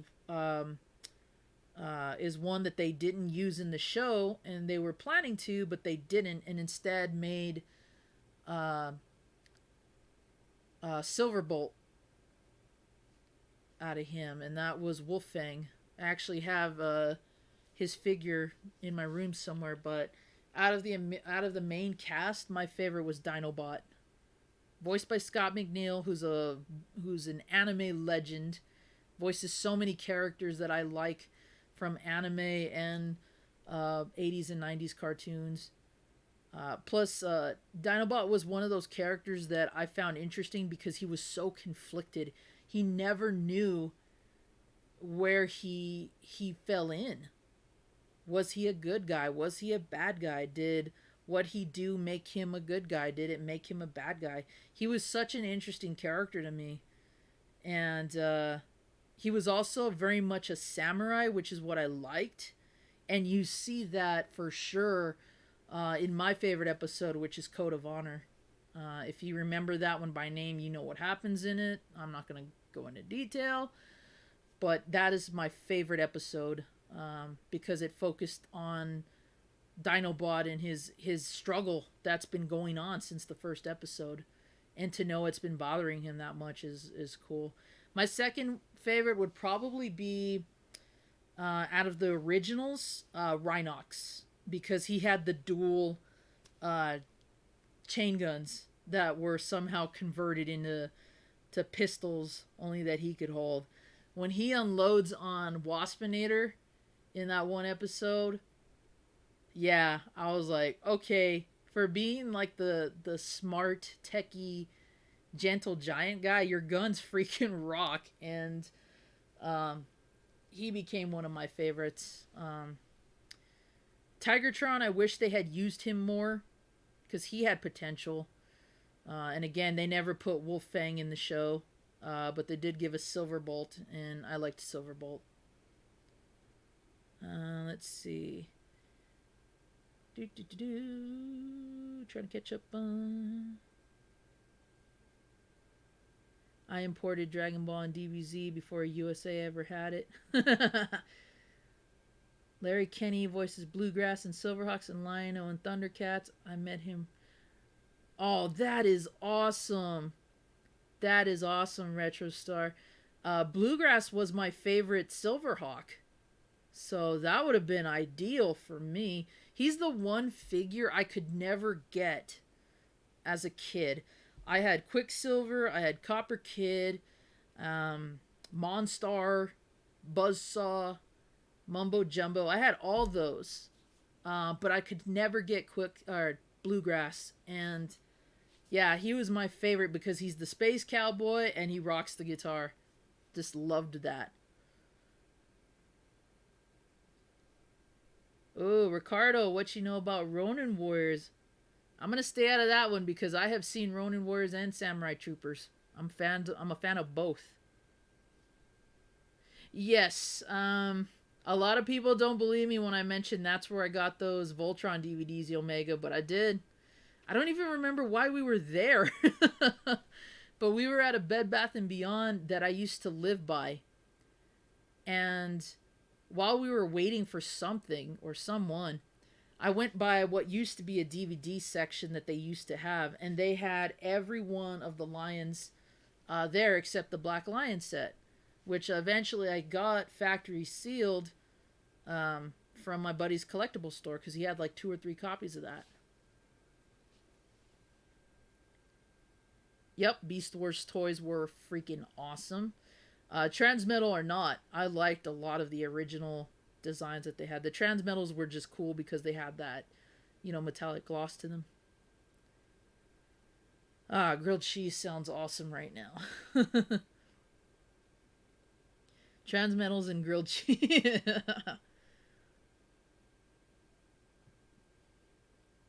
The Samurai Troopers toy line, yes, is very expensive. The original toy line was super pricey, but so are the more modern figures of Samurai Troopers. However, Ronin Warriors you could get for cheap back in the day at KB toy stores. And that's how I got my collection at first. Sadly, a lot of them have, have a lot of I have a brother and a bunch of cousins with sticky fingers. Always used to get my stuff. The only Ronin Warrior I still have is my favorite character, which is Rowan, or what's his name in Japanese? Toma. The dark blue archer, favorite character, always has been. Ronin Warriors came on just before Gargoyles during the weekdays. So I had to run home from school to go watch that. And my buddies and I, we were in 6th grade, I think. Yeah, 6th grade. We showed up one day and we were just talking about it. And all of us fell in love with that show. Which was weird because I was the only kid that really watched anime at the time. So to see other people that were watching anime and actually liking it, that made my year. In fact, in 6th grade, we had to design name tags for our desks, and I had gotten the 3D markers from Crayola. When you drew with them, you put the 3D glasses, the image is supposed to pop. I drew the actual Ronin Warriors logo, the red circle with the blue, I think it was Ryo's helmet, and then the letters Ronin Warriors across the middle. And I actually crossed out my name, my real name, and I put Rowan there instead. And I drew the helmet, I drew the weapon, the kanji for life, which is not his real virtue. We screwed that up in the dub. And then I had his transformation phrase on there and everything. Like, I was totally into that show. And my other buddies had Ryo on on one desk and then Sage on the other. That was like our show. We were addicted to that. And we hadn't been addicted to anything like that since probably X-Men in the early 90s and the Ninja Turtles before that, which I have stories on that stuff. Let's see. Uh, yep. Rewatching Saint Seiya. Just finished the fight with Virgo and Phoenix. Nice. DBZ's Japanese intro is wacky, but I love that song, the Chala Head Chala song. I love it. Silverbolt, what now? Hold up, sir. You lost me there. You said Wolfang. Yep. Um, Wolfang was a Beast Wars character that turned into a wolf, and they made the toy for him. He's a Series 1 Beast Wars figure, but they didn't put him in the show like they were supposed to.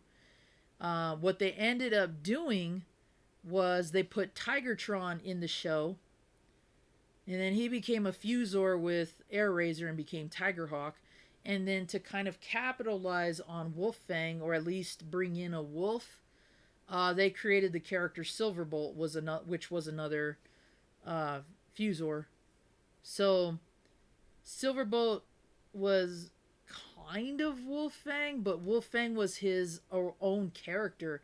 So instead of Tigertron, it should have been Wolfang in the show instead, but they went with Tigertron. I think because they thought Tigertron had more marketing appeal because Cheetor was so popular. But yeah, he was a character that was meant to be in the cartoon and never was.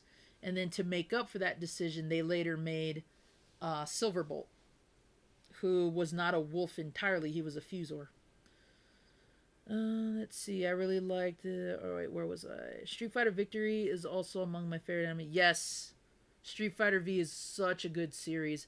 I got to watch all of that on Stars.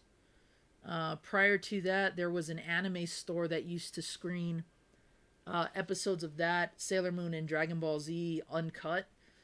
Most of them were Japanese, of course. But he used to do like marathons on the weekends, and that's how I caught some of that. But when Stars got the right to distribute Street Fighter V, that's how I saw the whole series, and yeah, I liked it. I love the intro to that too. The Quick Strike action figure, yeah, Quick Strike was pretty cool. I like that he was what was he? He was a rattlesnake or a cobra,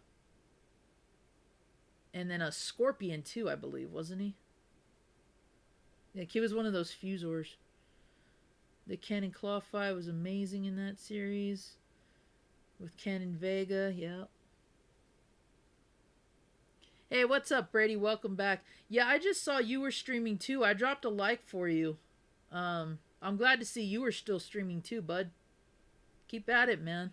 I try to watch your streams when I can too. It always fascinates me when you and Retro Ryan are streaming in what I consider early parts of the day, but then I remember we're all in different time zones anyway. So Ryu and Ken fought Guile. Is that when they fought him in that diner? Because I kind of hated that fight. I was like, screw you, Guile, but I'm biased. Ronin came on in New York City at like 5 in the morning. That happened when Sci-Fi Channel started re-airing Ronin Warriors. Ronin Warriors did a complete run-through in Phoenix on the UPN network. And I think it did maybe a complete playthrough once or twice, and then that was it. It was gone.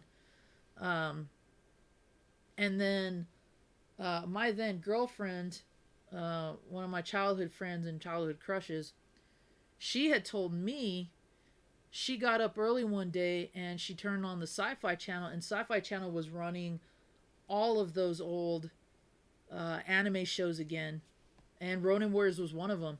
You had the New Adventures of Gigantor, Ronin Warriors, Bionic 6, which I grew up watching and I loved that.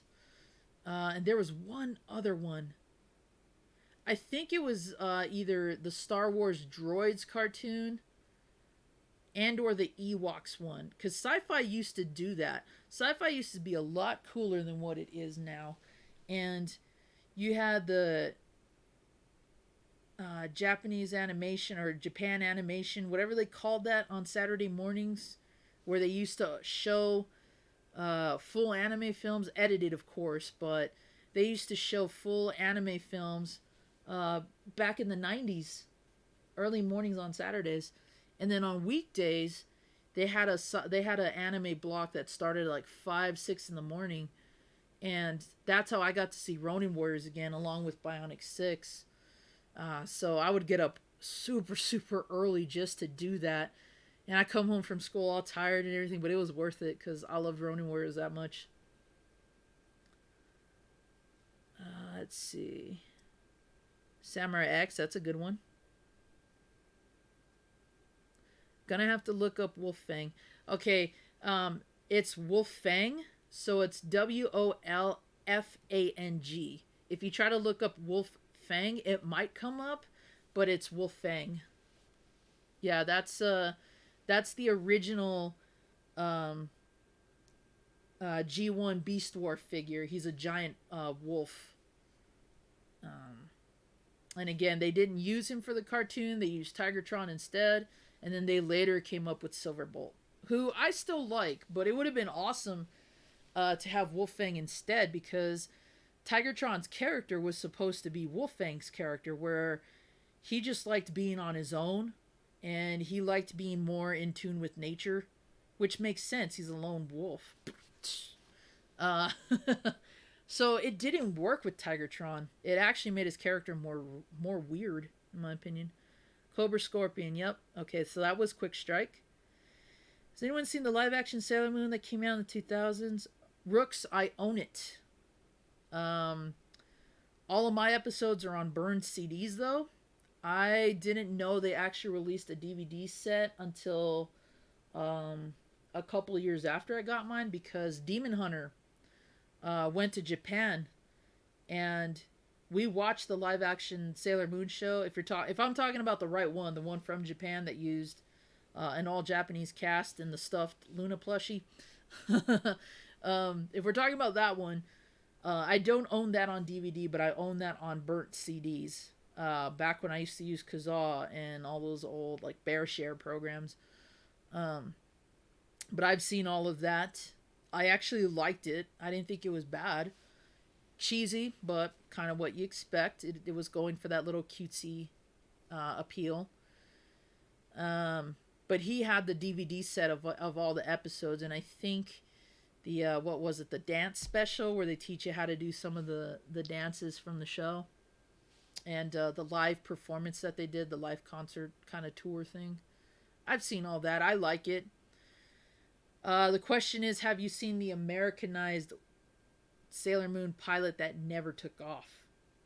That is a disgrace. I mean, I am not ashamed to admit that I am a Moonie. For those of you who don't know, that's what Sailor Moon fans are called. I'm not ashamed to admit that I am a Moonie, but I will say, if had that horrid, if that terrible Americanized cartoon had came out, I'd have thrown up, and I would have disassociated myself from that cartoon as much as possible, because what garbage. That is a trough full of tripe, in my opinion. That was terrible. I don't know why they thought that would appeal to an American audience. Okay, when they fought him in the bar, I thought it was hilarious. I'm still trying to remember if it was a bar or if it was a diner, but that's the one where he does the flash kick on Ryu, I think. My best friend used to buy Sailor Moon stuff. I did too. But it wasn't the quality stuff that you get from Japan. It was like the Bandai of America type of toys. My then girlfriend, who was the one that told me about Ronin Wars being re-aired, I asked her to watch Dragon Ball Z for me, and she asked me to watch Sailor Moon for her. Well, I ended up watching all of Sailor Moon with her, and she stopped watching DBZ, which was kind of unfair, but I used to buy her Sailor Moon stuff all the time. I used to buy her the VHS tapes. I bought 2 of those for her birthday. And for Christmas, I bought her the Moon Locket. Plays the music when you open it. Plays the transformation theme when you press the jewel down. Nothing too, like, when you compare it to what the Japanese toys look and do, like, nothing that impressive. But we bought some memorabilia. whenever we can. I still have some Sailor Moon posters somewhere of my favorite scouts. Um, but it was one of those things that, again, anime was very, it was a very niche thing, so it seldom had an audience like it does now. But those are the only toys you could find most of the time, and KB's was the only one that had them, aside from the anime store that I used to frequent.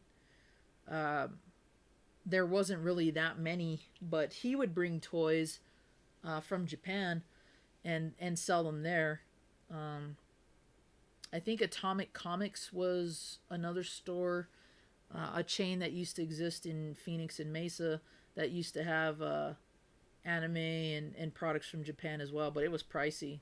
I mean, most anime was back in the day. A dubbed VHS tape would run you $20, and a subtitle tape would run you 30. And that never made sense to me because if it's in its original format, why is it more expensive? But then when you think of, licensing and bringing stuff from, importing and all that, I guess, I don't know. Just never made sense to me. But we used to collect that kind of stuff too. We had a local channel that aired anime cartoons on Sunday nights. Discovered so many amazing series that way. Yep, same with us. We got back into anime because of MTV and that segment they used to have called Liquid Television. We watched Neo Tokyo on there, and the most memorable part of that film is the sort of Blade Runner / F-Zero race segment in that film. We caught that on MTV of all channels, and then we saw Vampire Hunter D on Sci-Fi, and we were hooked. And then we went back and realized that everything we had watched, Voltron, Robotech, Macron 1, a lot of the shows that we watched were anime, and we never noticed it. We never made a distinction, you know.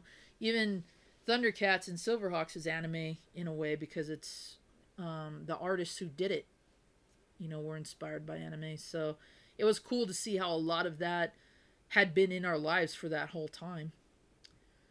Let's see. You said Phoenix. Me and Siondo live. Is it Shondo or Siondo? I can never remember how to pronounce it. Live in AZ. Okay, I thought you mentioned you lived in AZ, Rooks. I didn't know he did too. That's awesome. Yo, we need to plan a trip sometime and hang out. Once this whole stupid thing's over. Let's see. Yes, I've seen parts of it, and it's awful. Omega back in Brazil, we had channels that was playing American cartoons, and the other channels playing Japanese animes and Sentai. Good times. Yeah, I would have welcomed something like that, Ricardo, because Sentai I've been a huge fan of for a long time. I would have loved an opportunity to have a channel that just played most of that stuff. I didn't know about that Sailor Moon pilot. I have to look that up too. It is horrible. It is terrible. What a way to whitewash an anime. It's one of the worst things out there in my opinion. In fact, if you find the video on that, you can hear the crowd reaction. They're laughing at how bad it is. That's how you know you should never market that. Let's see. Omega, don't. It's horrid. No, totally look it up. But I'm just saying, be ready for a laugh because yeah, it's so bad. They did. Very seldom. But the thing about MTV and their anime is that they started doing shows like Aeon Flux where it's anime-esque but not entirely anime. Your best sources for anime on cable in the States, at least in my area, was Sci-Fi Channel. Because they used to air anime movies on Saturday mornings at the crack of dawn because I guess that was how kids were going to watch it without getting in trouble. And then they used to do the early anime shows in the mornings around 5 o'clock. That was your best source for watching anime, anything anime oriented. No pun intended, sorry. That was your best way to watch anything anime related. MTV with them, we just got lucky because Liquid Television had that part from Neo Tokyo in it. I don't think it showed the whole Neo Tokyo film, but we did watch that segment with the future racer, the futuristic racer story, and that blew our minds. $3 a bootleg sub tape. Okay, my family didn't have cable at the time. We went times without cable too, Omega. So it was crazy to see how they brought back a lot of things that we had watched at that time, and then they were starting to adapt newer things. I think my mom put the cable TV back on at a right time because I was actually able to go back and rewatch like my Lou Ferrigno Hulk show and Swamp Thing, The Flash. I watched a lot of superhero shows as a kid, and being able to rewatch all of my cartoons again was awesome.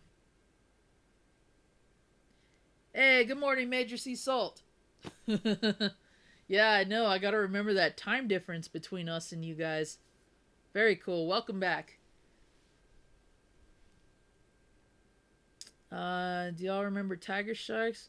I do, Retro Star. That has got to be one of the most jazzy, upbeat intros when you compare it to Thundercats and Silverhawks, and that was so short-lived too.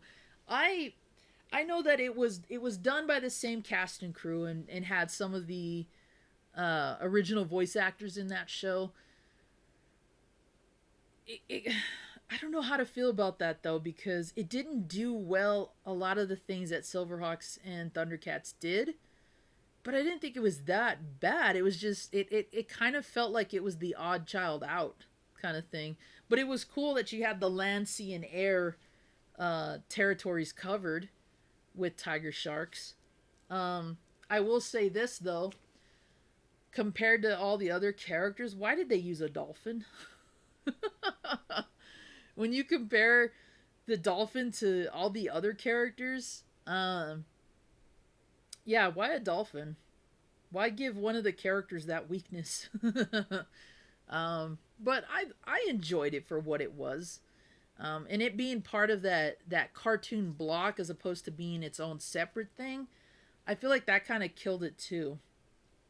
But I watched all of Tiger Sharks. Um, I think my favorites were either Mako or what's his name?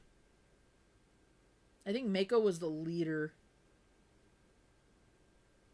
But what was the other guy? Lorca was the other guy that I liked. I felt bad for the kid who Brocken. I feel bad for him because he was the seahorse. So, uh, does that mean he's the child bearer? Just a weird thought. But yeah, I remember Tiger Sharks. Yeah, Dolph. I don't get why they. When you look at all the other animals they chose, why did they give the one that can only be underwater for like 15 minutes? It didn't make sense to me. Yeah, the comic strip. There you go. With what was it? Kung Fu Cat, I think it was called. Something like that. Let's see. Rooks, I watched the Max. I had the Max comic books, the trading cards. At one point, I think I even had the action figure. I didn't get it though. It took me a while to get into to fully understand what was going on with the Max story, but I got into it in the first place because I liked Spawn, and it kind of resembled that in a way to me. I actually liked watching the Head more than the Max, but I liked the Max's storytelling, and I liked the humor of it. My favorite was always when he said things out loud that he didn't mean to, and he was always like, "Damn it, still talking out loud," and it was just like one of those foils that he had, and he could never get rid of that. Let's see. These days, I own most of the animes I watched back in those days on Sundays. I was picking them up around my high school days when it was hard earned money. Great investment. Totally, Omega. That's what I did. I have some of my original Dragon Ball tapes as a result of that. Um, a lot of our animes that my uncle and I were collecting, my other uncle, uh, are all on VHS. And I have some of my anime VHSs as well. Vampire Hunter D, Wicked City. That was the first anime I ever got. And let me tell you, if you've ever seen Wicked City, that is not a film you give a 13-year-old. And that is not a film you watch with everyone in that 13-year-old's family. Don't make that mistake, because that got done to me and I never heard the end of that, at least until I was 18. And even then, my mom brought it up every now and again. That movie got banned from my household because of all the nudity and violence in there. And my uncle had never seen it. He just thought I would like it because the description fits the criteria of things that I like to watch. I'd never seen it, so we didn't expect it to be that graphic. And I asked if we could watch it because we were at my aunt's house celebrating my 13th birthday. Yeah, I definitely got an earful of that, and my uncle unfortunately got the blunt end because, you're supposed to be the responsible one. You're not supposed to give him this kind of shit. And yeah, back and forth we went.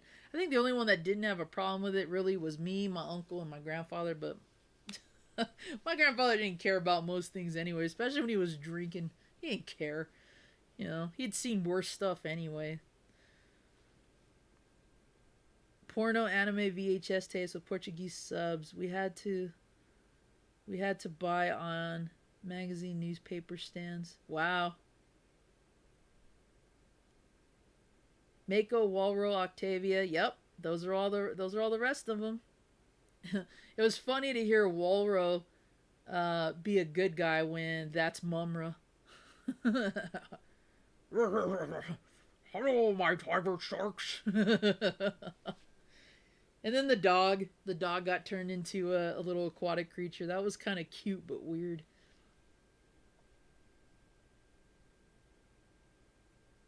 That's classy. Yeah, Lorca was the coolest. I liked him.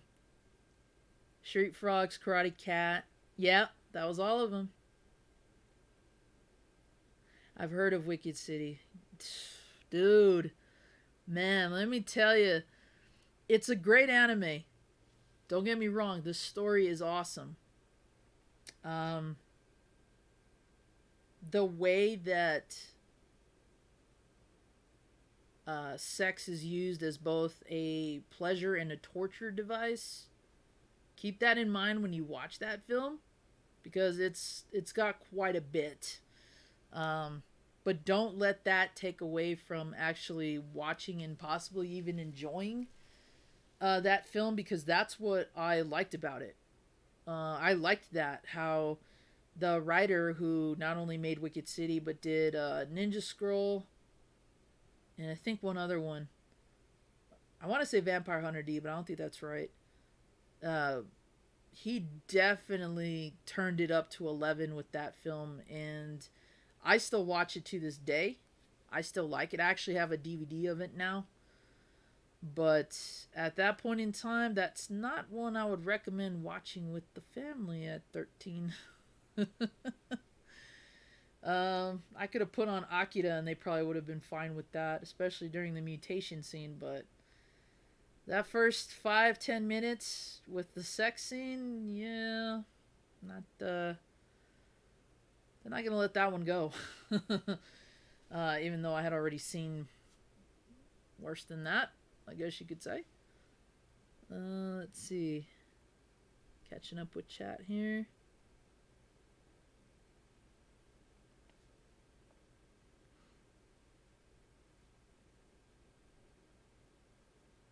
Just making sure I didn't miss anything.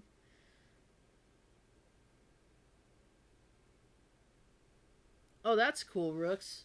Yeah, maybe we can organize something. I'm in Tucson, but that's only about an hour and a half, 2 hours really. Akira was a great family film. It's one that I watched with my uncle, and man, did that movie really change my perspective on things for a while. Um, since we're at since we're past 30 likes, I'll share a little story about Akira. So, first copy of that movie we ever got was the Pioneer dub with the bad dubbing. The only reason I like it is because Cam Clark, aka Leonardo from Ninja Turtles, Dirk Daring, G Force, my favorite character, plus dozens of other roles that he has done, is Kaneda, or Kaneda as they said in the film. Uh, we picked that up, I believe, at it was either Best Buy, Suncoast, or Atomic Comics. I think it was Suncoast. We got that at. We used to have a weekend routine.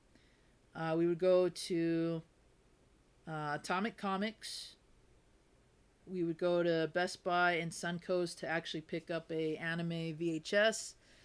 And then when Bookman's opened up, which is kind of this used media store out here in Arizona, we would hit them up for comics and anything that we couldn't find in other stores. I used to get a lot of my retro games there for dirt cheap. I mean, dirt cheap. Um, that's a store I could have got Little Samson at for $3. But anyway, so we picked up Akira and we brought it home. Asked if anybody was going to use the TV. If nobody was, we're gonna watch this movie. That movie is like 2.5 hours long, I want to say. And some parts didn't make any sense. But for some reason, after watching it, I had this whole phase where I was reevaluating things in life. I was reevaluating my own life, even. And that's not the kind of movie that should do that, I guess. I went through this weird life or death phase where I was contemplating what's important to do in life anyway if you're just gonna die. it's a weird it's a weird way for me to describe it, but that's what I would do. Sometimes I would skip a meal, and my response was, why bother eating? We're just gonna die anyway. I went through this weird, like, philosophical uh phase in my life because of that movie. And I don't know why.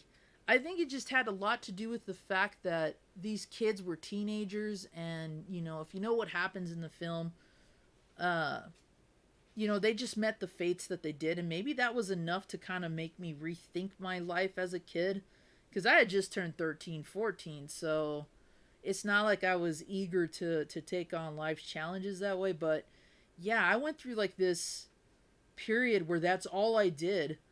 Well, why should I do this if I'm going to die anyway? Why should I eat this if I'm going to die anyway? And nobody in my family really noticed, which is kind of sad. I mean, I wasn't suicidal. It's just I was thinking about what's really important in life and what's not. And if we're all just going to die anyway, why bother? It was just such a weird phase that movie put me in. And then I went back and rewatched it, and I was fine. I was like, why did this movie of all things do that? So yeah, that's my Akira story. That's the kind of effect that movie had on me. Um, and then I watched it again, and I just shunned it. I just did not like that dub. Um, but then they redubbed it in 2000 or sometime around that, using a much better cast, and that's my favorite one. That's my favorite dub. Um, if I've got that backwards, it was either Streamline that did the first dub, and then Pioneer did the redub. One of those. But the newer dub has like Johnny Young Bosch from Power Rangers, from Trigun, Wolf's Rain.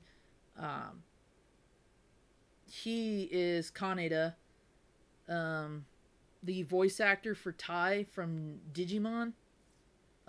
Forgot forgot his real name, but he goes by the name Lex Lang from time to time. He was also in Dynasty Wars. He's Tetsuo, and probably my favorite voice actor, um, Jameson Price. He's the voice of Lu Bu in Dynasty Wars. If you play those games, he's the Colonel, and I think he's the best voice actor for that role. And I think he's one of the best voice actors in that film, just because I believe everything he says and does. Um, that's the dub I would recommend. Also, because they use a lot of the original Japanese dialogue, they just say it in English, whereas we changed a lot of it in the first dub. And the first dub also has that little kid that looks like a combination of Marlon Brando and Cartman, and he talks like this. So, uh, um, I couldn't take that seriously either. That was just such a weird choice for a voice.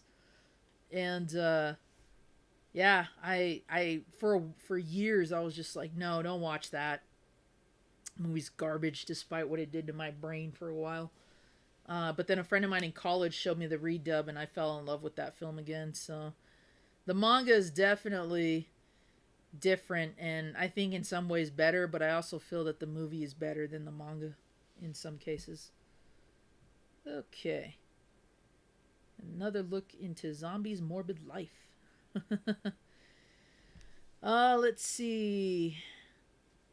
Akira and Zillion are classics. Yes, they are. Ninja Scroll, totally love that one. Still love that to this day. Delayed reaction, but I remember Max on MTV.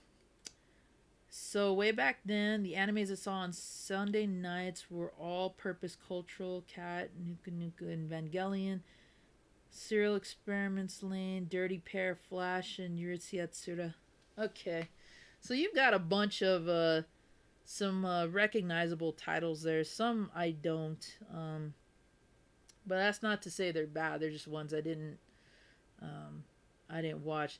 It's funny that you mentioned Evangelion, because you would have thought that would have been the series that I saw at a young age that would have made me think that way, and it didn't. I was able to follow along with that really well.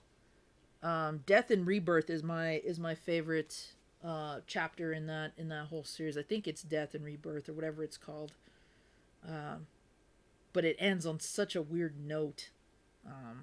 But I still like it. Only anime I ever followed was Digimon Digital Monsters when it was on Fox TV. Ever or never was into Pokemon. What's up, Spirit Wolf? I liked the Digimon anime more than Pokemon.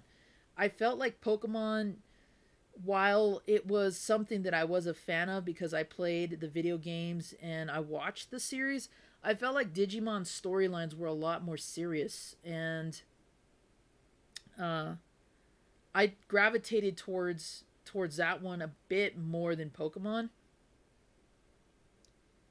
I played the Digimon card game a lot. I didn't play the Pokemon one. I just collected the cards, but yeah, Digimon was one that I really, really got into, and a lot of that has to do with my favorite Digimon, which is Anjumon. When I saw him in the title, I was like, "Whoa, who is that dude, and why is he so badass?" And that's how I got into it. Kind of like when I saw Blastoise, that's what got me into Pokemon. Blastoise is one of my favorites, and he's the reason why I got Pokemon Blue first, aside from the fact that blue is my favorite color. So I was a fan of both, but um, I was more dedicated to Digimon. In fact, the same uncle I watched anime with would watch Digimon with me, and we used to play the card game. He's lucky though, because he has an original sealed uh, Beelzemon figure that I wanted as a kid, but never got. Beelzemon was my second favorite from season 3, and he was one of those transformer like toys where he went from the rookie mode Impmon into Beelzemon when you turned him inside out and stuff. Really cool figure. He had that factory sealed. I don't know if he still has it, but those are my favorite characters from that show. But once I saw the Japanese dub or subtitle version, no, what am I trying to say? When I saw the Japanese original, I I was like, yeah, this is way better than the English one, but no surprise, it tends to be. And my favorite episode where Anjumon first appears is so much better in Japanese. I love the dialogue. I love the soundtrack more. There's no stupid lines like, uh, that little guy had it in him, or I like his hair. Like, no, there's no stupid lines like that. There's no American garbage lines like that. It's actually taken seriously. Like, she says he's like an angel, and she's like in awe of him because he went from being this little flying pig with bat wings to a humanoid angel. And I was like, yeah, it doesn't make sense to me, but that's cool. So I was really into Digimon. I think by season 4 is when I started to fall out of it because I didn't like that story arc. Let's see what else we got here. Trying to catch up. Da-da-da-da-da. Boogie Pop Phantom. Okay, looking it up. 3 of the rebuild theaters. I actually scratched that. I followed Digimon and Bakugan. I didn't get into Bakugan, but I know what it is. Those toys used to be sold out for weeks when I worked at Target, and it got even worse during Black Friday. I had to help out my supervisor because nobody knew what those were. And somebody got on the walkie and was like, can somebody tell me what... And they butchered the name. And my supervisor at the time, he's like, ask Jess, he'll know. Which was kind of like a backhanded compliment, but I'm like, okay, go ahead. What are you looking for? And they described, and I was like, are they little balls that turn into figurines, plastic balls, figurines? And she's like, yeah, that's what the mom's saying they are. And I said, they're Bakugan. Look in aisle, whatever, like E4 or something. But those were sold out like crazy. We rarely kept those in stock. About your VHS story? Okay, totally. I'll totally do that. Check. It's like Lane, very odd. And if you like augmented reality, check out Deno Coil. Deno Coil. That one kind of sounds familiar. Yo, what's up, Guts Rage? Sorry I didn't catch you when you first got here, man. Been trying to catch up with the chat. We briefly touched on 80s, 90s American cartoons as well. Yup. Okay, watched Evangelion at a bad time in my life. Was there ever a good time for Evangelion, though? Because, man, that series stretches. I like Metabots over Pokemon. Guts, I was totally into Metabots. I feel you. In my closet, I still have my giant-sized Metabee still in the box that I got at KB's. And I have all the little minifigs, too, that you could play that dice rolling game with. I used to collect those at KB's, and I think Walgreens had them, too. And the attorney's office I worked for at the time, I used to line them up all across my desk. Nobody knew what the hell they were, but I did. And yeah, I was really into that show. Unfortunately, my favorite Metabot was only featured once, and yeah, that was all they ever showed him. But my favorite was Belzelga, the buff devil-looking dude, and I loved his debut because I remember them watching him because he was a prototype in that episode. And they're like, there's no way he's going to take down all those, they were like tank Metabots and whatnot. And he just straight up punches everything and just smashes it all.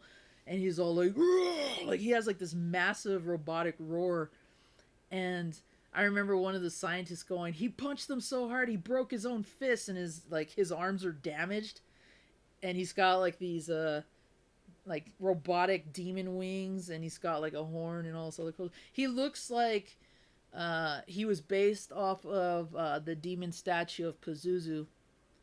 Um, Not only from the Exorcist film, but what is he, a Assyrian or Sumerian deity, the god of the wind, something like that, and mischief, something like that. The Exorcist film kind of distorted what he really represents, but yeah, he's based off of that statue. And I just like his name, Belzulga. That sounded really cool to me. Aside from that, my favorite Metabots were War Bandit and Rokusho. I'd have to say were my favorites. Let's see. Migraine Kid on MTV was gold too. I don't remember that one. I'd have to look back on that one. That one doesn't sound too familiar. But MTV showed a lot of stuff, so let's see. Uh do do do. Show amplified people's emotions. Watched it in a day and a half after I lost my grandfather. Elfin Lied, dude. That's a man. That was a that was a deep one. I'll say that. I watched it with the wrong people. Let me just put it that way. Let's see. What's something that's really bad? Teenage breakup. Love, hate, Elfin. I loved how each Digimon monster changed to full monster, and I loved the little dinosaur to full dinosaur. Yeah, that was cool about the Digimon. They didn't just stay stuck in their evolved form, but then again, they were digital data. You could change that all you want, so it makes sense. But that was one of the reasons why I like Digimon more, is that they could go back and forth. I never went back because of memories. Was watching Kenshin at the same time. Kenshin's good, but I like the OVAs for sure. My brother watched Digimon every day, so did I. I even had the Gigapet, the Tamagotchi Digimon before they even made the anime. Never seen Digimon action figures. Yeah, they made a lot of them.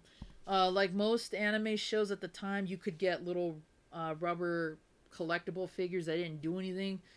And then you could get action figures, and then sometimes they had ones that changed. I know when Dragon Ball released action figures, the only three you could get were Goku, Yamcha, and Krillin.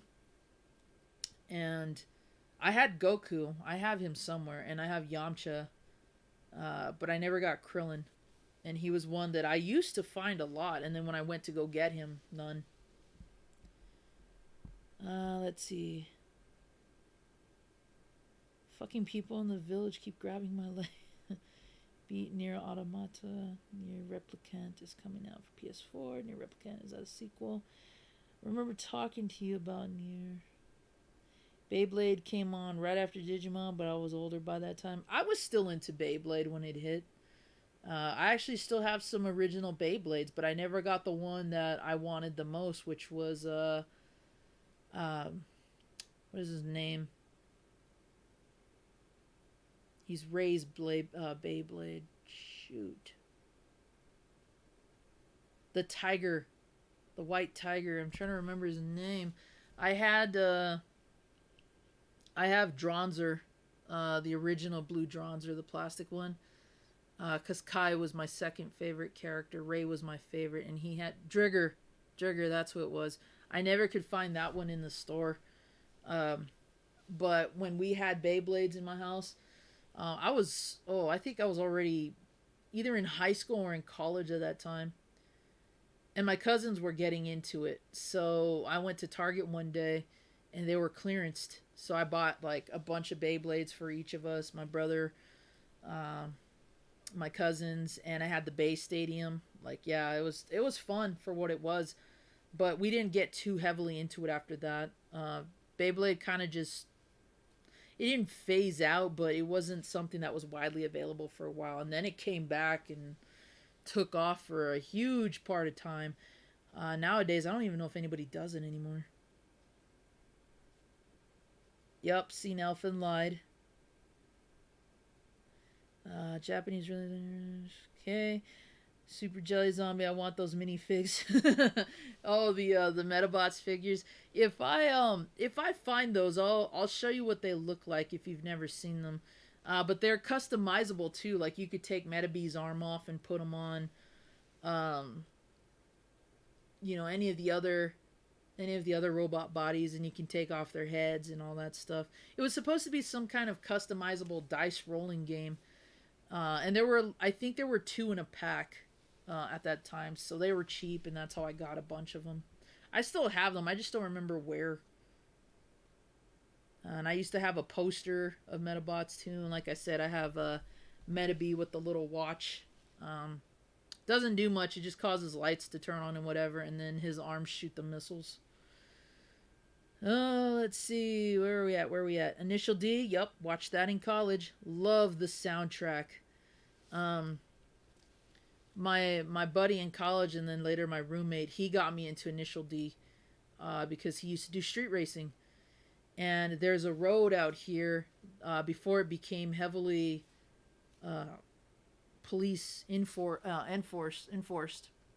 where people used to drag race and do drifts late at night. So that was the place to go for something like that. And one night we went out there, and yeah, we had a freaking hell of a time. We were listening to the soundtrack, we were drifting, all that kind of stuff. He was good at it. I don't know if he does it anymore. But that's how I got into Initial D, and then I got to try the arcades. I rented the DVDs from one of my stores out here. Watched them in both English and Japanese. I thought it was good for what it was. But I haven't seen that in a long time. Let's see. Bro Battle. I remember that. And then the referee, Mr. Referee. I, Mr. Referee, am acting as referee in this row battle. Yep.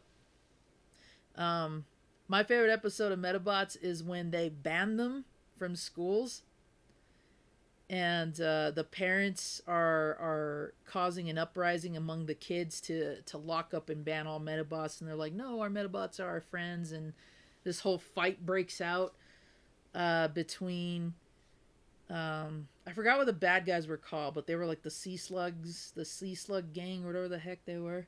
One of them was posing as a teacher that another teacher fell in love with, and then the whole truth was exposed, and then, it was the bad guys versus good guys, and there's a part where the parents, I guess, were moved by what the Metabots were doing for the kids, and the principal's like, well, perhaps the Metabots have touched you, or maybe it was the tear gas you launched earlier and hit yourself with.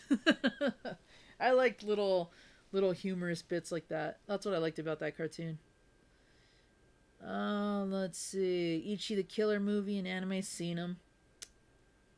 Got a shit ton of action figures. Have to tell myself to stop buying. That is the hardest part. Good luck with that. And I don't say that sarcastically. I mean that. Good luck with that. Because sometimes I have to do that myself. I just made fun of my brother for liking Beyblade, but growing up we had spin ninjas, or spinjas, which are basically the same thing. Yep. You're talking about the Lego ones, right? Before they became Ninjago. I had those too. Let's see. Beyblades are very collectibles and crazy expensive today. Check eBay. I have. I tried to go back and get Drigger off eBay, and it was ridiculous. It's not even complete and boxed what they were charging for that. But it's OG. That's probably why it's expensive. I got the Initial D mini racers from Tomy. I was like 20 watching Metabots. So what? So was I think. I'm trying to remember when I think I was definitely in college by then. Because Metabots used to air on ABC Family, and then I think Fox Kids got them for a while. Or maybe it was vice versa, but ABC Family, before it became Fox Family, used to show anime. So they had Metabots, Shin-chan, Doraemon at one point, Digimon. What other ones did they have? Shinzo was another one that they watched, or that they had and I watched. And then eventually they got Monster Rancher from I think UPN, because UPN had it first, and then they got it, and then I think the WB got it, or the UPN got it, then the WB, and then Fox Family. Actually, yeah, that makes more sense, because They didn't finish the show on WB or UPN, but Fox Family did, and that's how we got to finish off the show and see what happened. Z-Bots. Oh man, the from Micro Machines. Yup, I collected those. Those actually moved. I'd advise to stay away from Higurashi when they cry. Very odd, violent anime. Spinches are from the 80s, ninja figure spinning top. Yeah, something. I remember something like that. But Legos did that again with Ninjago. They were Lego minifigs instead. Let's see. Corrupted Monk is wise to be feared.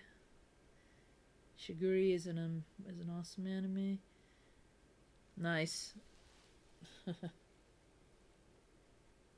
I can't believe we've been talking for, I want to say 4 hours now. This is awesome, guys. By now it'd be like, oh well, am I gonna stream something or what? So that's cool. I appreciate it. I don't mind little segments like this, honestly. I think it's cool the more we get to know each other based on our interests and all the things we had growing up. Yep, Micro Machines Z-Bots. We collected Micro Machines, and then I started collecting the Z-Bots. I had quite a few, but not as many Micro Machines. Unfortunately, my uncle took all my Micro Machines, so God knows where they ended up.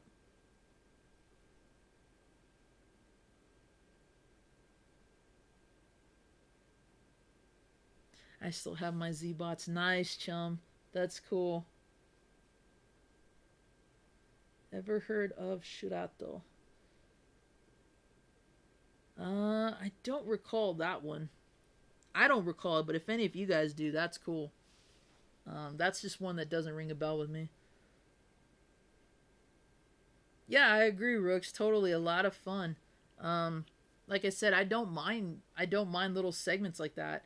If we were to do this every time I streamed, I'd be down for that. Or if I was to get messaged and say, "Hey, can we have another Zombie Talks kind of segment?" I would advertise that too. Anybody that just wanted to hang out and chat about whatever the topic was, that'd be cool.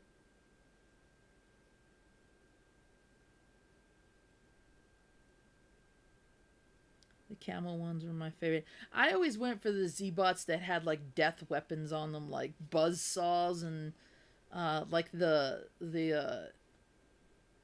tread looking ones, like that look like tanks. I always liked those. The little minifig ones kind of weren't to my liking. I always just liked the mean looking ones as a kid.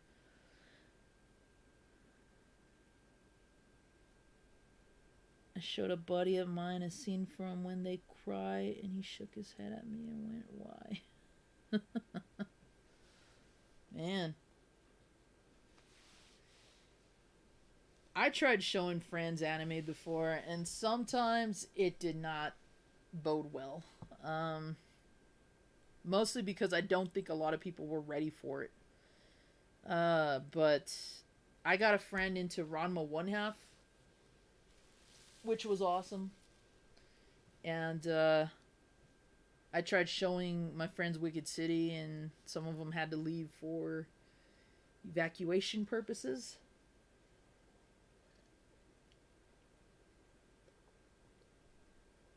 I'll just leave it at that.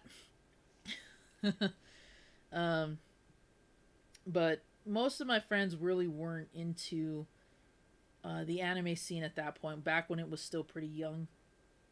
It wasn't until later things came out that all of a sudden a lot of people I knew were getting into it, and were getting into it for a lot of the other mainstream ones. Like very few people watched Dragon Ball and Dragon Ball Z with me outside of my family. Um, but later ones like, I mean, Ronin Warriors definitely hit it off with me and my friends.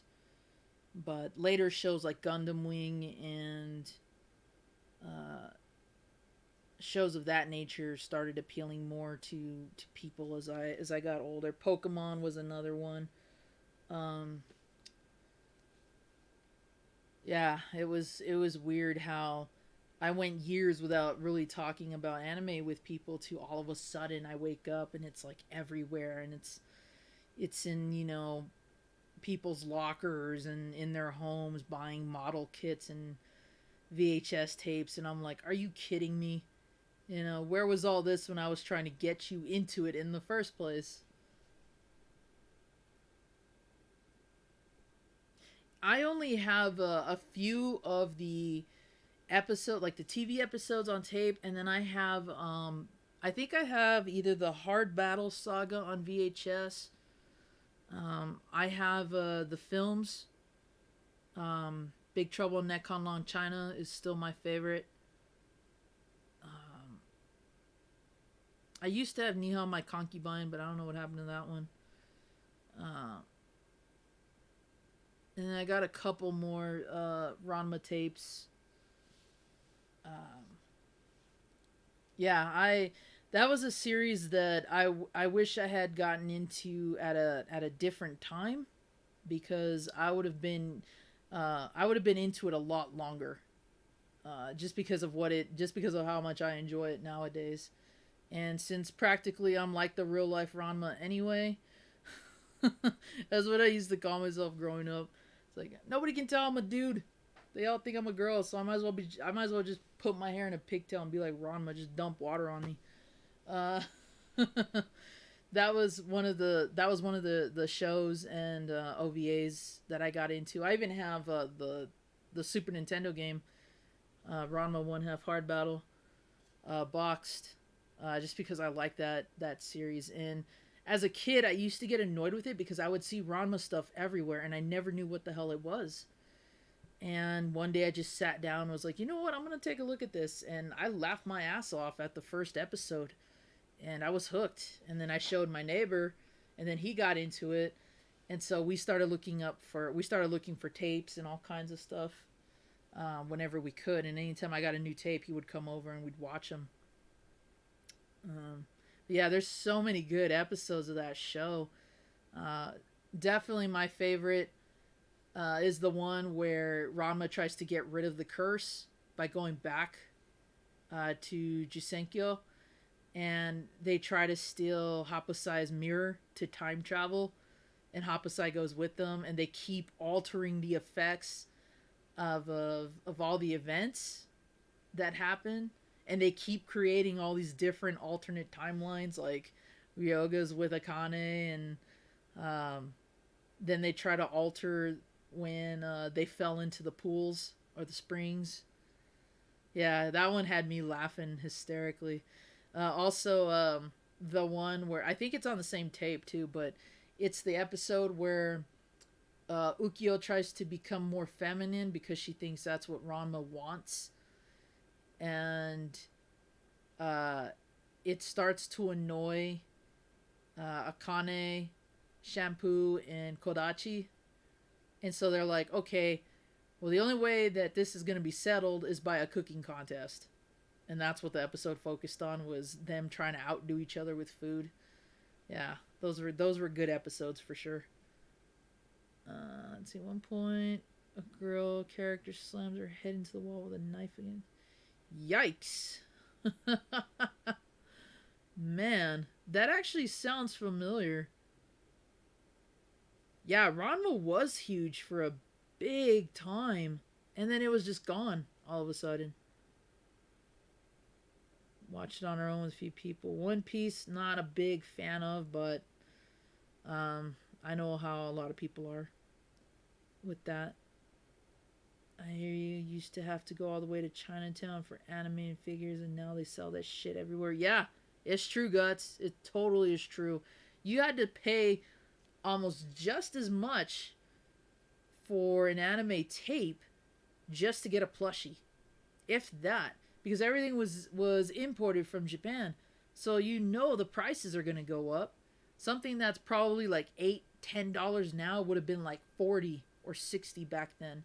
Atomic Comics had a plush Anjumon that I wanted for years, and that thing was priced at $60, 60. And I must have been 10, maybe 12 at the time.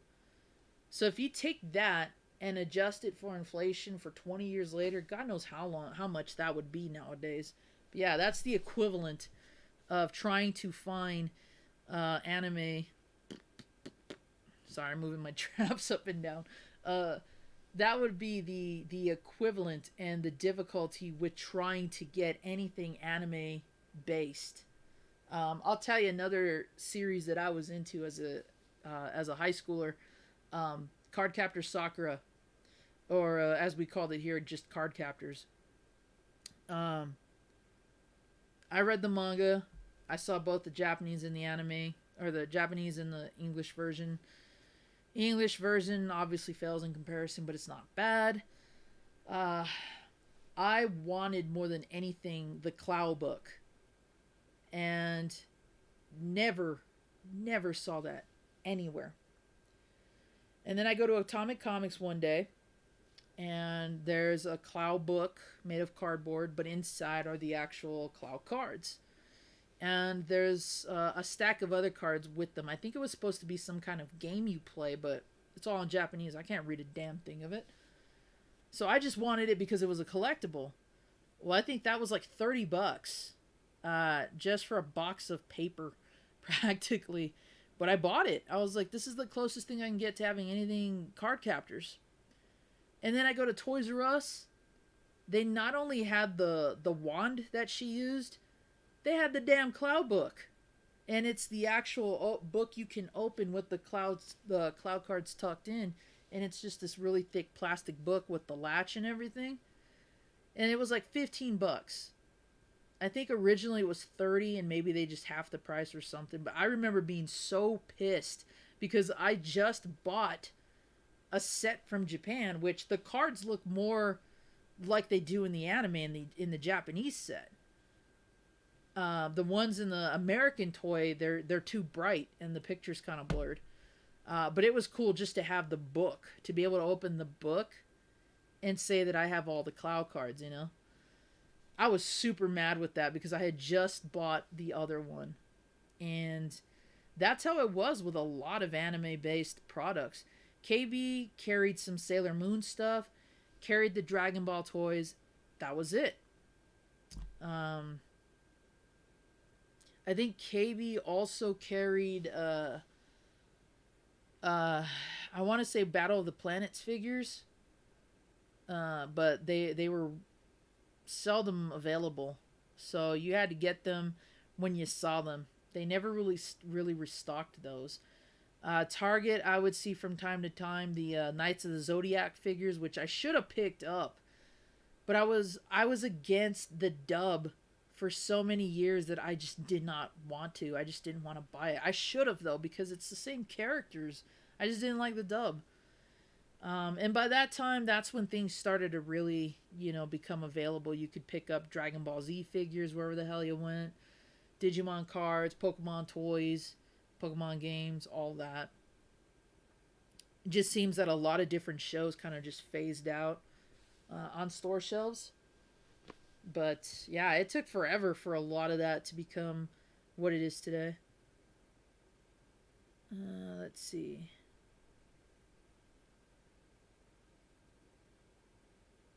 Yep, bootlegs were some of the ways you could get stuff. Fatal Fury 1 and 2, Darkstalkers, JoJo, yeah. I liked the Fatal Fury OVAs. I thought those were pretty good. Especially the one that has Krauser in it. I like that one a lot with the gold armor. We talked about the Darkstalkers cartoon earlier today. I'm not a fan of the American one as much. I've actually grown smart and realized how bad that is. But the Night Warriors OVA, totally. I would love to watch those and own those again. Remember the one where Ranma was trying to learn how to ice skate and the one guy came up on him and kissed him? I thought for sure he was going to kill the guy, but he ran off crying. Yeah, I remember that one with the skating duo. I don't know, were they like brother and sister, I think? Yeah, I remember that one. Import games did cost an arm and a leg. Some still do. Plushy, bootleg tapes, bro. And if it was a series like DBZ, it was 3 episodes of tape. Yeah, that's how I got Eagle Riders. aka Gatchaman, Gatchaman 2, Gatchaman Fighter, uh, whatever Gatchaman series you want to pull that from. Eagle Riders was shown on UPN for one season before DBZ on Saturday mornings.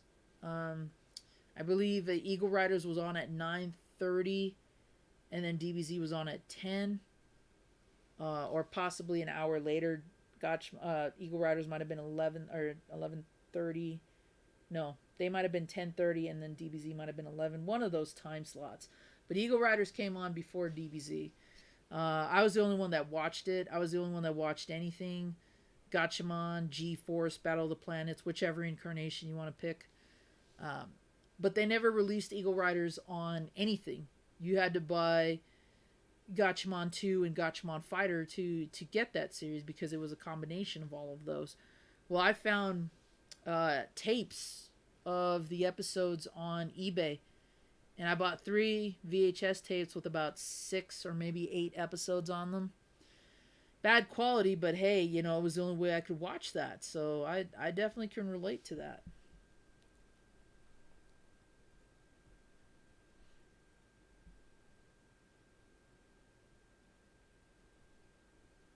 Had 4 places in Brooklyn to go to. Nice. Used to have the first 2 Ranma games for SNES back in the day. Yep. I lived in Sunset Park area, Fifth Avenue. People would bootleg everything. Yep. At that time, though, for at least us, the only thing people really bootlegged were cassette tapes and CDs. Let's see. I caught that. I caught that.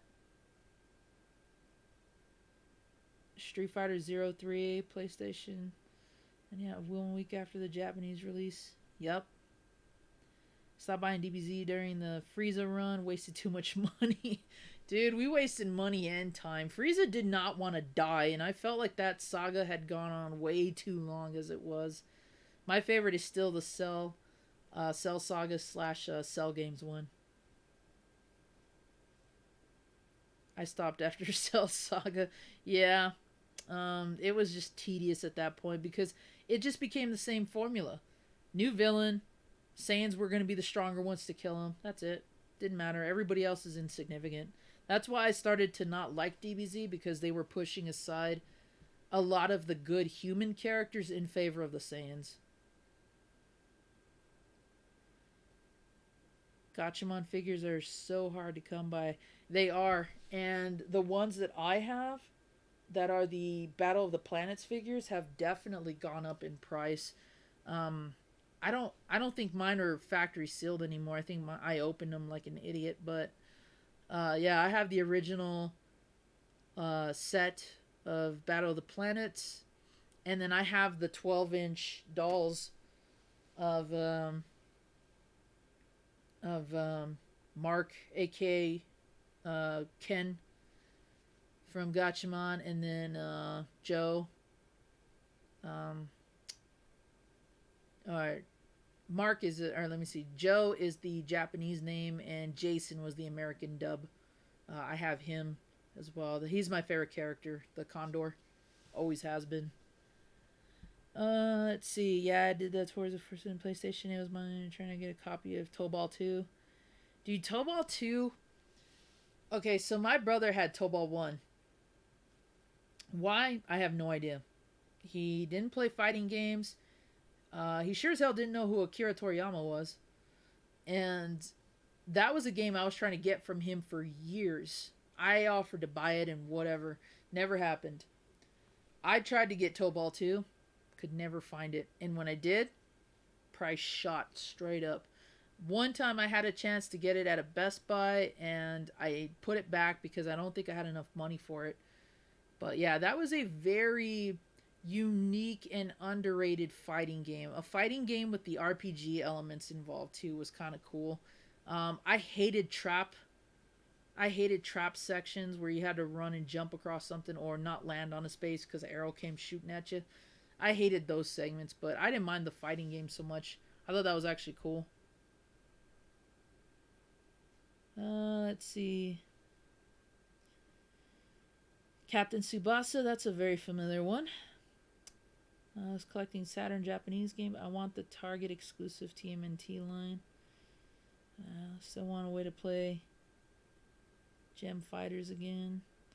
Saturn games are fucking expensive. I only have Panzer Dragoon, Golden Axe fighting game, and some Street Fighter versus game. You still have some good titles, Guts.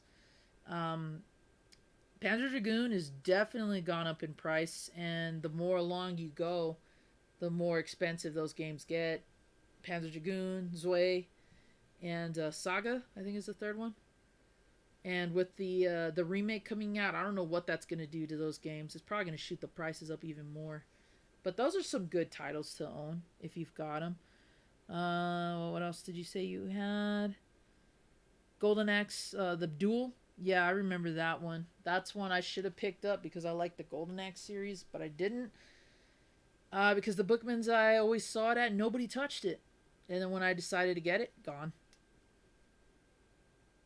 Street Fighter versus games. Probably, trying to think which ones did come out.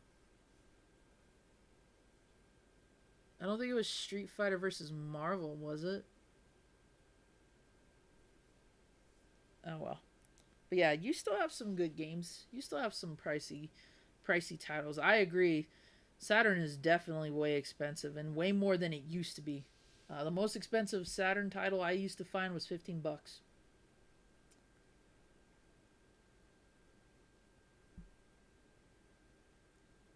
And an Astal or a stall. Nice. The one Sega Saturn game that doesn't have the label on the spine.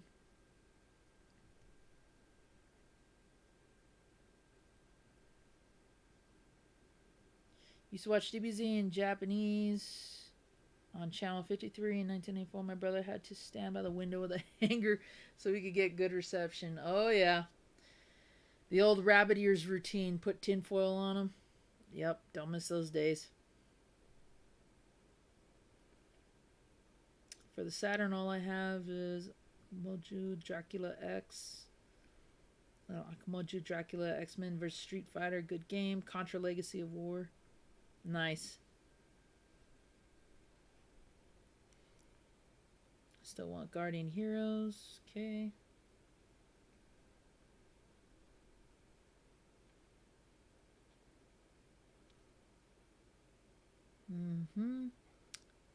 Like Dragon Ball over Z, has more kung fu and less beam fights. Yeah, Dragon Ball was definitely more of the fantasy storytelling element, and I missed the fact that the Dragon Ball Legend was mixed in with the action.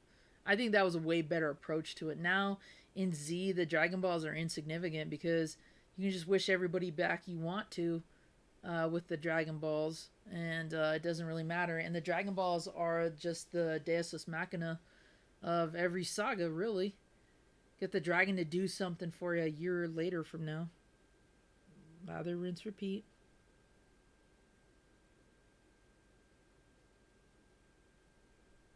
Had to skip it, didn't get 360. Had all the Capcom fighters for Saturn, Symphony of the Night, Shining Force Collection, Gem Fighters, Darkstalkers, Evangelion games, and Panzer Dragoon. Nice, Rooks. Yep, those are the expensive ones.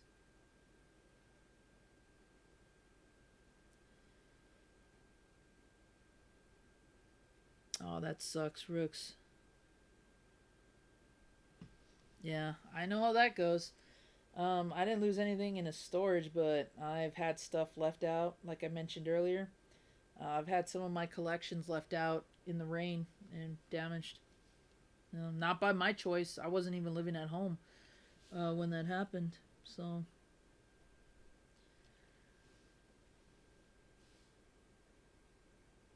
Ugh. Sorry, guys. Whew. I think it's starting to hit me. At the end of the day, it's just stuff. Yeah, but the way I look at it is that, our stuff holds some kind of sentimental value. It'd be nice if other people realized that, looked at it that way. So, on one hand, yeah, I'm glad you view it that way, but on the other, I'm also saddened to hear that just because I know how attached we can be to our stuff because our stuff is a representation of us in many ways. It's just a shame that some people don't view it that way. They're just like, oh, it's just junk. That's the type of mentality that cost me some of my stuff over the years. People just didn't care.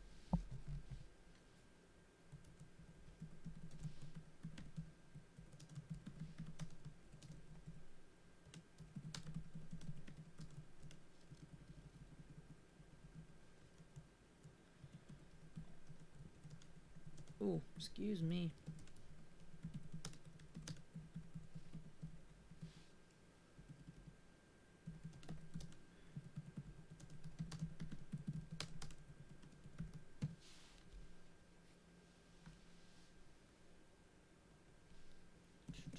There we go. Just leaving a comment for Chris's stream. I've been watching it while we've been chatting. So. It was very quiet out here. I thought you were going to sleep. Huh? I said it was very quiet out here. I thought you were going to sleep. No, I'm just talking lower now. But I am getting to that point where I'm starting to get tired. You know what time it is? 3:09. I know. Yesterday I passed out at midnight watching everybody else. And I mean, I was out. I was catching flies like, you know. So, clearly signs that I got more sleep today. But I probably should, I should probably be getting to bed soon. Looks like everybody's kind of hit that point now. Megadan's not streaming anymore. Retro Brady's not streaming anymore.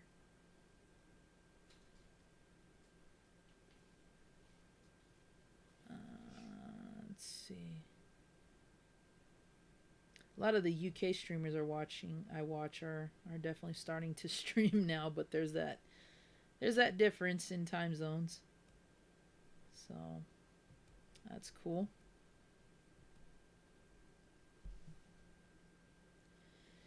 Okay, let me catch up here.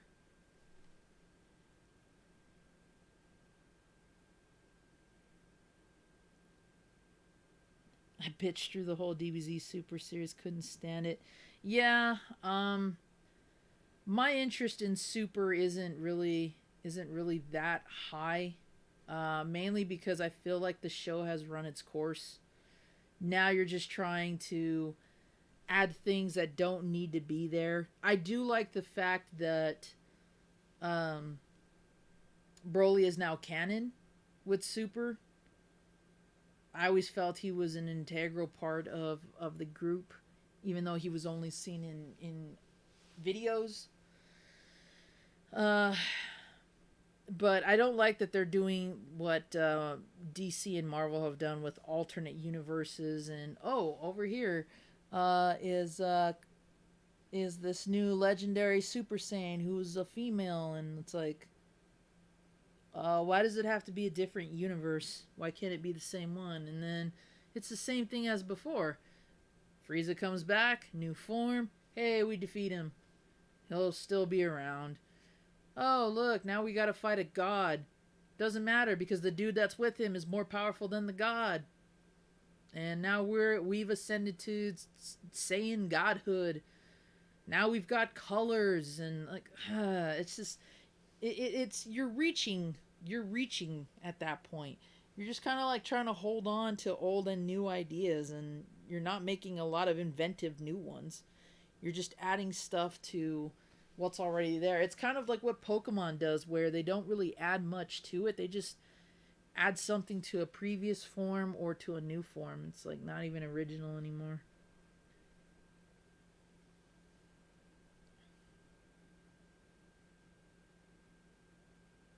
I tried to like GT. I still think that it has some good moments to it.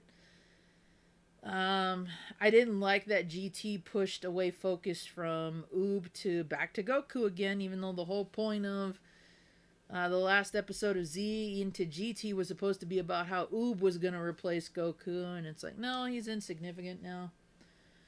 We won't really care about him until we come back. That kind of annoyed me. Also, I don't like how they handled Trunks.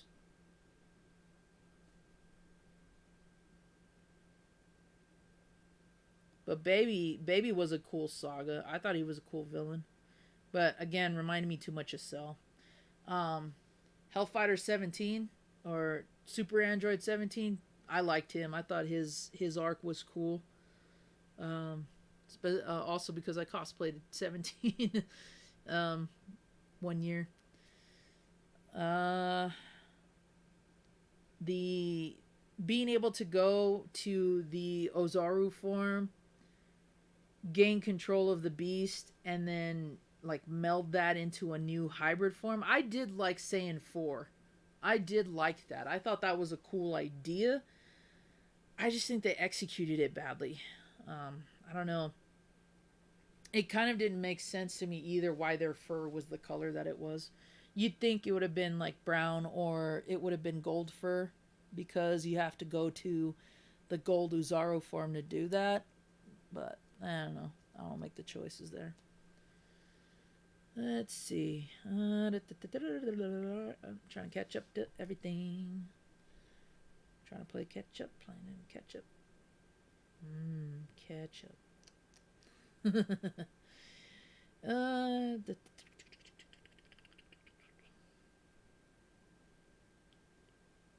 Out of everything that bothered me, it was my Revoltech Evangelion collection, 7 figures in the limited edition metal Ava.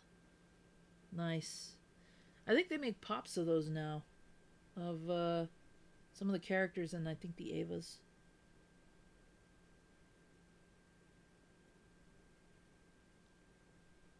Oh, my pleasure, chum.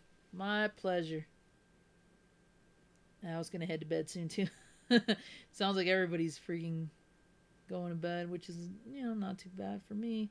Great hanging out with everyone. Yep, I agree, chum. New Broly is wicked.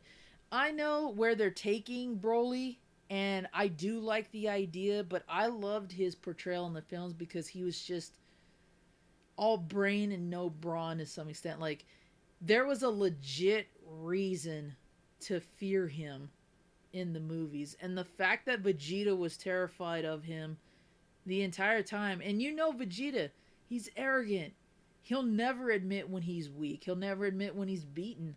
So to know that he was terrified out of everybody over who Broly was and what he was, and the fact that Broly was like this killing machine, this very like Terminator character, was, I liked that. But I don't hate the new, I keep hitting my laptop. I don't hate the new path they're taking him either. I think that's a really cool idea.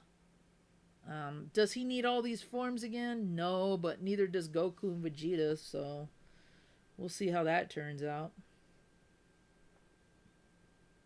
Got Solid Snake and Cyborg Ninja, Revoltech MX2.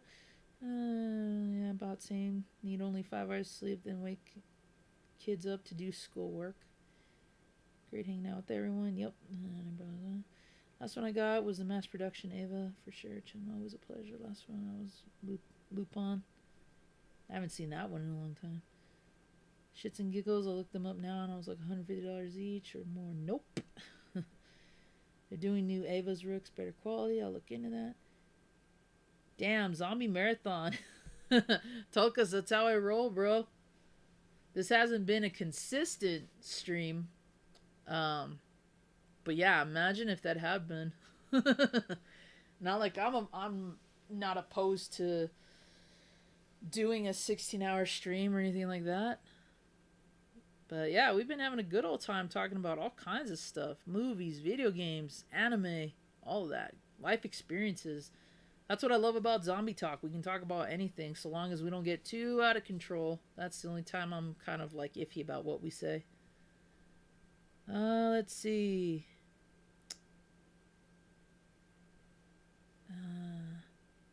30 does Ava's too, but they're expensive. Yes, they are. Anybody do Geek Fuel? I haven't done a subscription box in a long time. I used to do the wrestling one, and then I used to do Loot Crate. Loot Crate kind of screwed me on some things, and then I just quit. I didn't get into a lot of the stuff they were sending me, and for $30 I expected more. I also used to do a retro game subscription, but That fell through because the then people in charge of it really screwed all the customers, and we all just walked. There was no point.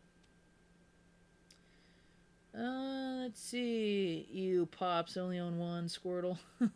I wish I could say I only won one Funko Pop, but there's all my Mega Man ones. Let's see if I can get the camera. Over there, right there where my finger's pointing, you'll see my Resident Evil and my Castlevania Pops from the anime. And then I've got a ton of different ones up here. Krampus, Adam's Family, Freddy, Jason, Pan's Labyrinth, Jaws. Yeah. I didn't think I was going to get into those, and my girlfriend got me into them, so now I'm addicted. Let's see. Agreed, Rooks, Evans, Titanfall Pop, that's it. You picked up 60 games at 6 in the morning. No, Eugene, I picked up 60 games almost 6 hours ago, maybe 7. 7 my time. When my last stream ended, we went to go meet with the seller, and then that's when I got all the games. So if you're interested in what I picked up, you can replay the live stream if you want, because it's got DVR on it, or you can watch the upload when I put it on my channel. But yeah, 60 NES games. I straighten it like 2 times a week. And yeah, good morning to you too. Pops equals Beanie Babies. Yeah, not a bad comparison there. You can slide for having video game Pops zombie. Well, okay, at least with the video game ones, that's excusable. But I have a lot of movie based ones. Mostly my horror stuff. Hellraiser, Jason, Freddy. On the very, very top shelf up there, I've got my 8-bit Freddy Krueger and 8-bit Jason Pops from the NES games. So those were ones I really wanted too. But in reality, I didn't need any of these. I just got them, and then I couldn't stop for a while. I got 40 Pops, and I thought I was a badass. I know a dude with 470. Yep. And if you know who Zach Wilde is in WWE, you should see his Pop collection. Holy cow.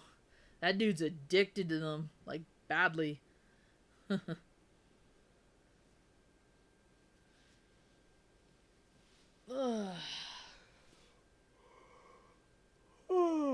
Sorry, guys.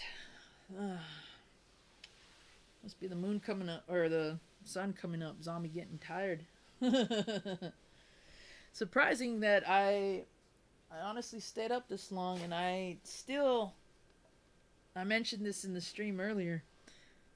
I still never made a choice on which one I should try today. Either the energy drink or the full energy shot. Looks like I didn't need them anyway, but who knows? Maybe I'll do that tomorrow.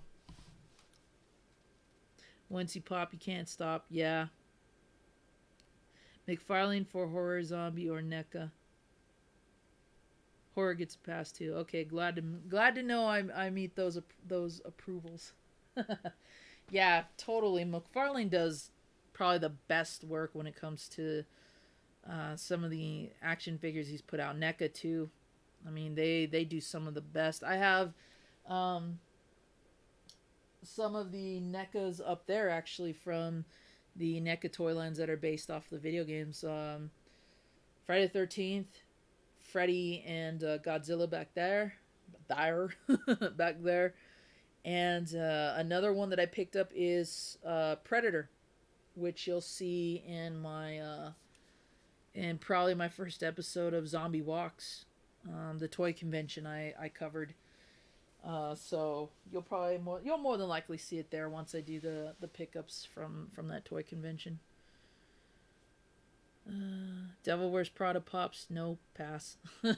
I saw those at I want to say, I don't think it was Hot Topic. I think it was Lunchbox or whatever that company's called that sells them. I saw those there. A little too late for it now. Yep, it's true. Neither that shit will kill you. Probably, maybe not. My pre-workouts have more caffeine than anything I've ever drinking energy drink wise. So this yeah, I probably wouldn't do squat. And I don't say that to be like an egomaniac or anything. It's just the truth. Some of the pre workouts I would drink have like 500 milligrams of caffeine in them, off a scoop. Let alone if I did anything like add my caffeine water or coffee to it. So I'm built for that, but I don't want to rely on stuff like this. Is another reason why I've cut back on using a lot of it. I honestly thought about picking up the girl versions of Freddy and Jason. I haven't seen those in a long time. So if you do, um, I'd like to see a picture of those because I haven't seen that in forever. Ah, my ear's itchy.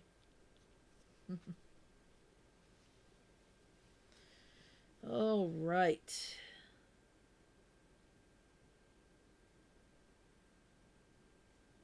Kotobukya. Kotobukya. I think that's how you say it. The Japanese spin on them. Of course, figures. All right, guys, we are nearing 3:25 my time, and I am actually getting tired.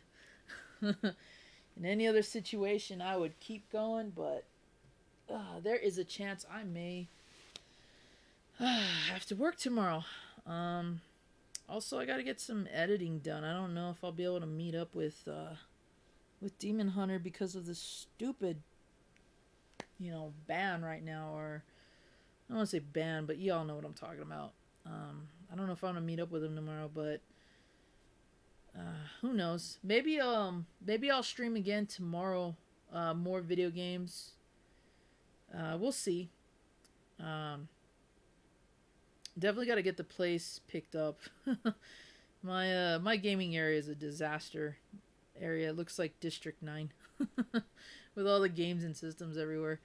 I might also film some more stuff too. It all just depends on what I can accomplish tomorrow. But yeah, I want to thank everybody who has been here from the start and everybody who's come and gone. Thank you all very much for hanging out with me again tonight. Again, we went through those 60 carts, and that was fun. Um, a much bigger turnout than I thought I thought we were gonna have, and of course the zombie talk was awesome. I look forward to doing that again. I've mentioned before in the last zombie talk segment that I would do a gaming area tour. Once I get a lot of this stuff situated, I'll definitely do that, but I have to film some more gaming beautician episodes, and I have to do more pickup videos, because there's still some that are sitting here that I haven't shelved yet because I have to film what I got.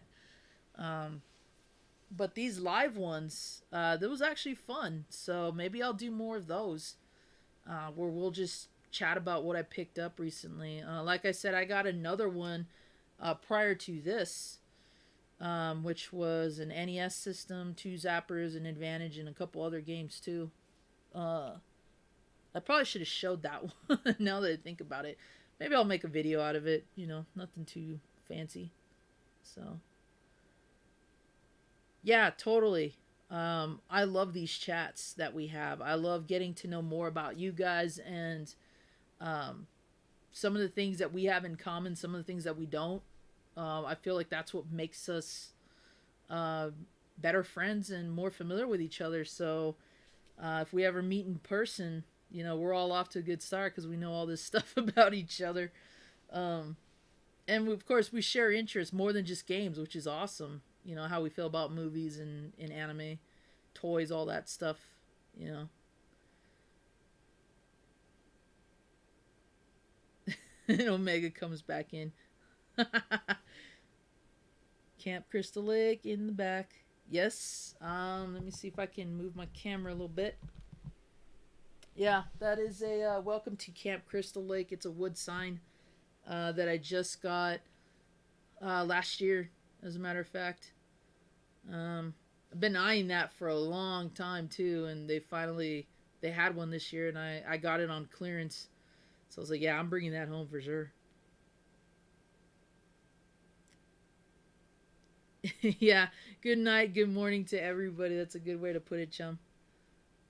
All right, guys. See you later, man. Yeah, totally, Omega. You have a good night too. Miss Retrostar, you have a good night as well.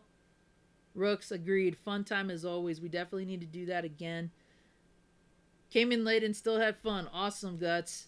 Totally. That's what matters to me is that whatever we're doing, you guys are enjoying yourselves. So I'm glad to hear that.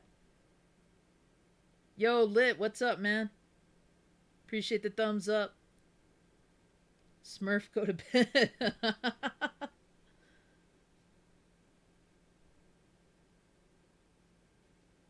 All right, cool. Yeah. Thanks a lot, everybody, for being here. We had a great time, and next time you all are up for it, just let me know. If you want to do this every time I stream, we can hang out for about a couple hours and just chat. Or if we just want to do a separate little zombie talk segment, that's fine too. I'm up for either one. And if you guys want me to do more pickups live like that, I can. I'll let you know when I'm about to go get one. Um, and that way I can stream that for you the same way we did today. And also, if you're looking for any of the titles that I showed tonight or anything in general, if you're on Twitter, hit me up. Send me a DM. Let me know what you're looking for. Obviously, I can't throw down hard cash for like holy grails, but it never hurts to let me know anyway what you're looking for, because what if I do come across that and I can get a good deal on it? You never know. So, uh, yeah, if you guys want any help collecting stuff in the future, just hit me up on Twitter. That's the best way to get a hold of me. And chances are I'll either be able to find that for you, or point you in the right direction. And who knows, maybe you'll get a Zombox from me with everything that you're looking for, at least a good portion of it. So,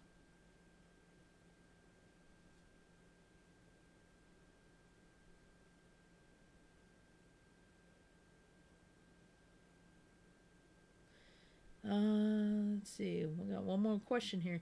Do you like the game you played as a child, and aren't you good at the recent games? Um, I do like a lot of the games that I played as a kid. Most of them are still in my collection across all the systems I collect for. And there are some modern games that I do play, but my passion isn't for current gen gaming right now. It's all about getting the retro that I don't have and that I missed out on. But I do play some modern games for sure.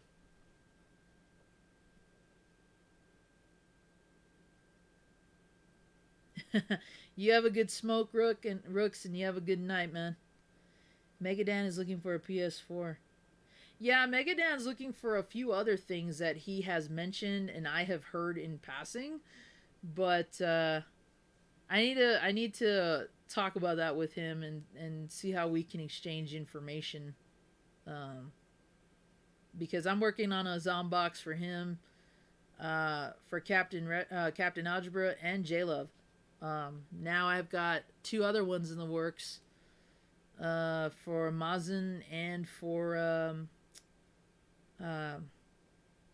uh, Josh. So who knows? We'll see what happens with that.